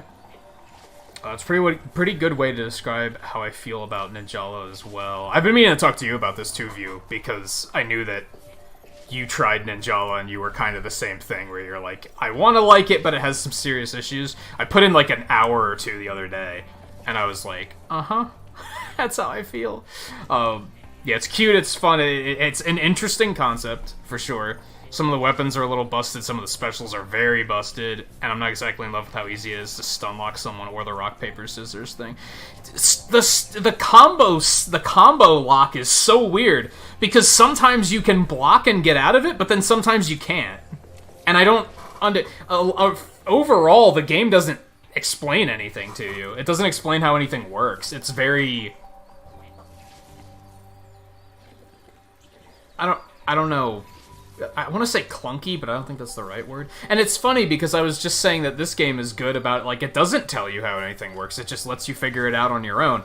The thing is sometimes certain games that doesn't work as well for. Like, in a multiplayer game, you gotta kind of tell the player what they have available to themselves. If you're not gonna have a single-player tutorial, like, say, Splatoon does.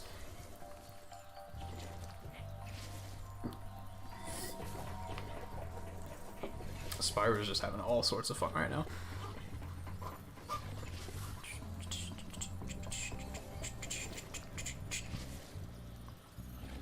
Yeah, it's very atmospheric and chill. It's nice.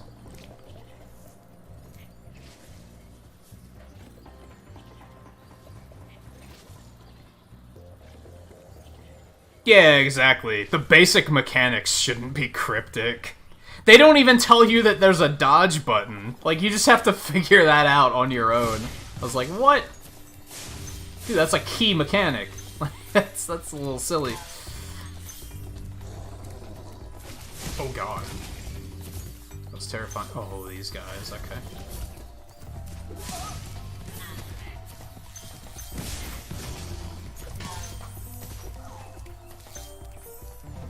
But yeah, this is, in regards to this, it's very fun to just, like, run around. I don't feel an overwhelming need to just, like, move on with my life and be like, okay, just get me out of here, get me to the next area. All of these areas, I've been like, this is just, it's just cool to look around and see what's here. I don't feel rushed to be like, alright, get me to the objective so I can move on with my life.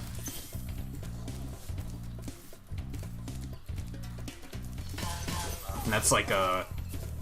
I dabbled in coding for a bit, like a couple years ago. And that was always my design philosophy when I was like trying to make a basic game engine. I was like, first things first, the core mechanic has to be fun enough that even I don't want to put it down. Before I even add all the other depth. The basic gameplay has to be enough where I'm like, yes, this is addicting and fun. That's like the first step, and I think this game nails it in that regard.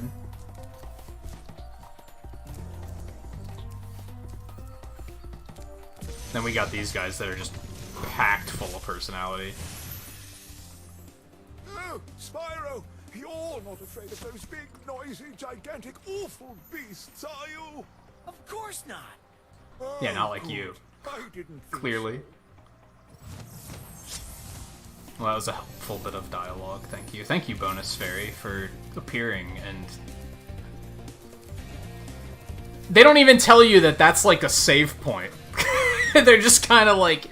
I just had to put that together eventually and be like, oh, that's kind of like a save point, okay. Like, when she shoots you with her little blast, that's her saving your... That's her triggering your checkpoint. Ow! Well, I'll take the double impact.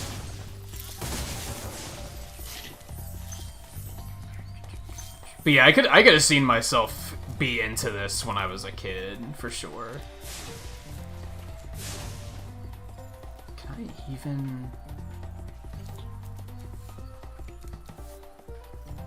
Wait.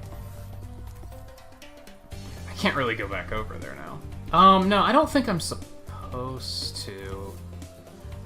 Am I? I think I was... I think I did want to go over there first. Oh well.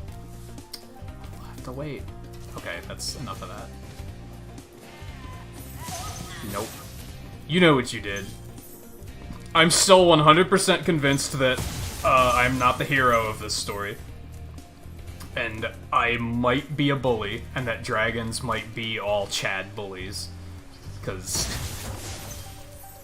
that's all I know about the villain of this game, is that he was watching TV and the dragons called him simple and ugly, and he got mad.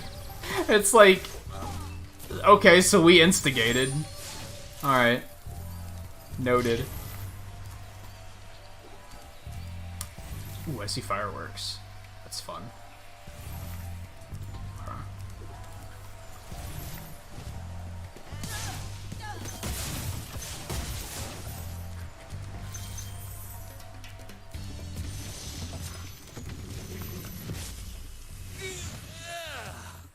Thank you for releasing me. I love the... Why are his horns beakers? That's fantastic. I think Volpe said earlier that he looked at some gameplay and the design of the dragons wasn't like nearly as interesting in the original. They were way more like basic.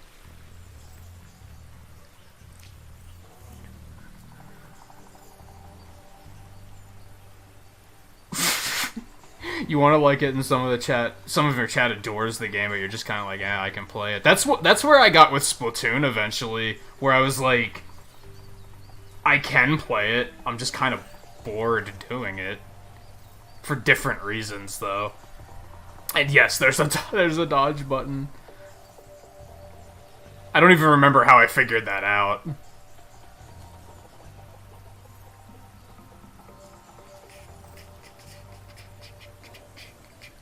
Yeah, some platformers can be pretty tedious to 100%. I mentioned that earlier when someone asked if I'm gonna 100% this, and I was like, we'll see. Because sometimes you have games like, I cited Banjo-Tooie, where Banjo-Tooie's mostly like a manageable game to 100%, and then you have that one jiggy that requires you to button mash faster than anyone's ever button mashed before. And it's borderline impossible. So, if they're gonna throw something like that at me, might not 100% it, but everyone said there's nothing that crazy in this.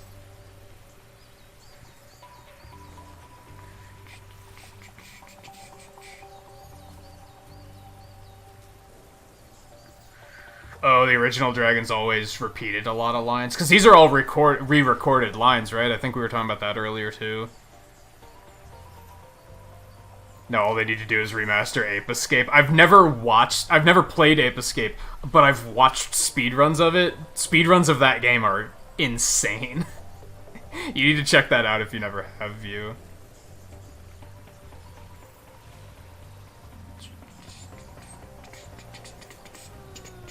Yeah, Canary Mary, that's the one. I actually forgot her name, but no, that's it. I think that was the only thing I never did in Banjo-Tooie as a kid. That was the one thing I was like, I can't. I'd be curious to know if I can now, because I feel like I'm a better button masher than I was when I was a kid. But it's probably still borderline impossible. Although, it's also not because of the mashing, it's because it has ridiculous rubber banding.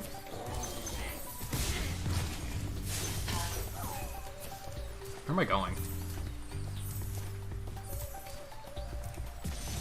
Oh, well.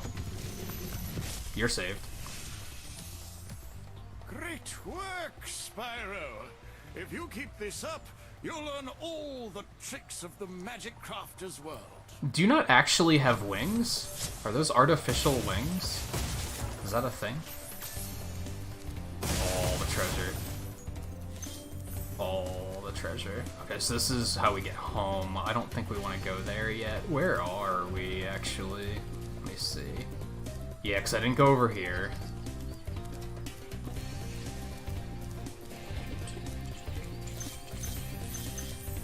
Yeah, like, this is a pretty chill jam. I'm not going to be humming it after the stream or anything like that, but it's like, it's not the Messenger soundtrack, right? Or I watch View play that, and I'm still humming it a week later. Like, low-key fuck that soundtrack. It just gets in there and won't leave.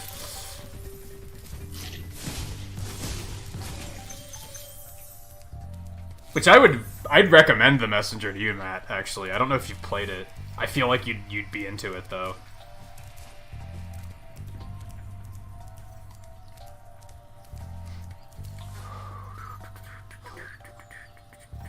Oh yeah, I saw about that, like, a record-breaking bid on the original Super Mario Brothers or something, and I was like, man. To have that kind of money, I can't even fathom. Can't even fathom having that kind of money.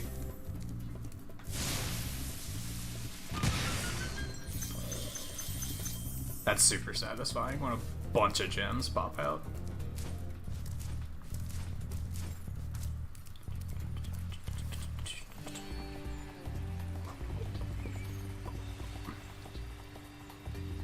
Yeah, it's the Cloud Cuckoo Land. That's the one.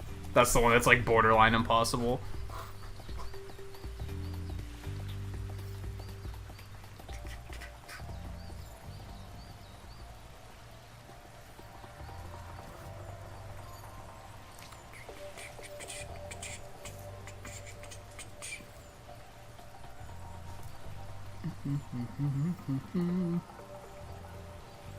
Yeah, it's also a very long course. That's part of the issue, too.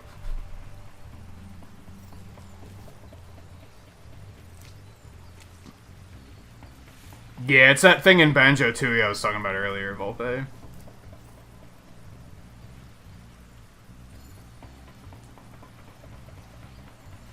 I don't think I know what you're talking about, Volpe, because I haven't really played Little Big Planet. I played, like, one of them, and I wasn't, like, super impressed by it.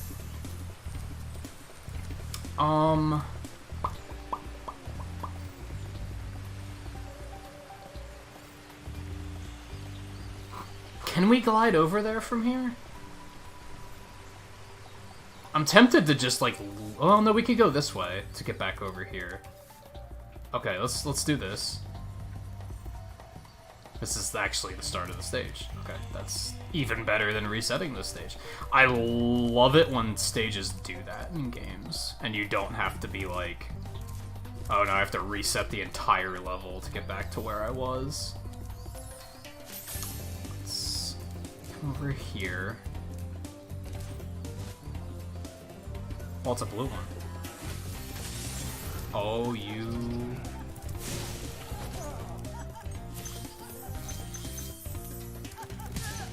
Maybe you shouldn't have been standing there laughing while you were, like, just on normal level ground. I don't need any health.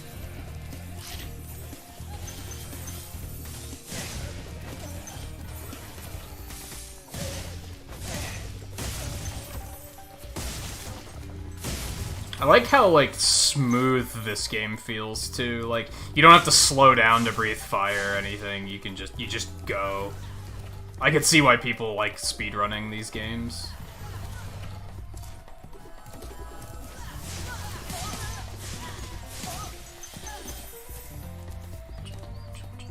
God, how much treasure's on this map? Okay.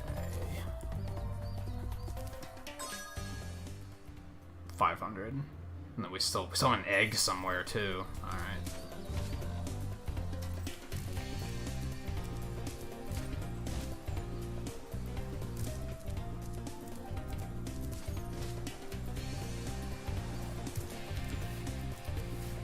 I'm gonna guess we have to glide there from over there.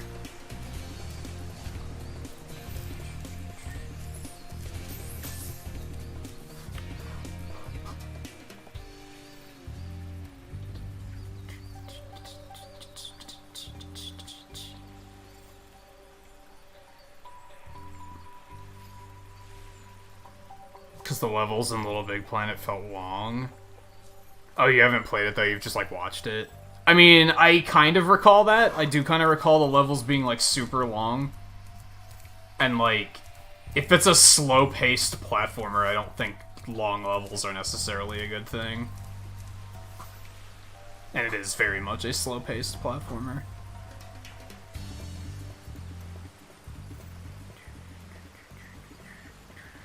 Yeah, like I mentioned, I researched this and Crash at the same time.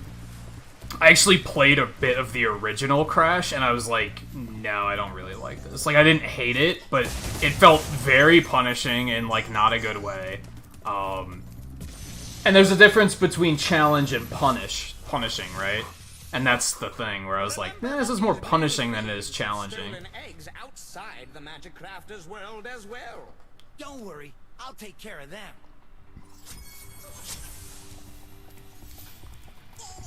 You fuck.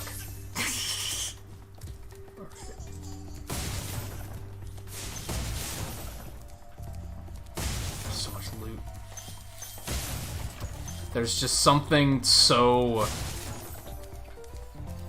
simply satisfying about video games and collecting loot. Like, loot as in, like, things? Stuff and things? Hashtag 7. Not necessarily, like, equipment. Cause, like, I mean, I like me some Diablo, too, so that type of loot is also good, but...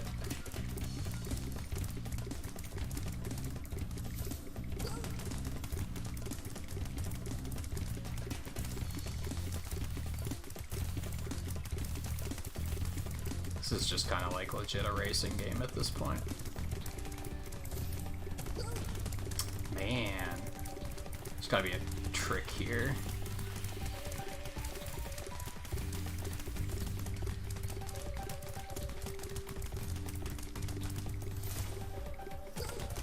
It saved me a little bit of time.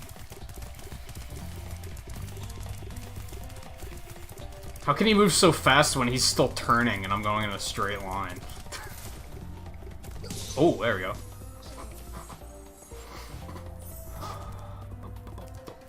You have to finish the Insane Trilogy still and you're not in a huge rush. Yeah, I could see that. Are we done? Oh, I'm missing 20 gems. Wait, oh, it's over there. That's right. Oh god, hold on. I just let a rocket. Rockets explode! That's 100% what just happened there. I didn't think about it until I did it.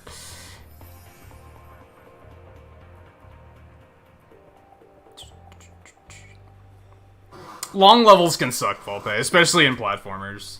Like, if they overstay their welcome, for sure. Oh god, man. They make the jumps, like, so pixel perfect in this game, it's kind of frustrating. Like, that's something that's a little frustrating every now and then. Oh yeah, you are still playing Dragon Quest XI, aren't you? How far through that are you at this point? And drop a couple more pixels, by the way, because we are up to 21 likes.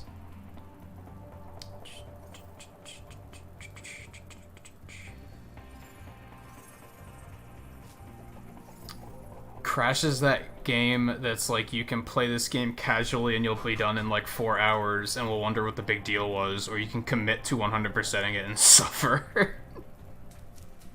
Yeah, like, I didn't hate it when I played it, but it was kind of like, this is it? This is it? Like, it wasn't bad, it was just very, this is it? Oops, didn't want to do that. That was a mistake, because now I have to go all the way around to get back up there. Whoops. He's in Act 2 still, okay. Oh, that's right. I think I saw that you were working your way up to, you were still looking for Jade and the twins, right? Alright, yeah, I remember where you are. I really liked that game until I got to, like, the very end of it, and then it started to overstay its welcome, and I was like, I don't really want to play this anymore. It sucks, because the first, like, 2/3 of the game, I was like, this is the best JRPG I've played in several years.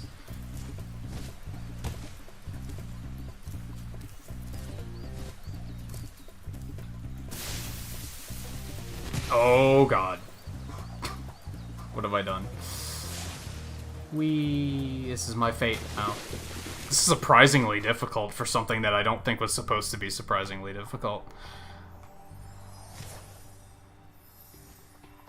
You know, I was wondering that, King Curb. I was actually wondering if it could happen here. I was like, that would suck if, like, it does strike me as something that probably happened in the original that they didn't think of. Or were like, just don't let it fall off the map for it. Oh my god. I just noticed you can slow your hover too. That's useful to know.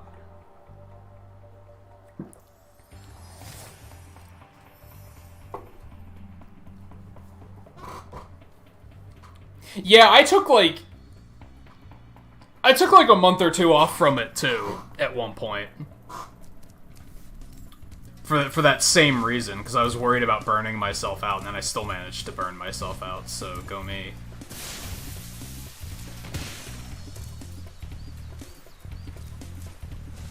Yeah, like, these gems in particular, I'm like, these could easily fall off the stage. Oh, I missed. Yeah, like, I don't think this was necessarily supposed to be as difficult as it was, but... Yay! Did it. Where's the exit? Up there, okay. Yeah, you can kind of, like...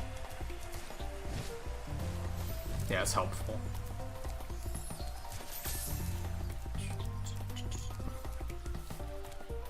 Yeah, I knew that when you charged, it reset your camera behind you. I didn't know it did that when you started hovering until, like, that little challenge, and I'm like, now I'm like, oh, okay. I got your number. Yep. All good. I do like that these stages are getting longer, but they're not feeling, like, super grindy yet. I'm maybe only, like, halfway through the game, so probably not even that yet. Yeah, see, that's where we differ, Volpe. RPGs, I get burned out after a while. They can definitely overstay their welcome. I was surprised that didn't happen with Final Fantasy 15, because I was really worried it was going to. I was really... That's why I stopped when I beat it.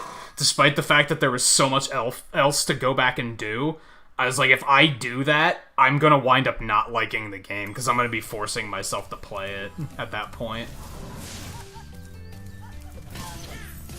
I wanted to preserve my actually liking the game.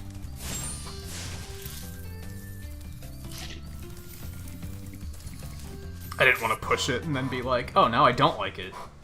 But like with Dragon Quest XI, because like that's kind of like bittersweet, where since I kept pushing, I wound up kind of not having as much fun as I did for the first like 2/3 of the game.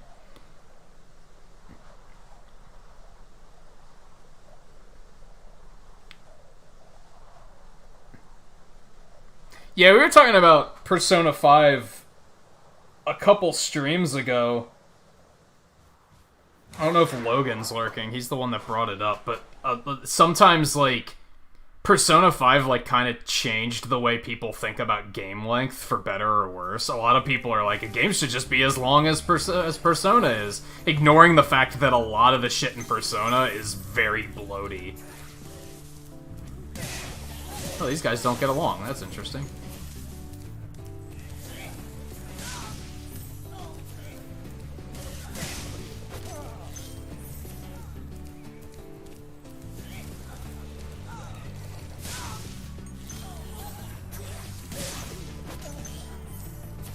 Oh god. No. I don't want it. Okay, nice shot.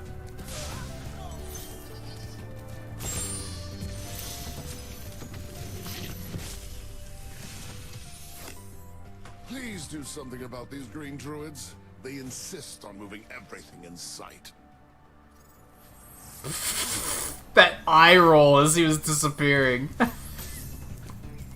Oh boy, there's another fairy over there. I haven't seen another fairy yet. What's the deal with that? Maybe we should go that way first.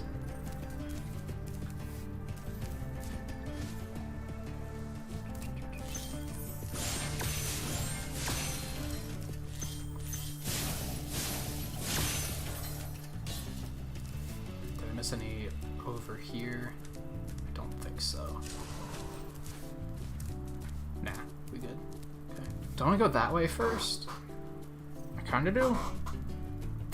I kinda do.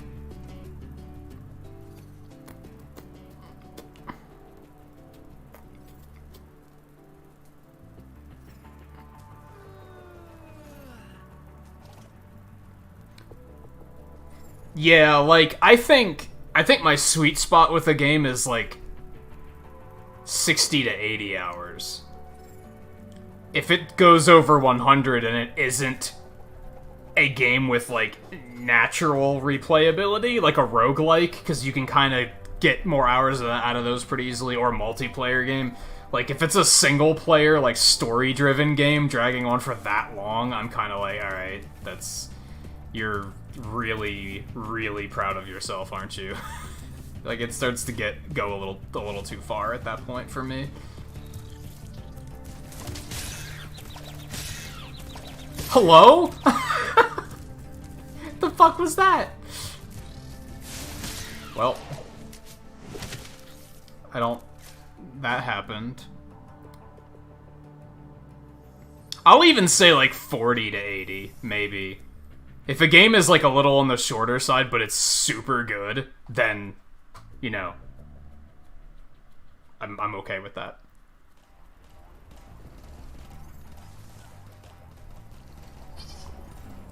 We actually play Risk of Rain 2 on the channel once a week, King Curve. I do adore that game. That's probably my favorite roguelike at the moment. Especially with the artifact update that really, like, added a lot. Alright, we have to... Oh no, that's on Blowhard. This is not Blowhard. This is High Caves, which there's also a skill point for. Burn a hidden painting. Okay. Okay. I still want to go this way first, I think. I knew there was something about riding a druid platform, so I was trying to figure out, like... What am I supposed to do against that thing? Like, it just turns and just yeets me, and I'm... It's like... I don't know if I can fight that thing. Huh. It's a bit of an issue. What the fuck, dude? Oh my god. Those things are vicious. I'm not sure what I'm supposed to do against those. Yeah, last time we did, Risk of Rain, we had like a 4-hour run. It was probably one of our more successful runs we've ever had.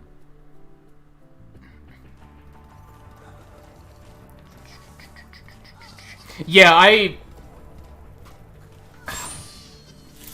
have a different kind of love-hate relationship with roguelikes, because it's more of a some of them I like and some of them I hate. Like, a roguelike has to really be something special for me to be like, yeah, this game is fucking great. Oh, that was terrible timing. I have no excuse. Because I've definitely played a lot of roguelikes where I play it, like, once, and I get, like, or I'll play it long enough where I get a good run and I'll get, like, 2 hours in, but then I never have the energy to try it again. I'm like, eh. Like, that was an experience that I had, and now I'm content with it, I guess.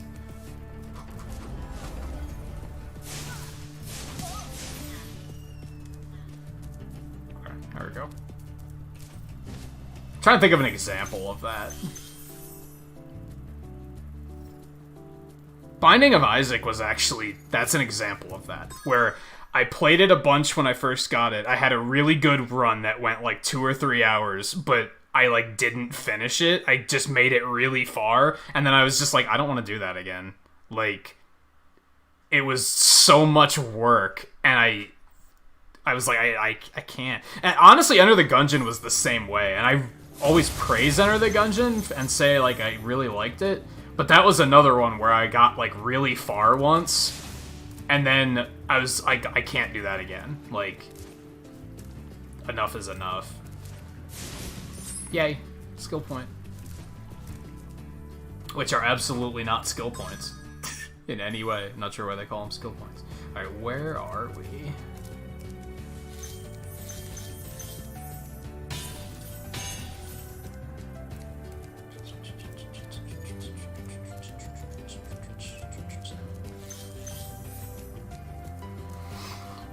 What other ones are you guys bringing up? I didn't care for Dungeon of the Endless, actually. I did like Faster Than Light. I thought that was fun. In that, like, Oregon Trail kind of way.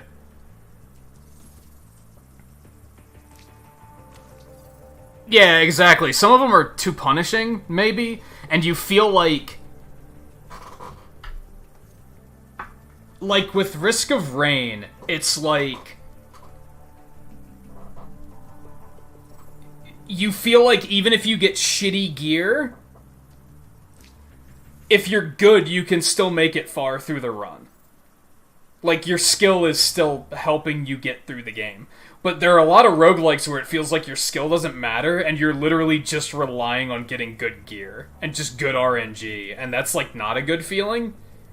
You gotta kind of feel like you can get through it with your own skill, but if you also have good RNG, that just is just a bonus, and it just makes it even better, right? I think the RNG should be used as the appeal of that is that it makes every run different. Not necessarily that you need it to succeed. And that, oh, some runs you're just gonna not be able to do it because your RNG's terrible. It's like, that's, not a huge fan of that.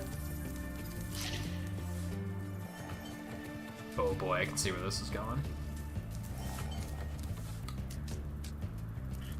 Oh, I getcha. I think I follow. I think I'm piecing it together. I hate those bugs. When I become big and strong like you, I'll squash them all. Until then, remember that supercharge makes you invincible. I was piecing that together before he even said something about it. I was like, oh yeah, there's a supercharge thing here? Like, I bet that's what they're going for.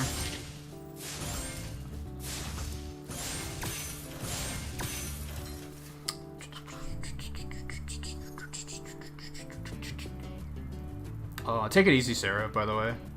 Thanks for stopping in for a bit.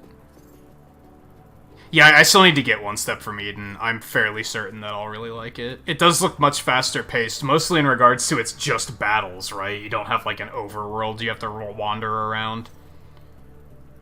Actually got like a... We got a nice, very generous donation from courtesy of Lightgazer last night. I think I might put some of that towards getting One Step from Eden. As well as a couple other indie games on the eShop that I was like, yo, that's on sale for $10. It's amazing. I don't forget what... I already forget what they were, but there was like 3 games. I was looking through the sales before the stream. I saw like 3 that were on sale for $10, and I was like, yo, those all look good. Actually, one of them I think you've streamed, Monster Matt. Graveyard Keeper? I think you're the one I saw streaming that once.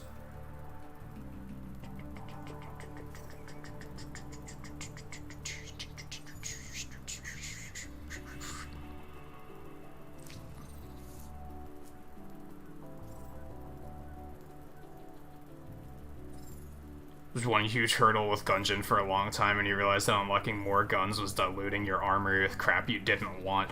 Yeah, like, if there's too many joke items, that can outright sabotage your run, and that's not great. Risk of Rain is really good about that. There's a few items that are, like, complete garbage, like the Chrono Bauble. There's some items where you get that, and you're like, I might as well not have any loot. That's how bad that is. But... it's still... it doesn't make you suck, right? It doesn't do a bad thing, it just does an underwhelming good thing. So it still feels like it's helpful, and it's not hurting you.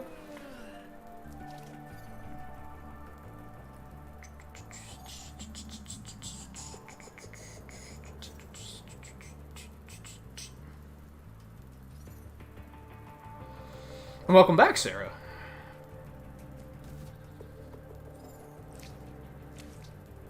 mostly resembles Stardew Valley, but much grimmer, darker in tone. A lot more arcane in terms of progression as well. That's the impression I got, is that it's a game like that, except people are dying, and it's a graveyard. I was like, but it looks interesting. The graphics are really nice. It looks like it has really nice sprite work. It's something that's been kind of on my radar for a bit. It wasn't, like, super high, but then when I saw it on sale for $10, I was like, maybe. Maybe.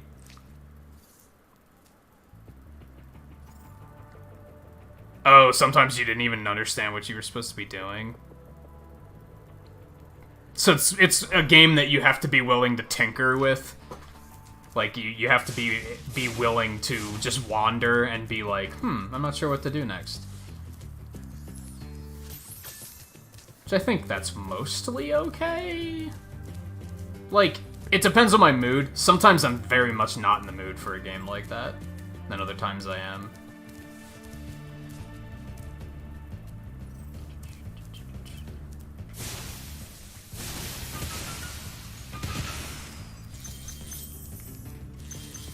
I forget what the other games were that I was looking at.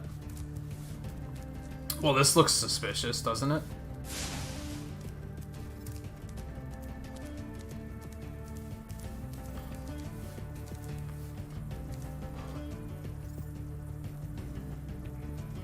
We didn't even go over there yet, did we?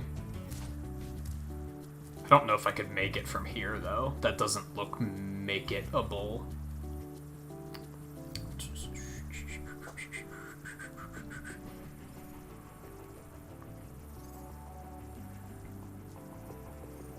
Oh, I get you. I get you. I had this issue. Look at the fairies just flying around and, like, waving at me, I guess. Like, are they just kind of here? I don't think they're really here for anything other than, like, ambiance. I was playing Automa Chef last night. I want to bring that back on the stream. And that kind of has that issue where sometimes it'll tell you, like... For example, I mean, this is not a great example because you most could probably figure this out, but it'll tell you that you have to cook the burger, right? For those that don't know, Automa Chef is you're building an automated kitchen for a restaurant.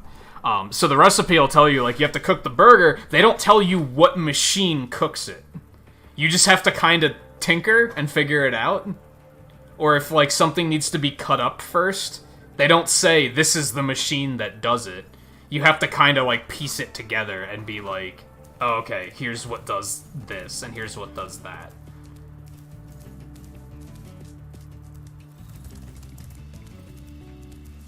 Yeah, this is just to get it cooking. Alright.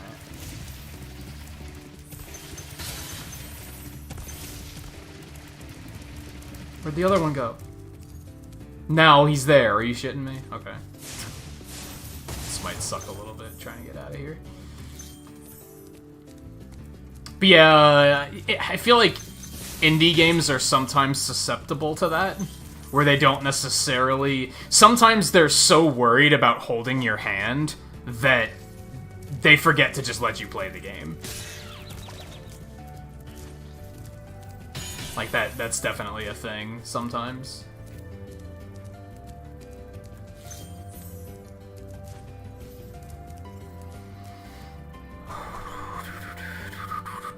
I was actually trying to look up something about Automa Chef last night, and I just couldn't find any info on it, and I was kind of frustrated. Oh, God. Okay, we're fine. Am I even going to be able to get up there with the charge? I feel like not.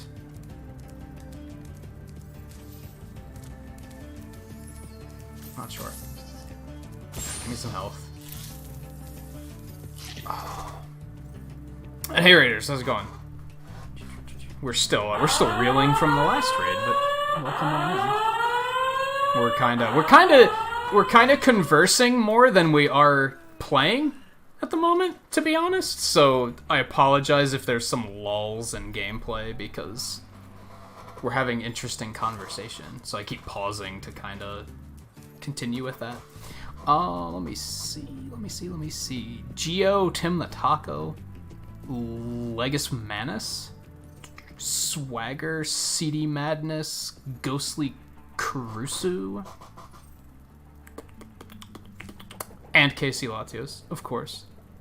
How are you doing? Thank you for bringing the raid over here, and everyone for coming along. If you came along on the raid and are lurking, it's very nice to have you as well. And what were you playing tonight?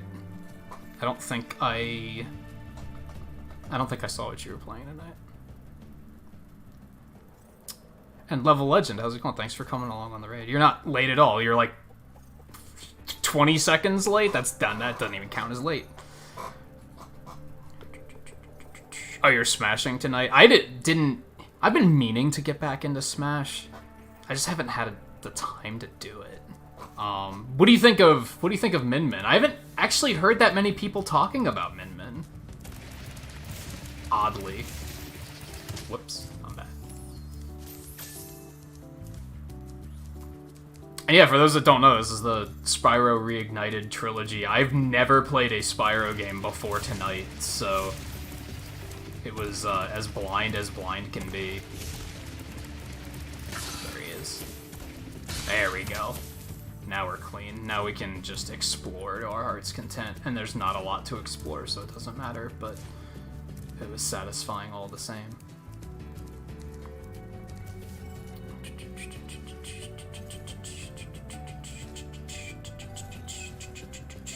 I've heard that, like, I've heard some people try to say that Min Min's kind of cheesy, but then I've heard other people saying that, like, it's only cheesy against AI and stuff, like, it doesn't work against actual players.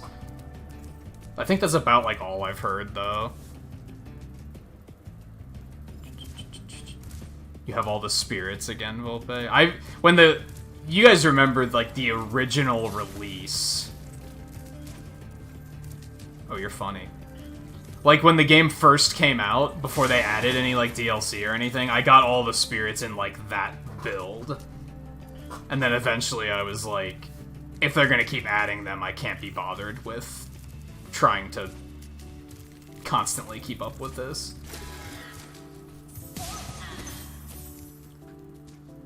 Spiders are the worst.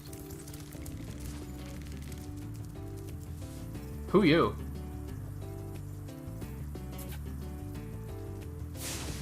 Okay. Whoa. I'm like... Super Spyro? What happened? Is this a thing? I didn't know this was a thing. Neat. Okay, so confirmed, getting kissed by fairies makes you a super dragon, apparently. Noted.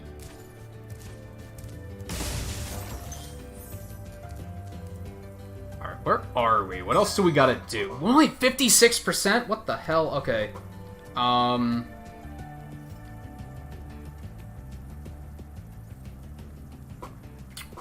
Okay, well, all the spiders are dead, so...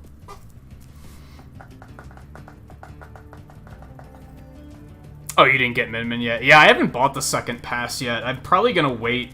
There's no point in buying it if I'm not, like, actively playing the game, right? So, I'll probably wait until I either start playing it again, or if they add some characters where I'm, like, really excited about them, and I want to give them money just to support them. Like, I'll totally... Even if I'm not playing and they put in characters that I really like, I'll still buy it just to support them, so... Up there. Oh, we can go over there. Okay. I see it. I didn't see that before, but now I see it.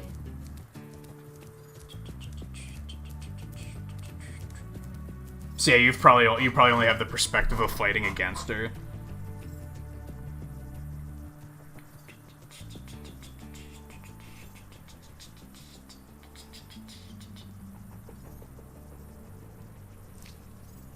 She's awful and cheesable by using light and floaty characters. You mean like that a light and floaty character just beats the hell out of her?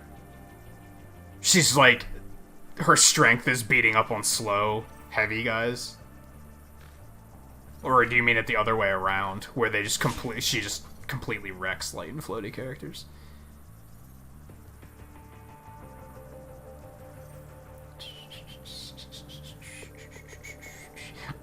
Sarah, I don't hate Isabelle as much as Twain does, but she's still like one of my least favorite characters in Smash Brothers. You'll probably never see that. Yeah, she did look like she has a very unique playstyle for sure, which I was interested in. Like, that's what I want to see. I want to see characters that are interesting. I don't want to see something we already have, right? Which I can't think of a good example of that, but I mean, Isabelle's a good example of that, actually. Like, I didn't give a shit when they announced Isabelle, because I was like, we got that. She's Villager, with a few different changes. There's nothing there that makes me say, like, oh, that makes her a completely different character that plays like no one else in the game does. Whereas with Min Min, I'm like, yeah, that's a completely different type of character that requires rethinking how you even play the game.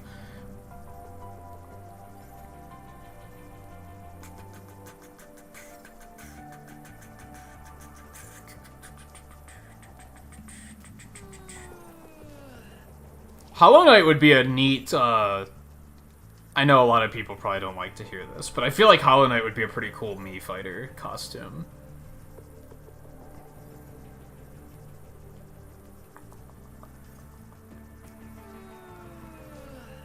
Oh, so, like, yeah, because all of her power is, like, right in front of her, right? She doesn't really have any, like, anything to handle things above or below her. Makes sense.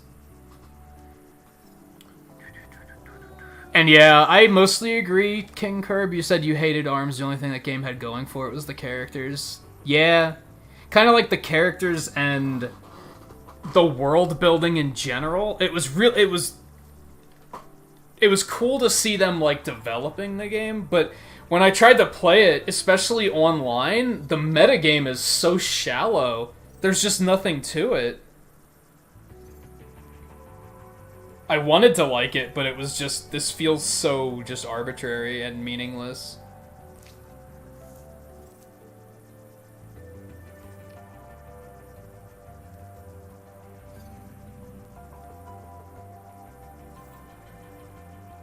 Quote from Cave Story would be pretty cool. I think Quote and Shantae are like my indie picks that I'd want to see in. I don't think Quote would happen, though, to be honest. It'd be really cool, but I don't think it's gonna happen. Has anyone ever finished Octopath? I don't think Twain finished it either.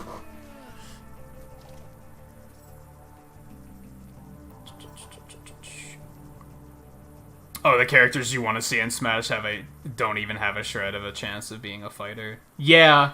I'm kind of with you there. Like, there's a few characters that I think would be super cool, and I think they do have a chance, but for the most part, most of the stuff I would think of would be like, this isn't gonna get added until they make another game, because they have to purge some garbage from the roster before they add anything like that. Try combining your supercharge with jumping and gliding, and really explore the high caves. I was actually thinking about doing that, so thank you. You confirmed that it is possible, so now I know that I'm not wasting my time.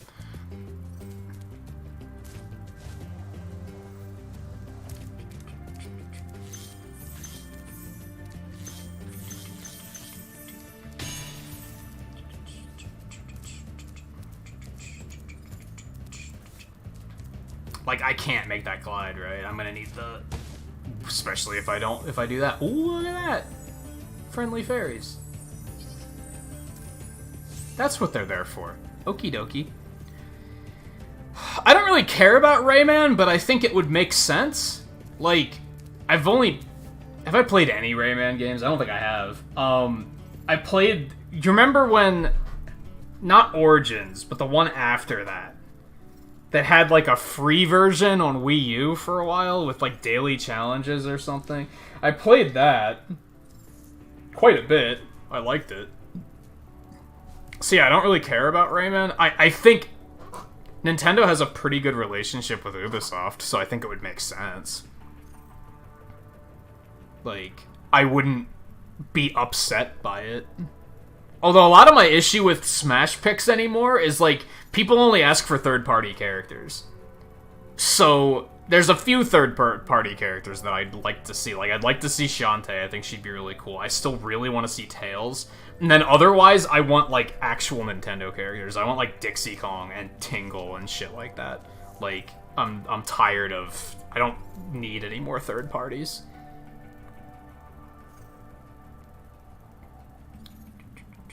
It turned into... That's the only thing people want to see in it anymore now, which is kind of, like, disheartening. Like, you never see anybody saying they want, like, a Nintendo character in there, which is just kind of sad. And unless it's fucking Waluigi, who's a meme. And therefore doesn't count.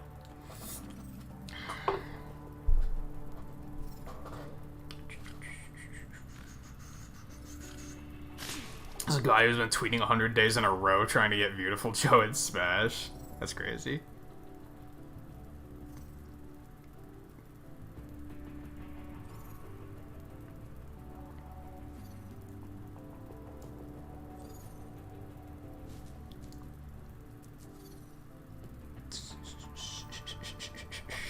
I don't want Sora because I have no respect for Kingdom Hearts anymore. I would, like, actually be pretty salty if they put him in. Like, Kingdom Hearts 3 looked so depressingly bad. Holy shit. Okay, that was a jump. And I almost didn't make it because I think I started gliding way too early.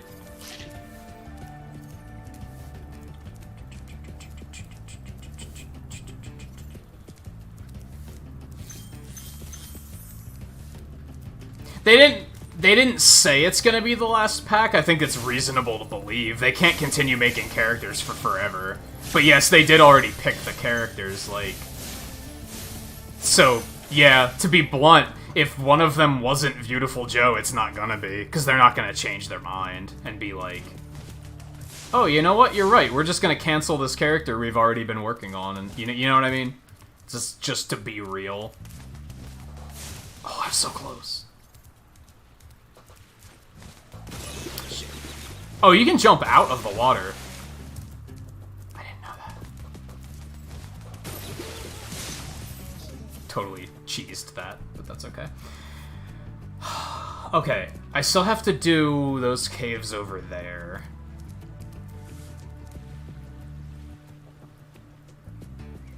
How do I get out of here? Hold on. Oh, I guess I just have to rely on the fairies carrying me back.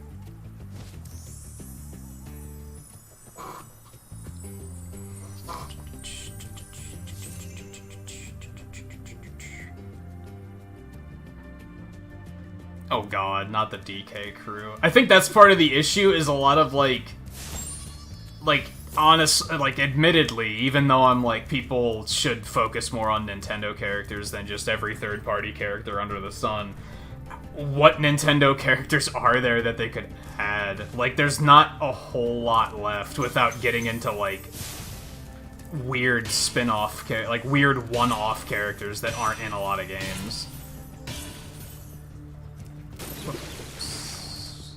I'm bad. And now I'm gonna die as soon as I take damage again.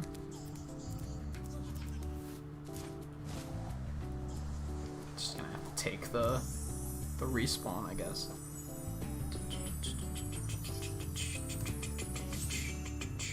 I think the only Donkey Kong Country characters that I'd be like...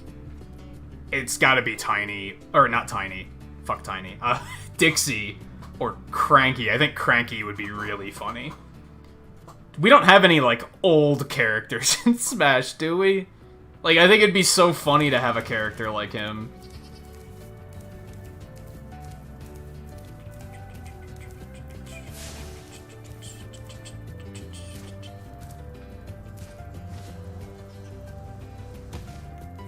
I might have to do the super charge thing.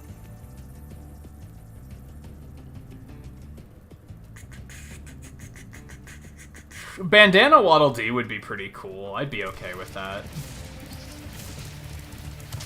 Do I think it's terribly likely? No, to be honest. honest, but I would be cool with it.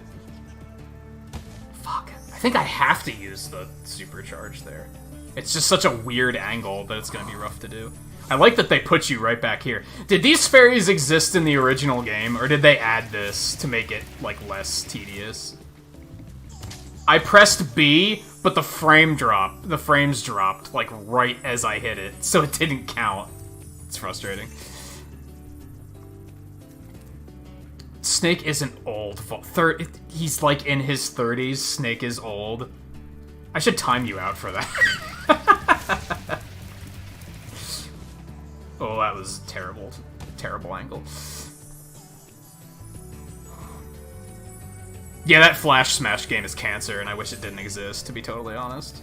Even though I played it once, and I was, like, fairly impressed by it, by the way it plays. Everything about it was, like, painful to look at, but it played well. It actually played like a Smash Brothers game, which was kind of cool. So that was impressive, but other than that, I was like, this is fucking meme culture, the game, and I wish it didn't exist.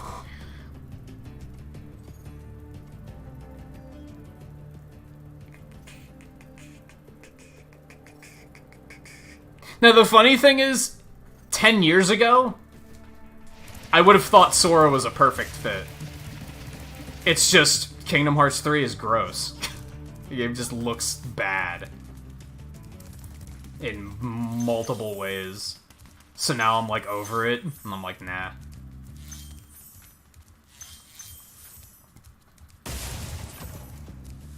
If we're gonna have another Square Enix character, can it be Chrono, please? Like, that's... Nothing else needs to be a thing. Just go with Chrono. Make the right choice.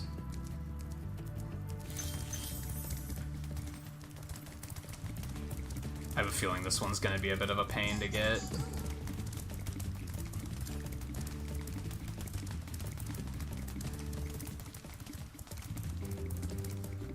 Oh, that was close. I don't even remember where the other one was. Apparently there's 2 eggs. No, I just got the one. Never mind, I'm dumb. Scatterbrained.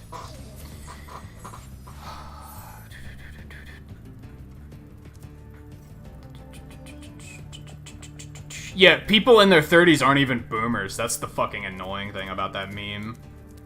Boomer has become to mean just, you're older than I am. Which that's... So, like, you guys know I don't like memes, but what I dislike even more than memes is when memes get misused, and they lose their definition, and then people just start, like, generalizing it. Then I'm really like, okay, that's enough of this shit. I'm missing 5 crystals. Gems, jewels, diamonds, whatever the fuck. 5. Where did I miss 5? You've got to be kidding me. Alright. Oh, here we go. Alright. Was there another treasure chest here before I leave, first of all?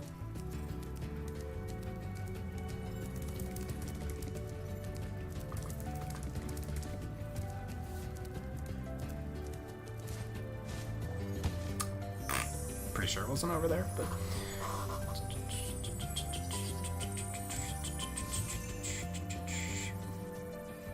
You thought Scarlet was 18? Nope.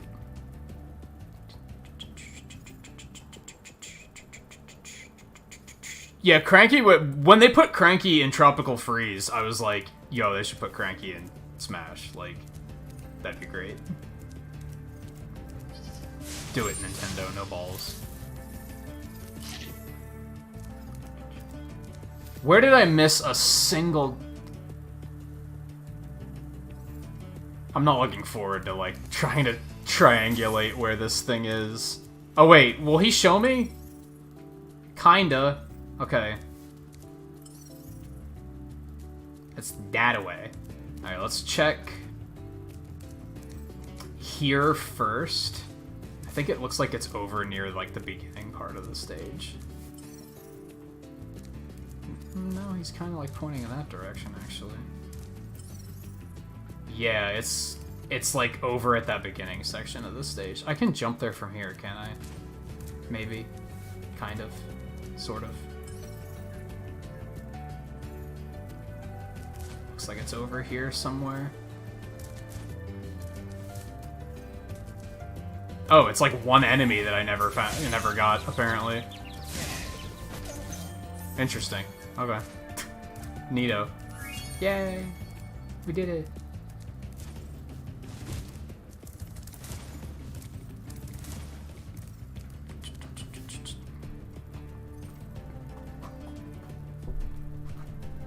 Oh, I'm far behind on chat. Hold on.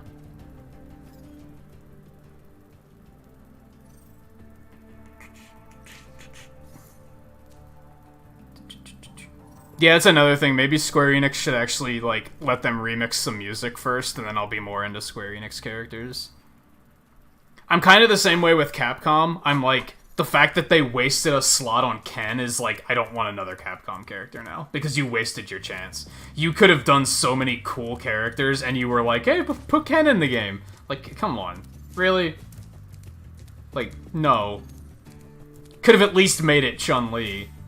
I would have at least respected that a little bit more. But no, they were like, how about Fire Ryu? Fantastic. I don't remember where the end of the stage is, come to think of it. It wasn't over there, no. Where's the end of the stage? Oh, wasn't it? It's in one of these caves, isn't it? That's right. It's in one of these caves. Oops.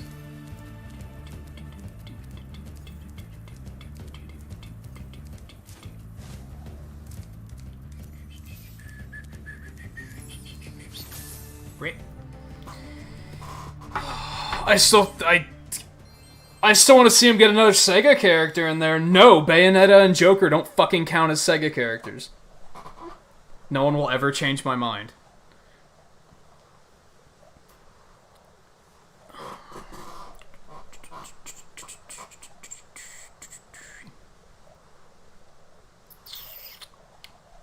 Alright, Matt. Take it easy. Thanks for bringing the raid over and for hanging out for a bit. It was good to have you. If any of you guys are unfamiliar with Monster Matt, go check him out. I don't know if that's the right command. I don't know my own commands anymore. I think it might just be Monster. It is, in fact, just Monster. I need to redo all of my commands. I have a lot of commands for here for people that, like, I haven't seen in, like, a year. Why do I have commands for some of these people? Like, a lot of these people never come here, so why do I need their commands? On that off chance that they might stop in someday, I guess. But let's be real. If they don't stop in very often, I'm probably not gonna shout them out, because why would I? I tend to save shoutouts for when I'm, like, actually watching their content, enjoying their content. Speaking of which, I do need to make a command for KC. I need to make a note of that, because I keep remembering, oh yeah, he needs a command, and then I forget to make it. So let's make a note about that really quick. I'm trying to catch up on chat a whole bunch. Yeah, every now and then I see a meme that I'm like, that's really funny. But it's like 1% of the time. Most of the time they're just toxic and stupid. Don't know anything about Gravity Rush games. I've heard of them. I don't know anything about them. I think they're on PlayStation Now, and I was gonna check them out, but I never had time.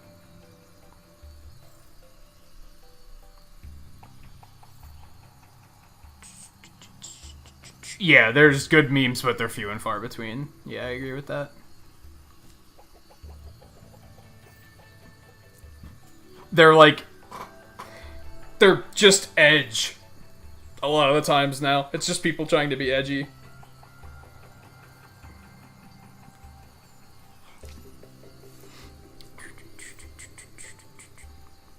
Man, honestly, there are some Fire Emblem characters I'd love to see in Smash, but that's a thing for Smash 6. Because they need to get rid of some of the Marths first. As long as they have 4 Marths, adding any other Fire Emblem character, no matter how unique they are, will never be respected, because there's 4 fucking Marths in the game, and it's a fucking meme. Like, that's basically the developers memeing. Like, low-key. I still want to see Lyn in there. They just have to get rid of some of the Marths first. Yeah, American Ryu, that's another way of putting it. Blonde American Ryu.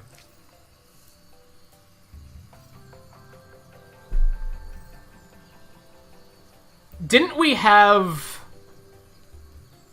We didn't have something that disproves the Mii character. There's been all these theories about, like, characters can't be a character... They can't be a fighter if this. And I think Spirits was finally proven incorrect. A lot of people were like, if there's a spirit, they can't be a fighter. Which I always thought was completely idiotic, because there's like 17 Mario spirits. And people are like, that's different, because he's already a fighter. It literally makes no sense at all. That's such selective logic. I don't think the Mii Fighter one was proven incorrect, though. Unless the Chrom or Isabelle costumes are in Smash Ultimate, and I don't know if they are. But if they are, that completely disproves that theory. Like, it's kind of... What about Samus and Link? Weren't there Samus and Link Mii costumes at one point? That completely throws that whole thing out the window. Like, so I wouldn't necessarily worry about that, personally.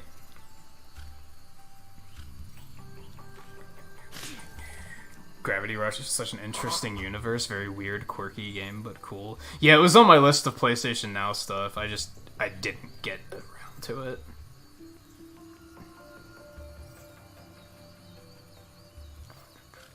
Oh, you stop in enough, Casey. Enough for it to be handy. Like, I'm talking people... Some of the commands I have are people I haven't seen in a year. Why do they need a command? That's just bloat. Or they don't stream anymore. There's some of those in there too.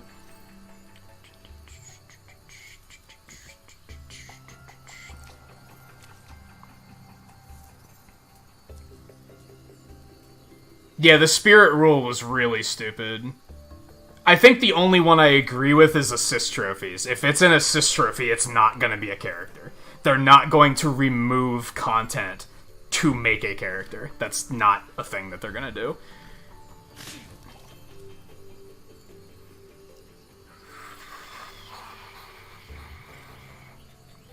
Samus is so hot, I'm so gay for it. I'm gay for her.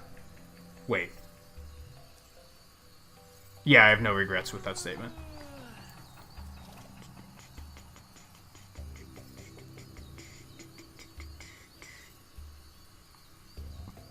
What do you mean, Scarlet? Like when you're looking for a new game to play?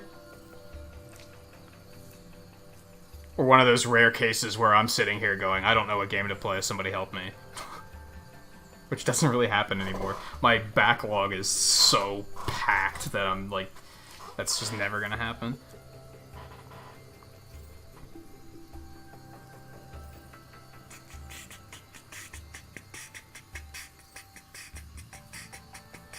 Oh, when you're able to get a new one, I get you. Well, like I said, they're on PlayStation Now, so you can play them there. Does that count as a coming out? I don't think it does. Fuck you, get out of here. If I was female, it would count.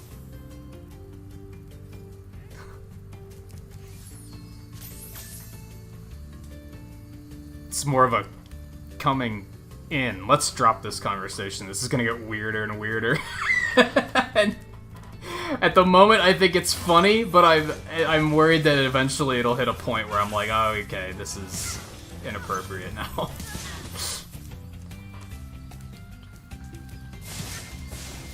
I kind of want to do the speedrun thing.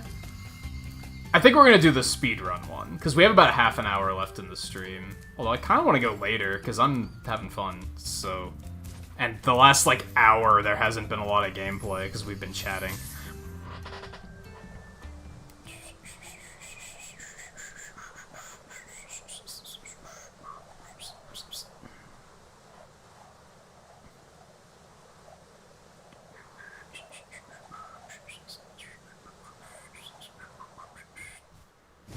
That's understandable, Sarah, because you said you said something to your parents, and that went, like, terribly wrong, so that's understandable that you might be hesitant about doing it with anyone else. But yeah, there's plenty of people who aren't going to judge you for it, like... I'm glad that we were able to help, like, provide that experience. Otherwise, like, back when I was your age, that we didn't have, like, internet, like, communities. So anyone that had that issue just had to fucking deal with it. Like, that was just something they dealt with until they told someone else that was actually like, that's not a big deal. I do not like this one at all. Oh, I got all the gates. Fuck.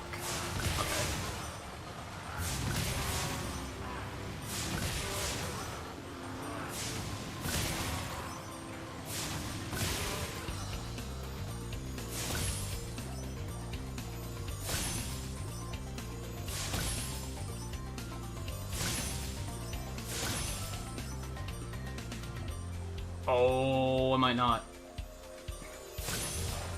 But I still need a plane, and I don't know where he is. I'm sad. That was so close. That was so close to a first try. I'm really sad.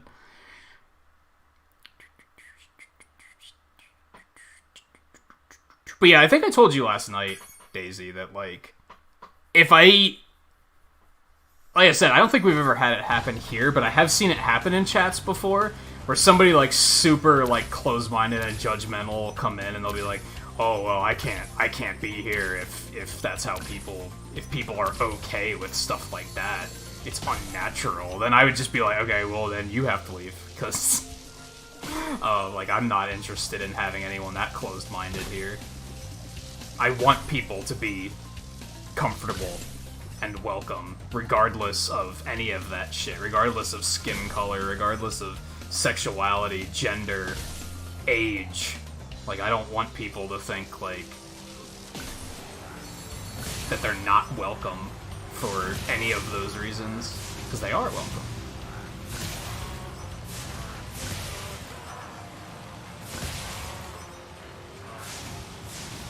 Are you shitting me? That almost worked. Oh god. Well, yeah, we're screwed. I have to not hit any of those planes, is what I have to do.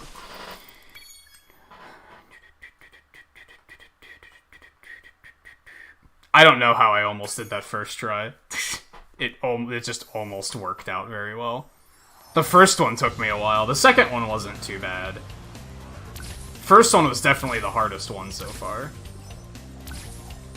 The rest of these are all designed in ways where you can kind of just follow the trail. The first one wasn't. The first one was, like, all over the place.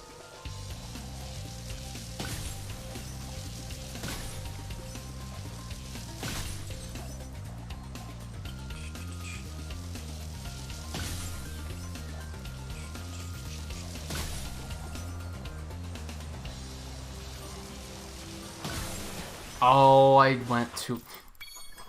I love how he bags his fist like that. That's so funny. I take it easy, Pixel Man. Thanks for hanging out. No, Sarah. Like I said, I don't think we've ever had it happen here, but I've seen it happen in other chats.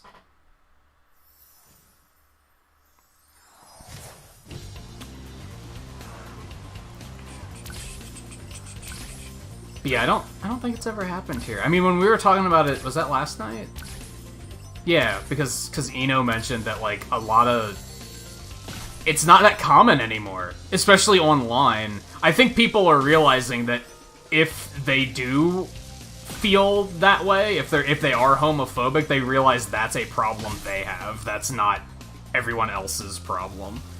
Especially younger people, like, they realize they either have to change that or keep it to themselves. Because it's unfair for them to do it, to treat people like that. Oh no! I need a way to, like, slow down there somehow.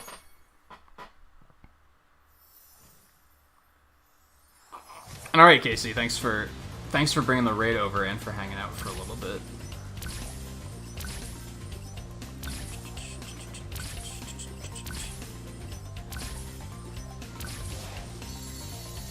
People can believe what they want. I mean, like,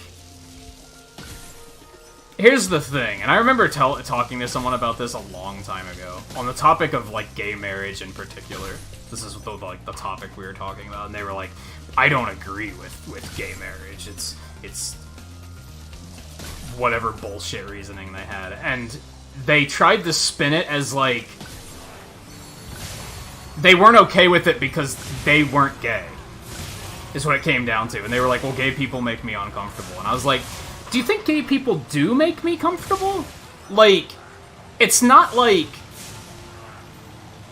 that doesn't matter. You know what I mean? It's unfair of me to treat them that way regardless of if it makes me comfortable. If a gay guy hits on me, I'm gonna be uncomfortable with it, but I'm not gonna be like, get away from me, you gay. Like, cause that's unfair. Like, you can respect it without being like, without agreeing with it. Does that make sense? Do you get what I'm saying? It's not like if you say, I'm okay with people being gay, I'm okay with that being their choice, I'm okay with them getting married. That's not like it makes you gay! Like, that doesn't change anything. And I think a lot of people, that's how they look at it. That's how homophobes look at it. Is they're like, if I agree with it, that makes me gay. And it's like, it doesn't. You're allowed to not... That's not how it works at all.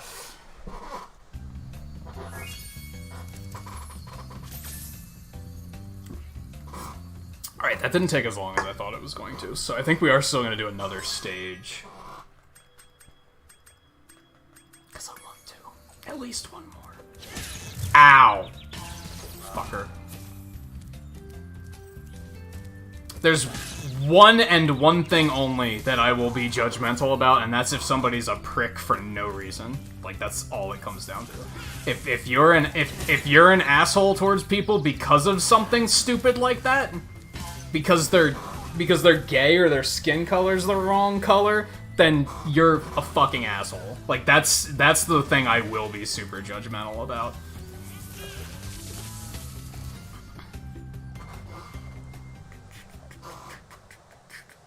No, I do support it.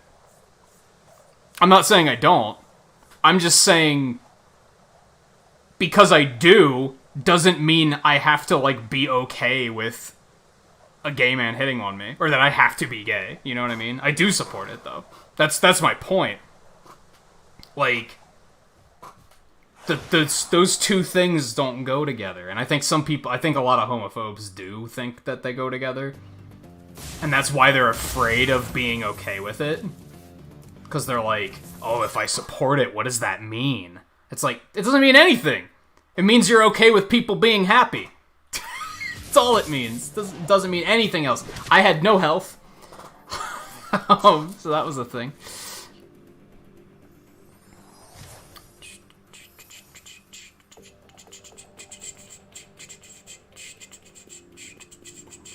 But yeah,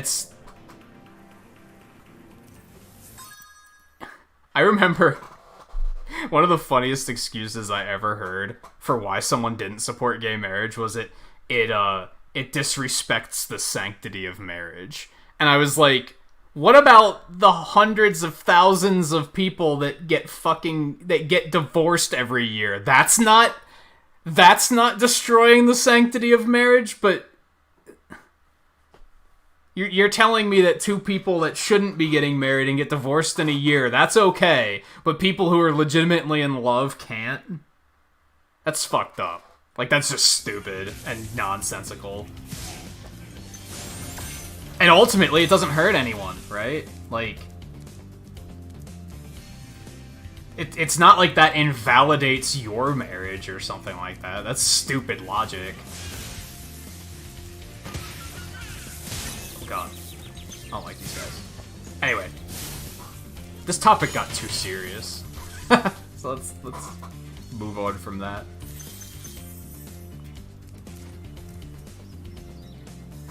This is kind of groovy. BT dub.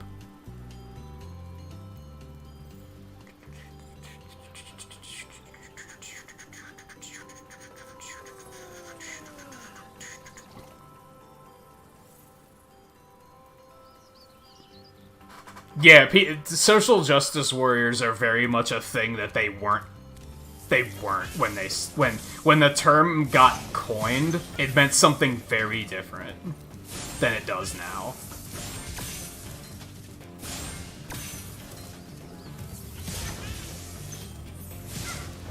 That's definitely a thing.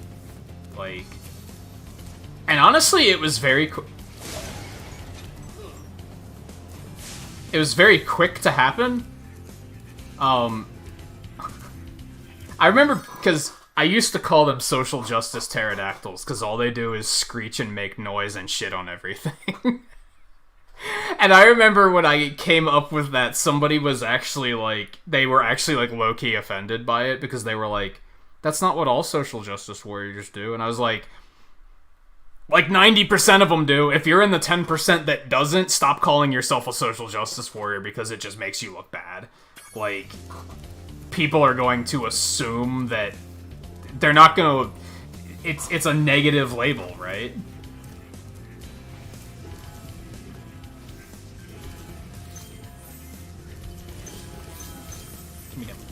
Give me them gems.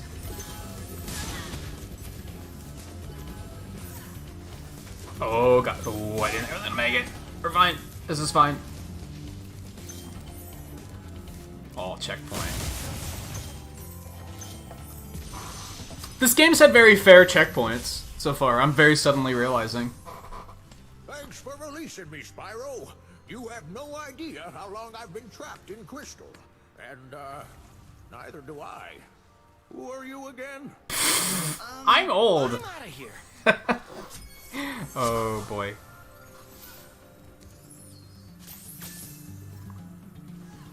Yeah, you're exactly right, Volpe. People think that it's about them and it's not about others, but it's not about them. Like, that's why I can so easily say, like, yeah, why shouldn't gays be able to get married? Because what's it got to do with me? What right do I have to say that that's not okay? When it's not about me. It's simple. But yeah, a lot of people can't look at it that way. It is about them. And not even in just that regard either. Like, that's a case with everything in the world, is that people think it's about them. Even look at people who refuse to wear masks right now. To those people, it's about them. It's not about other people. It's not about protecting other people. It's not about saving lives. It's not about respecting your fellow man. It's they don't want to wear it, so they're not going to wear it. It's 100% about them. Why? Why? And there's so many bullshit reasons of like, well, I'm not sick. You know there's a difference between coronavirus and COVID, right? You can carry coronavirus and not have COVID and actively be sick, but you could still be spreading the virus, which causes COVID, to others. That's why it's important to put a fucking mask on. Because you could literally be killing people because you're like, well, I'm not sick. There's no connection there. It's stupid. Put a fucking mask on. But it's because it's about them. It's not about saving lives. It's about their inconvenience of, oh, wearing a mask isn't fun. was talking to my mom about it a couple weeks ago, because working at a hotel, she's required to wear a mask. She has to. She fucking hates it. She says it's the worst thing, but she fucking does it. One, because not only is it required, it's respecting your fellow man. It's a way of showing, I'm willing to save your life, no matter what the reasons are. I don't have to know that I'm sick. I'm willing to protect you as a fellow human being. It's just respectful to do. Spoiler alert. My mom is not the type of person where everything is about her. She's very much the type of person where it's about everyone else. And I think that shows it.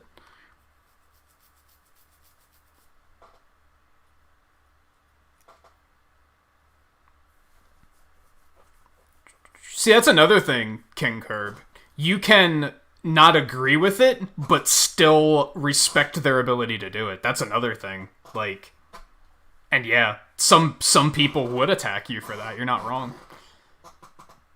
Which is fucked up, because I don't understand how people could attack people for that, because that's, like, indirectly admitting that you're a bigot. How dare you treat people equally?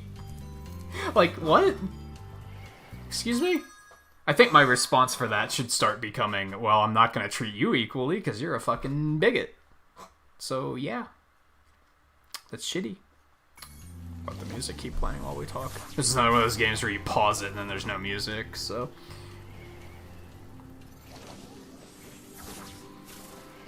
That's the way you should look at it, Volpe. You said but you really like people personalities rather than what they are. Because that's what makes them who they are, is their personality, their character. Like, your skin tone, your sexuality, your gender, that doesn't make up who you are. Some of those things, all of those things, were things that you were just granted at birth. You didn't choose them. You can choose what type of person you are, though. And that means far more.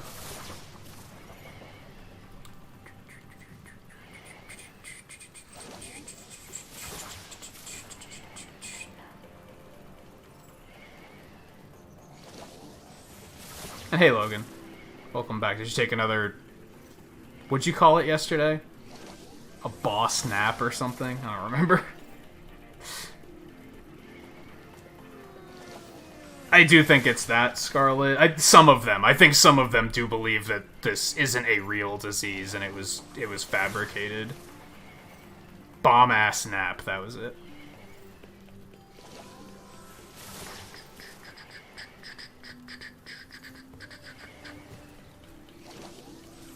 Yeah, it's another thing. You can be okay with them not supporting it, but also still being like, it's your life, you can do what you want.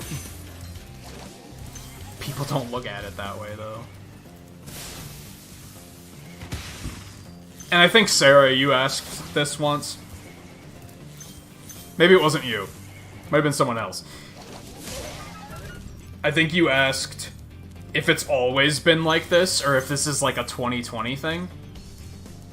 It's always been like this, but it's more obvious now because of social media. I forgot to get the skill point here, so we're gonna reset this. It's gonna take a little bit sitting on loading screen, but I'll come back in and get that.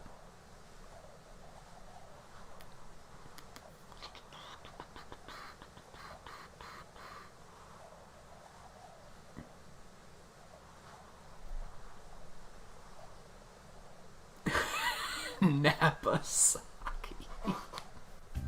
I don't know how I feel about that.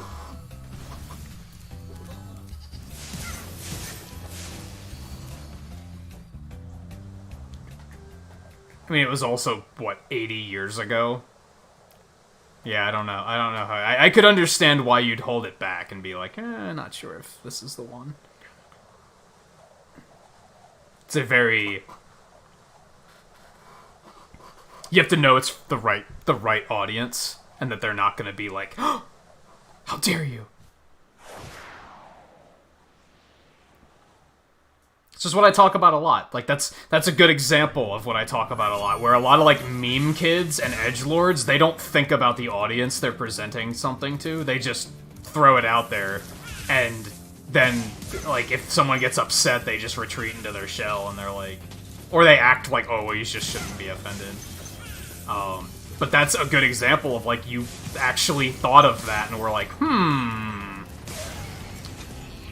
should I? Like, a lot of people can't do that.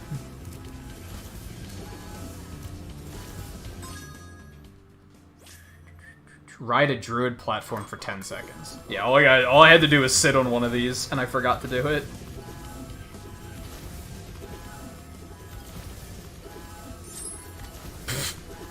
That's so weird and arbitrary. Still have to go back and do the town square one. I think we'll try and do that next time. This stage didn't last very long, but that's okay, because now we can actually end, like, right at 6 hours, so that's not bad. I think I can be happy with that. I kind of wanted to do another big level, but I'm getting hungry. Getting kind of tired. Having a lot of fun, but still getting kind of tired. And I want to pace it. I don't want to burn through the game.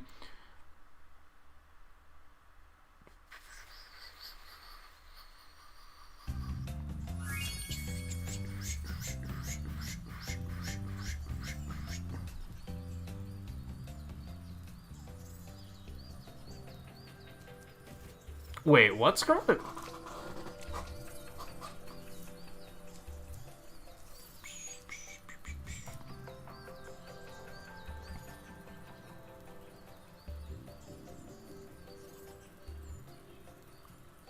Yeah, that's a thing, Sarah. Yeah, it's... people talking about politics now is very much... they're trying to change each other's opinions instead of just being like, well, I understand why you feel that way, and I respect your opinion. Like, no one can do that anymore. Although, to be fair, this sounds very...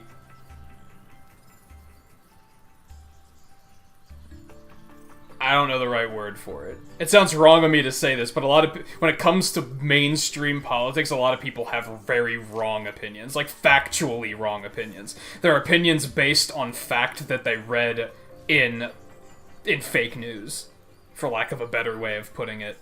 There are a lot of the news headlines out there, if you actually try to read into them, the facts are not there at all.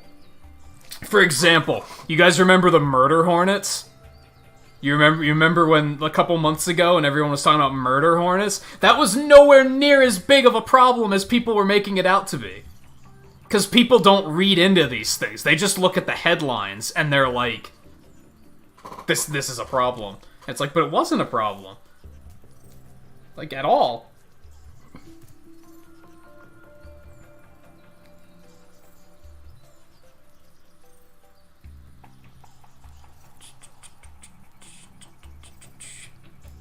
We're all a little... Yeah, narcissism is a thing. It's a scale. It's not a, you're either narcissistic or you're not. It's a scale. It's just most people are like 90% to 100% narcissistic. Like, maybe I'll go as low as 80%. I'd consider myself to be like 10% narcissistic, because... Yeah, like, I got my own stuff going on in my life that I'm excited about and I like to talk about, but on the other hand, I really like to hear what other people are up to, too. By the way, Lightgazer, how's it going? Welcome to the stream. Like, I regularly think of, like, Sarah, I asked you, like, 3 weeks ago, and I don't think you ever answered. What types of games do you play? I want to know more. I know that you found Twain's stream by searching for lawyers playing Phoenix Wright. So I'd assume you had an interest in Phoenix Wright before that. What other games are you interested in? That's being not narcissistic, because it's not all about me. I show interest in other people, too. Like, maybe I don't voice it as much as I should, but... I'm often very curious. Scarlet, are you playing more Castlevania tonight? Volpe, how's Dragon Quest III going? Etc. How's anyone lurking? How you guys doing? What games have you been playing lately? This is a bad time to bring up an angle like this and be for a conversation, because this is basically the end of the stream. We need to call it quits, but you get my point. I actually need to do that more often. I need to ask people, like, oh yeah, what have you guys been up to lately? And maybe instead of saying, so-and-so, welcome to the stream, how's it going? I should give a more personalized, oh, I know you've been playing this such and such a game lately, how's that been going for you? I try to do that for streamers in particular. Like, when View got here, I was like, well, you finished Messenger earlier, so how'd that go? I try to add that little layer. I should try to do that for viewers more, too, not just other streamers. Admittedly, it can be really hard to keep up with what everyone's up to. But if I just look at the people that are here, like, every day, that'll make you feel a little bit more involved, right? Welcome. I would. I like it when I go to a stream and the streamer asks me, like, oh yeah, what have you been streaming lately? I like it even better when they say something like, oh, I saw you were playing this game last week, and I'm like, you were paying attention. That's fantastic. Like, that really makes me feel special. That means you were actually looking at what people were playing. Like, not only does it make me feel special, it makes me feel good about you as a community member, because you are looking at your sub feed and looking at what people are doing. You're not just being like, Mario Maker! Because that's what so many people do, and it's upsetting.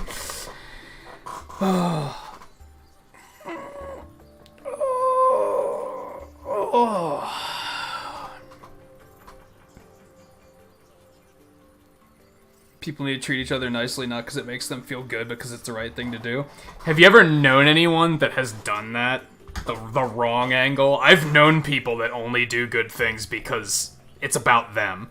Because then they can say, look, I did a good thing. And I always want to just grab them by the collar and shake them and be like, you are missing the point. That is not... You do it because... Yeah, you do it because it feels good to do a good thing. Yes, that's a reason to do it. But don't do it just so you can boast about doing a good thing.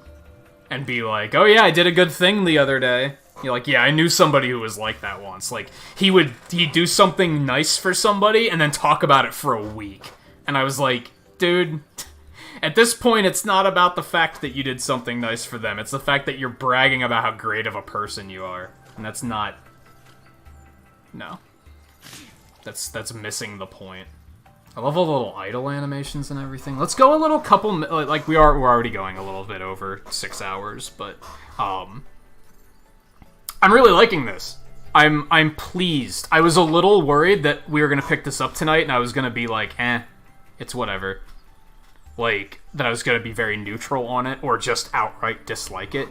I really like it. It's a lot of fun. I really like the overall presentation. The graphics are really nice. It's very colorful. All of the environments look very interesting. It's fun to just kind of be like, just kind of look around. Everything's so packed full of personality between Spyro and the dragons, and all the enemies even are like, every new enemy is like, oh, check this guy out. It's like, it gives me that sense of wonder that I had when I was a kid, right? And I think that's something that's special about video games, is you can still get that sense of wonder. And just be like, oh, look at that. Oh, look at that. And just be amazed. It's a very special feeling that video games can continue to give you. Even as you're... Even once you're an old man, like I am, as Volpe pointed out earlier. Because apparently being in your 30s makes you as old as Cranky Kong. You are not going to live that one down for a while. It feels good. It's a very smooth feeling game. Like, it doesn't feel, like, clunky. My only complaint is that sometimes if you're, like... Some of the jumps are, like, pixel perfect. And that can be kinda rough. Especially the, like, gliding. That can be a little iffy. Soundtrack's nice. It's very chill and atmospheric. I'm very impressed so far. I like what I'm seeing. I hope I like all three of them as much as this. On top of that, let me catch up with chat a little bit more, because as I was doing that, you guys are still talking, so let's see what you're saying. You actually decided to play some Mega Man 5 instead of Castlevania 3 tonight? Almost in the mood to stream Castlevania 3, though. Why Mega Man 5? Specifically.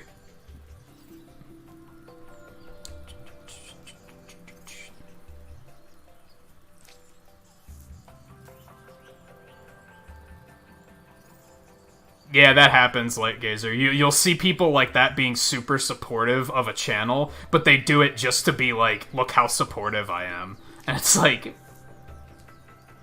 yeah, it's never a good look. If we were to raid someone right now, which we probably could, we have a decent amount of people. Let me check who I have. But if we were to raid somebody, and then that's why a lot of streamers will say, I don't take raid requests. Because of that. Because people will be like, oh, I told them to raid you, and it's like,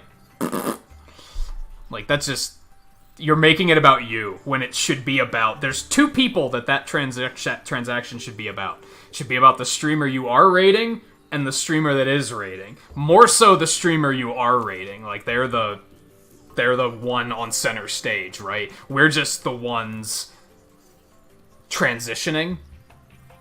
And, like, giving them we're the opening act. And saying, like, thank you all for being here. Now here's our very, very special guest. I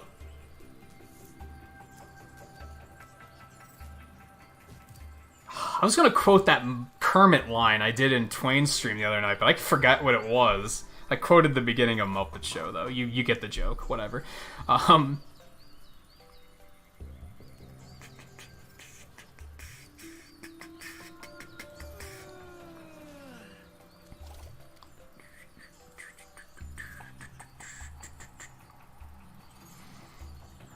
When you raid, your goal is to get people to actually stick around and give the streamer a good chance. I always hope to put the streamer in other people's algorithm.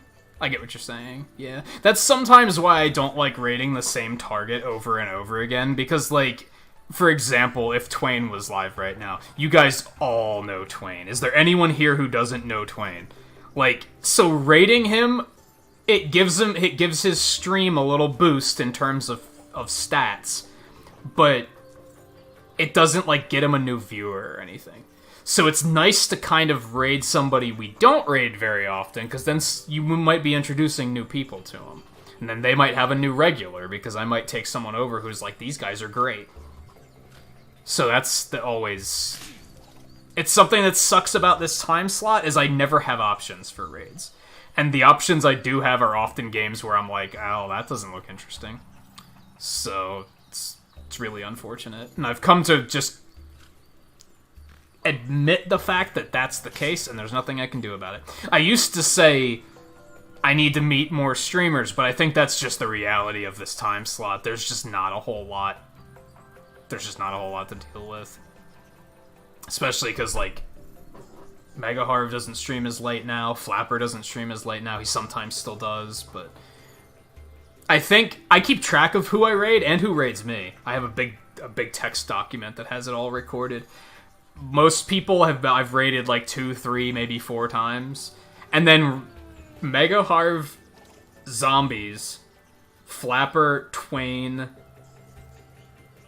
I think there's another one, but I can't remember who it is. They have like 24 raids each. Like, we raid them constantly. Oh, you haven't beaten 5 on Legacy Collection yet? Is that what the gold helmets are for? Because the gold helmets aren't there in the Switch version. So, I don't actually know what those mean.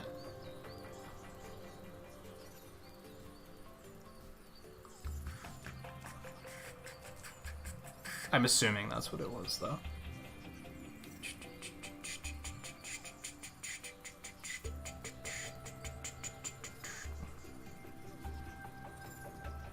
I actually think Sarah would enjoy your streams, Scarlet. You need to stream more. Like, I know you got other things going on. It's not as easy as just streaming more, right? But the last few times I've hung out in your streams, I know I lurk, but it's always been an enjoyable lurk. It's peaceful. that's peaceful. I think some people have said this about my streams too, where like you don't talk a whole lot, but when you do say something, it's like meaningful. So it's like we kind of just like listen to the game music and just kind of relax. And every now and then there's a quip, and I'm like, haha, that's our Scarlet. It's like it's a different. It's another tick in the column of not every streamer has to be explosive and completely full of energy, right? Like, that doesn't necessarily have to be a thing.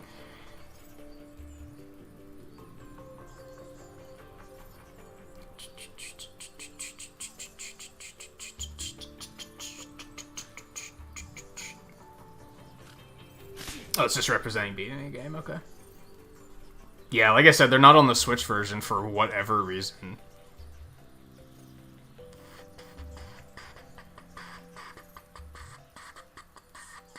Sub to Volpe, too. He makes 0 content, but...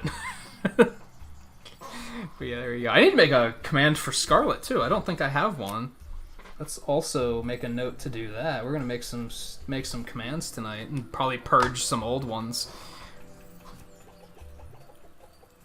I think Lightgazer also streams. I have not had the pleasure of stopping in. I think we're always streaming at the same time, so I'm never able to make it.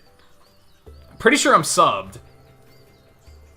Unless it's one of those ones like JMT where it never shows up on my sub feed. I mentioned this yesterday about how like sometimes you'll hear people say like, oh, I never get notifications, I never know you're live, that's why I'm not here, and you're like low-key, like you're just making excuses. But no, I've seen it. JMT does that for mine. Like for when JMT's live, it does not show up on my sub feed. I've resubbed and it just never shows up. So it is a thing. Some people are probably still making excuses, but it is in fact a thing. And I've seen it do that thing where it randomly unsubs you from people. I've also seen that happen. Don't come on a Monday or a Friday? Why? Mario Maker? I can't think of any other game where I'd be like, fuck that.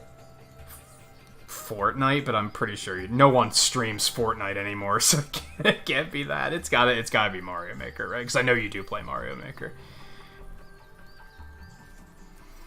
I don't mind Jackbox unless you keep a fairly toxic community, but you don't really strike me as somebody that's gonna tolerate a super toxic community.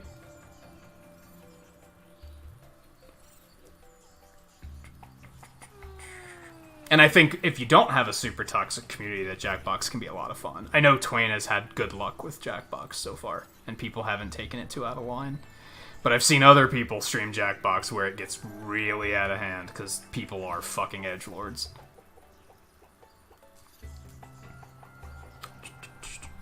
I would kind of like to do Jackbox at some point. I think that would be an interesting thing to like add to the cycle. If even just an every now and then kind of thing. He actually finds decent levels on Mario Maker. See, I could watch somebody play Mario Maker if they are playing good levels, but most of the streamers I try to watch playing Mario Maker, every time I tune in, they're playing like the worst level imaginable, and I'm like, how can you tolerate? And they're sitting there all smiles like they're having fun, and I'm like, you're not having fun. Like, there's no way you're having fun with this. So, like, there was one streamer on Twitch that I watched play Mario Maker that seemed to find pretty good levels, and I was like, this is watchable. I can do this. But it's the ones where they just take the troll levels and they just smile like they're having so much fun. And I'm like, that's when I can't do it. I was like, that's just, you're being so fake and you're just milking it at that point, and that's, I can't get behind that. Alright, we are way over time. I don't really have any raid targets. I also want to watch View's stream from today. He finished The Messenger today, so I want to watch that. So I'm probably going to do that instead. Does raiding a stream archive work? Part of me is like, we should do that. Let's raid View from 12 hours ago? 10 hours ago? Does that work? If you guys haven't checked out View's Messenger playthrough, it's been very entertaining so far, so I definitely recommend that. That's probably what I'm gonna go watch. He's playing Beautiful, or he's not playing Beautiful 101. He's playing Wonderful 101 tomorrow. That's super cool. I'm glad that he's jumping on that. Good delicious variety. While other people are just gonna be like, yeah, Mario Maker. Breath of the Wild, why not? Let's throw in, because no one ever plays Breath of the Wild, let's throw some of that in there. Yay, variety. Anyway, so that'll be it for tonight. We are off tomorrow, as a reminder. Sunday we'll get back to Sonic Forces speedruns. I'm probably going to forsake the avatar customization in interest of trying to get a sub 120. Because I think I can basically get a free time under an hour and 20 minutes if I just don't bother customizing the avatar. So I think I'm going to try that and try to get that done. If that goes smoothly enough, we might continue doing runs with avatars after that.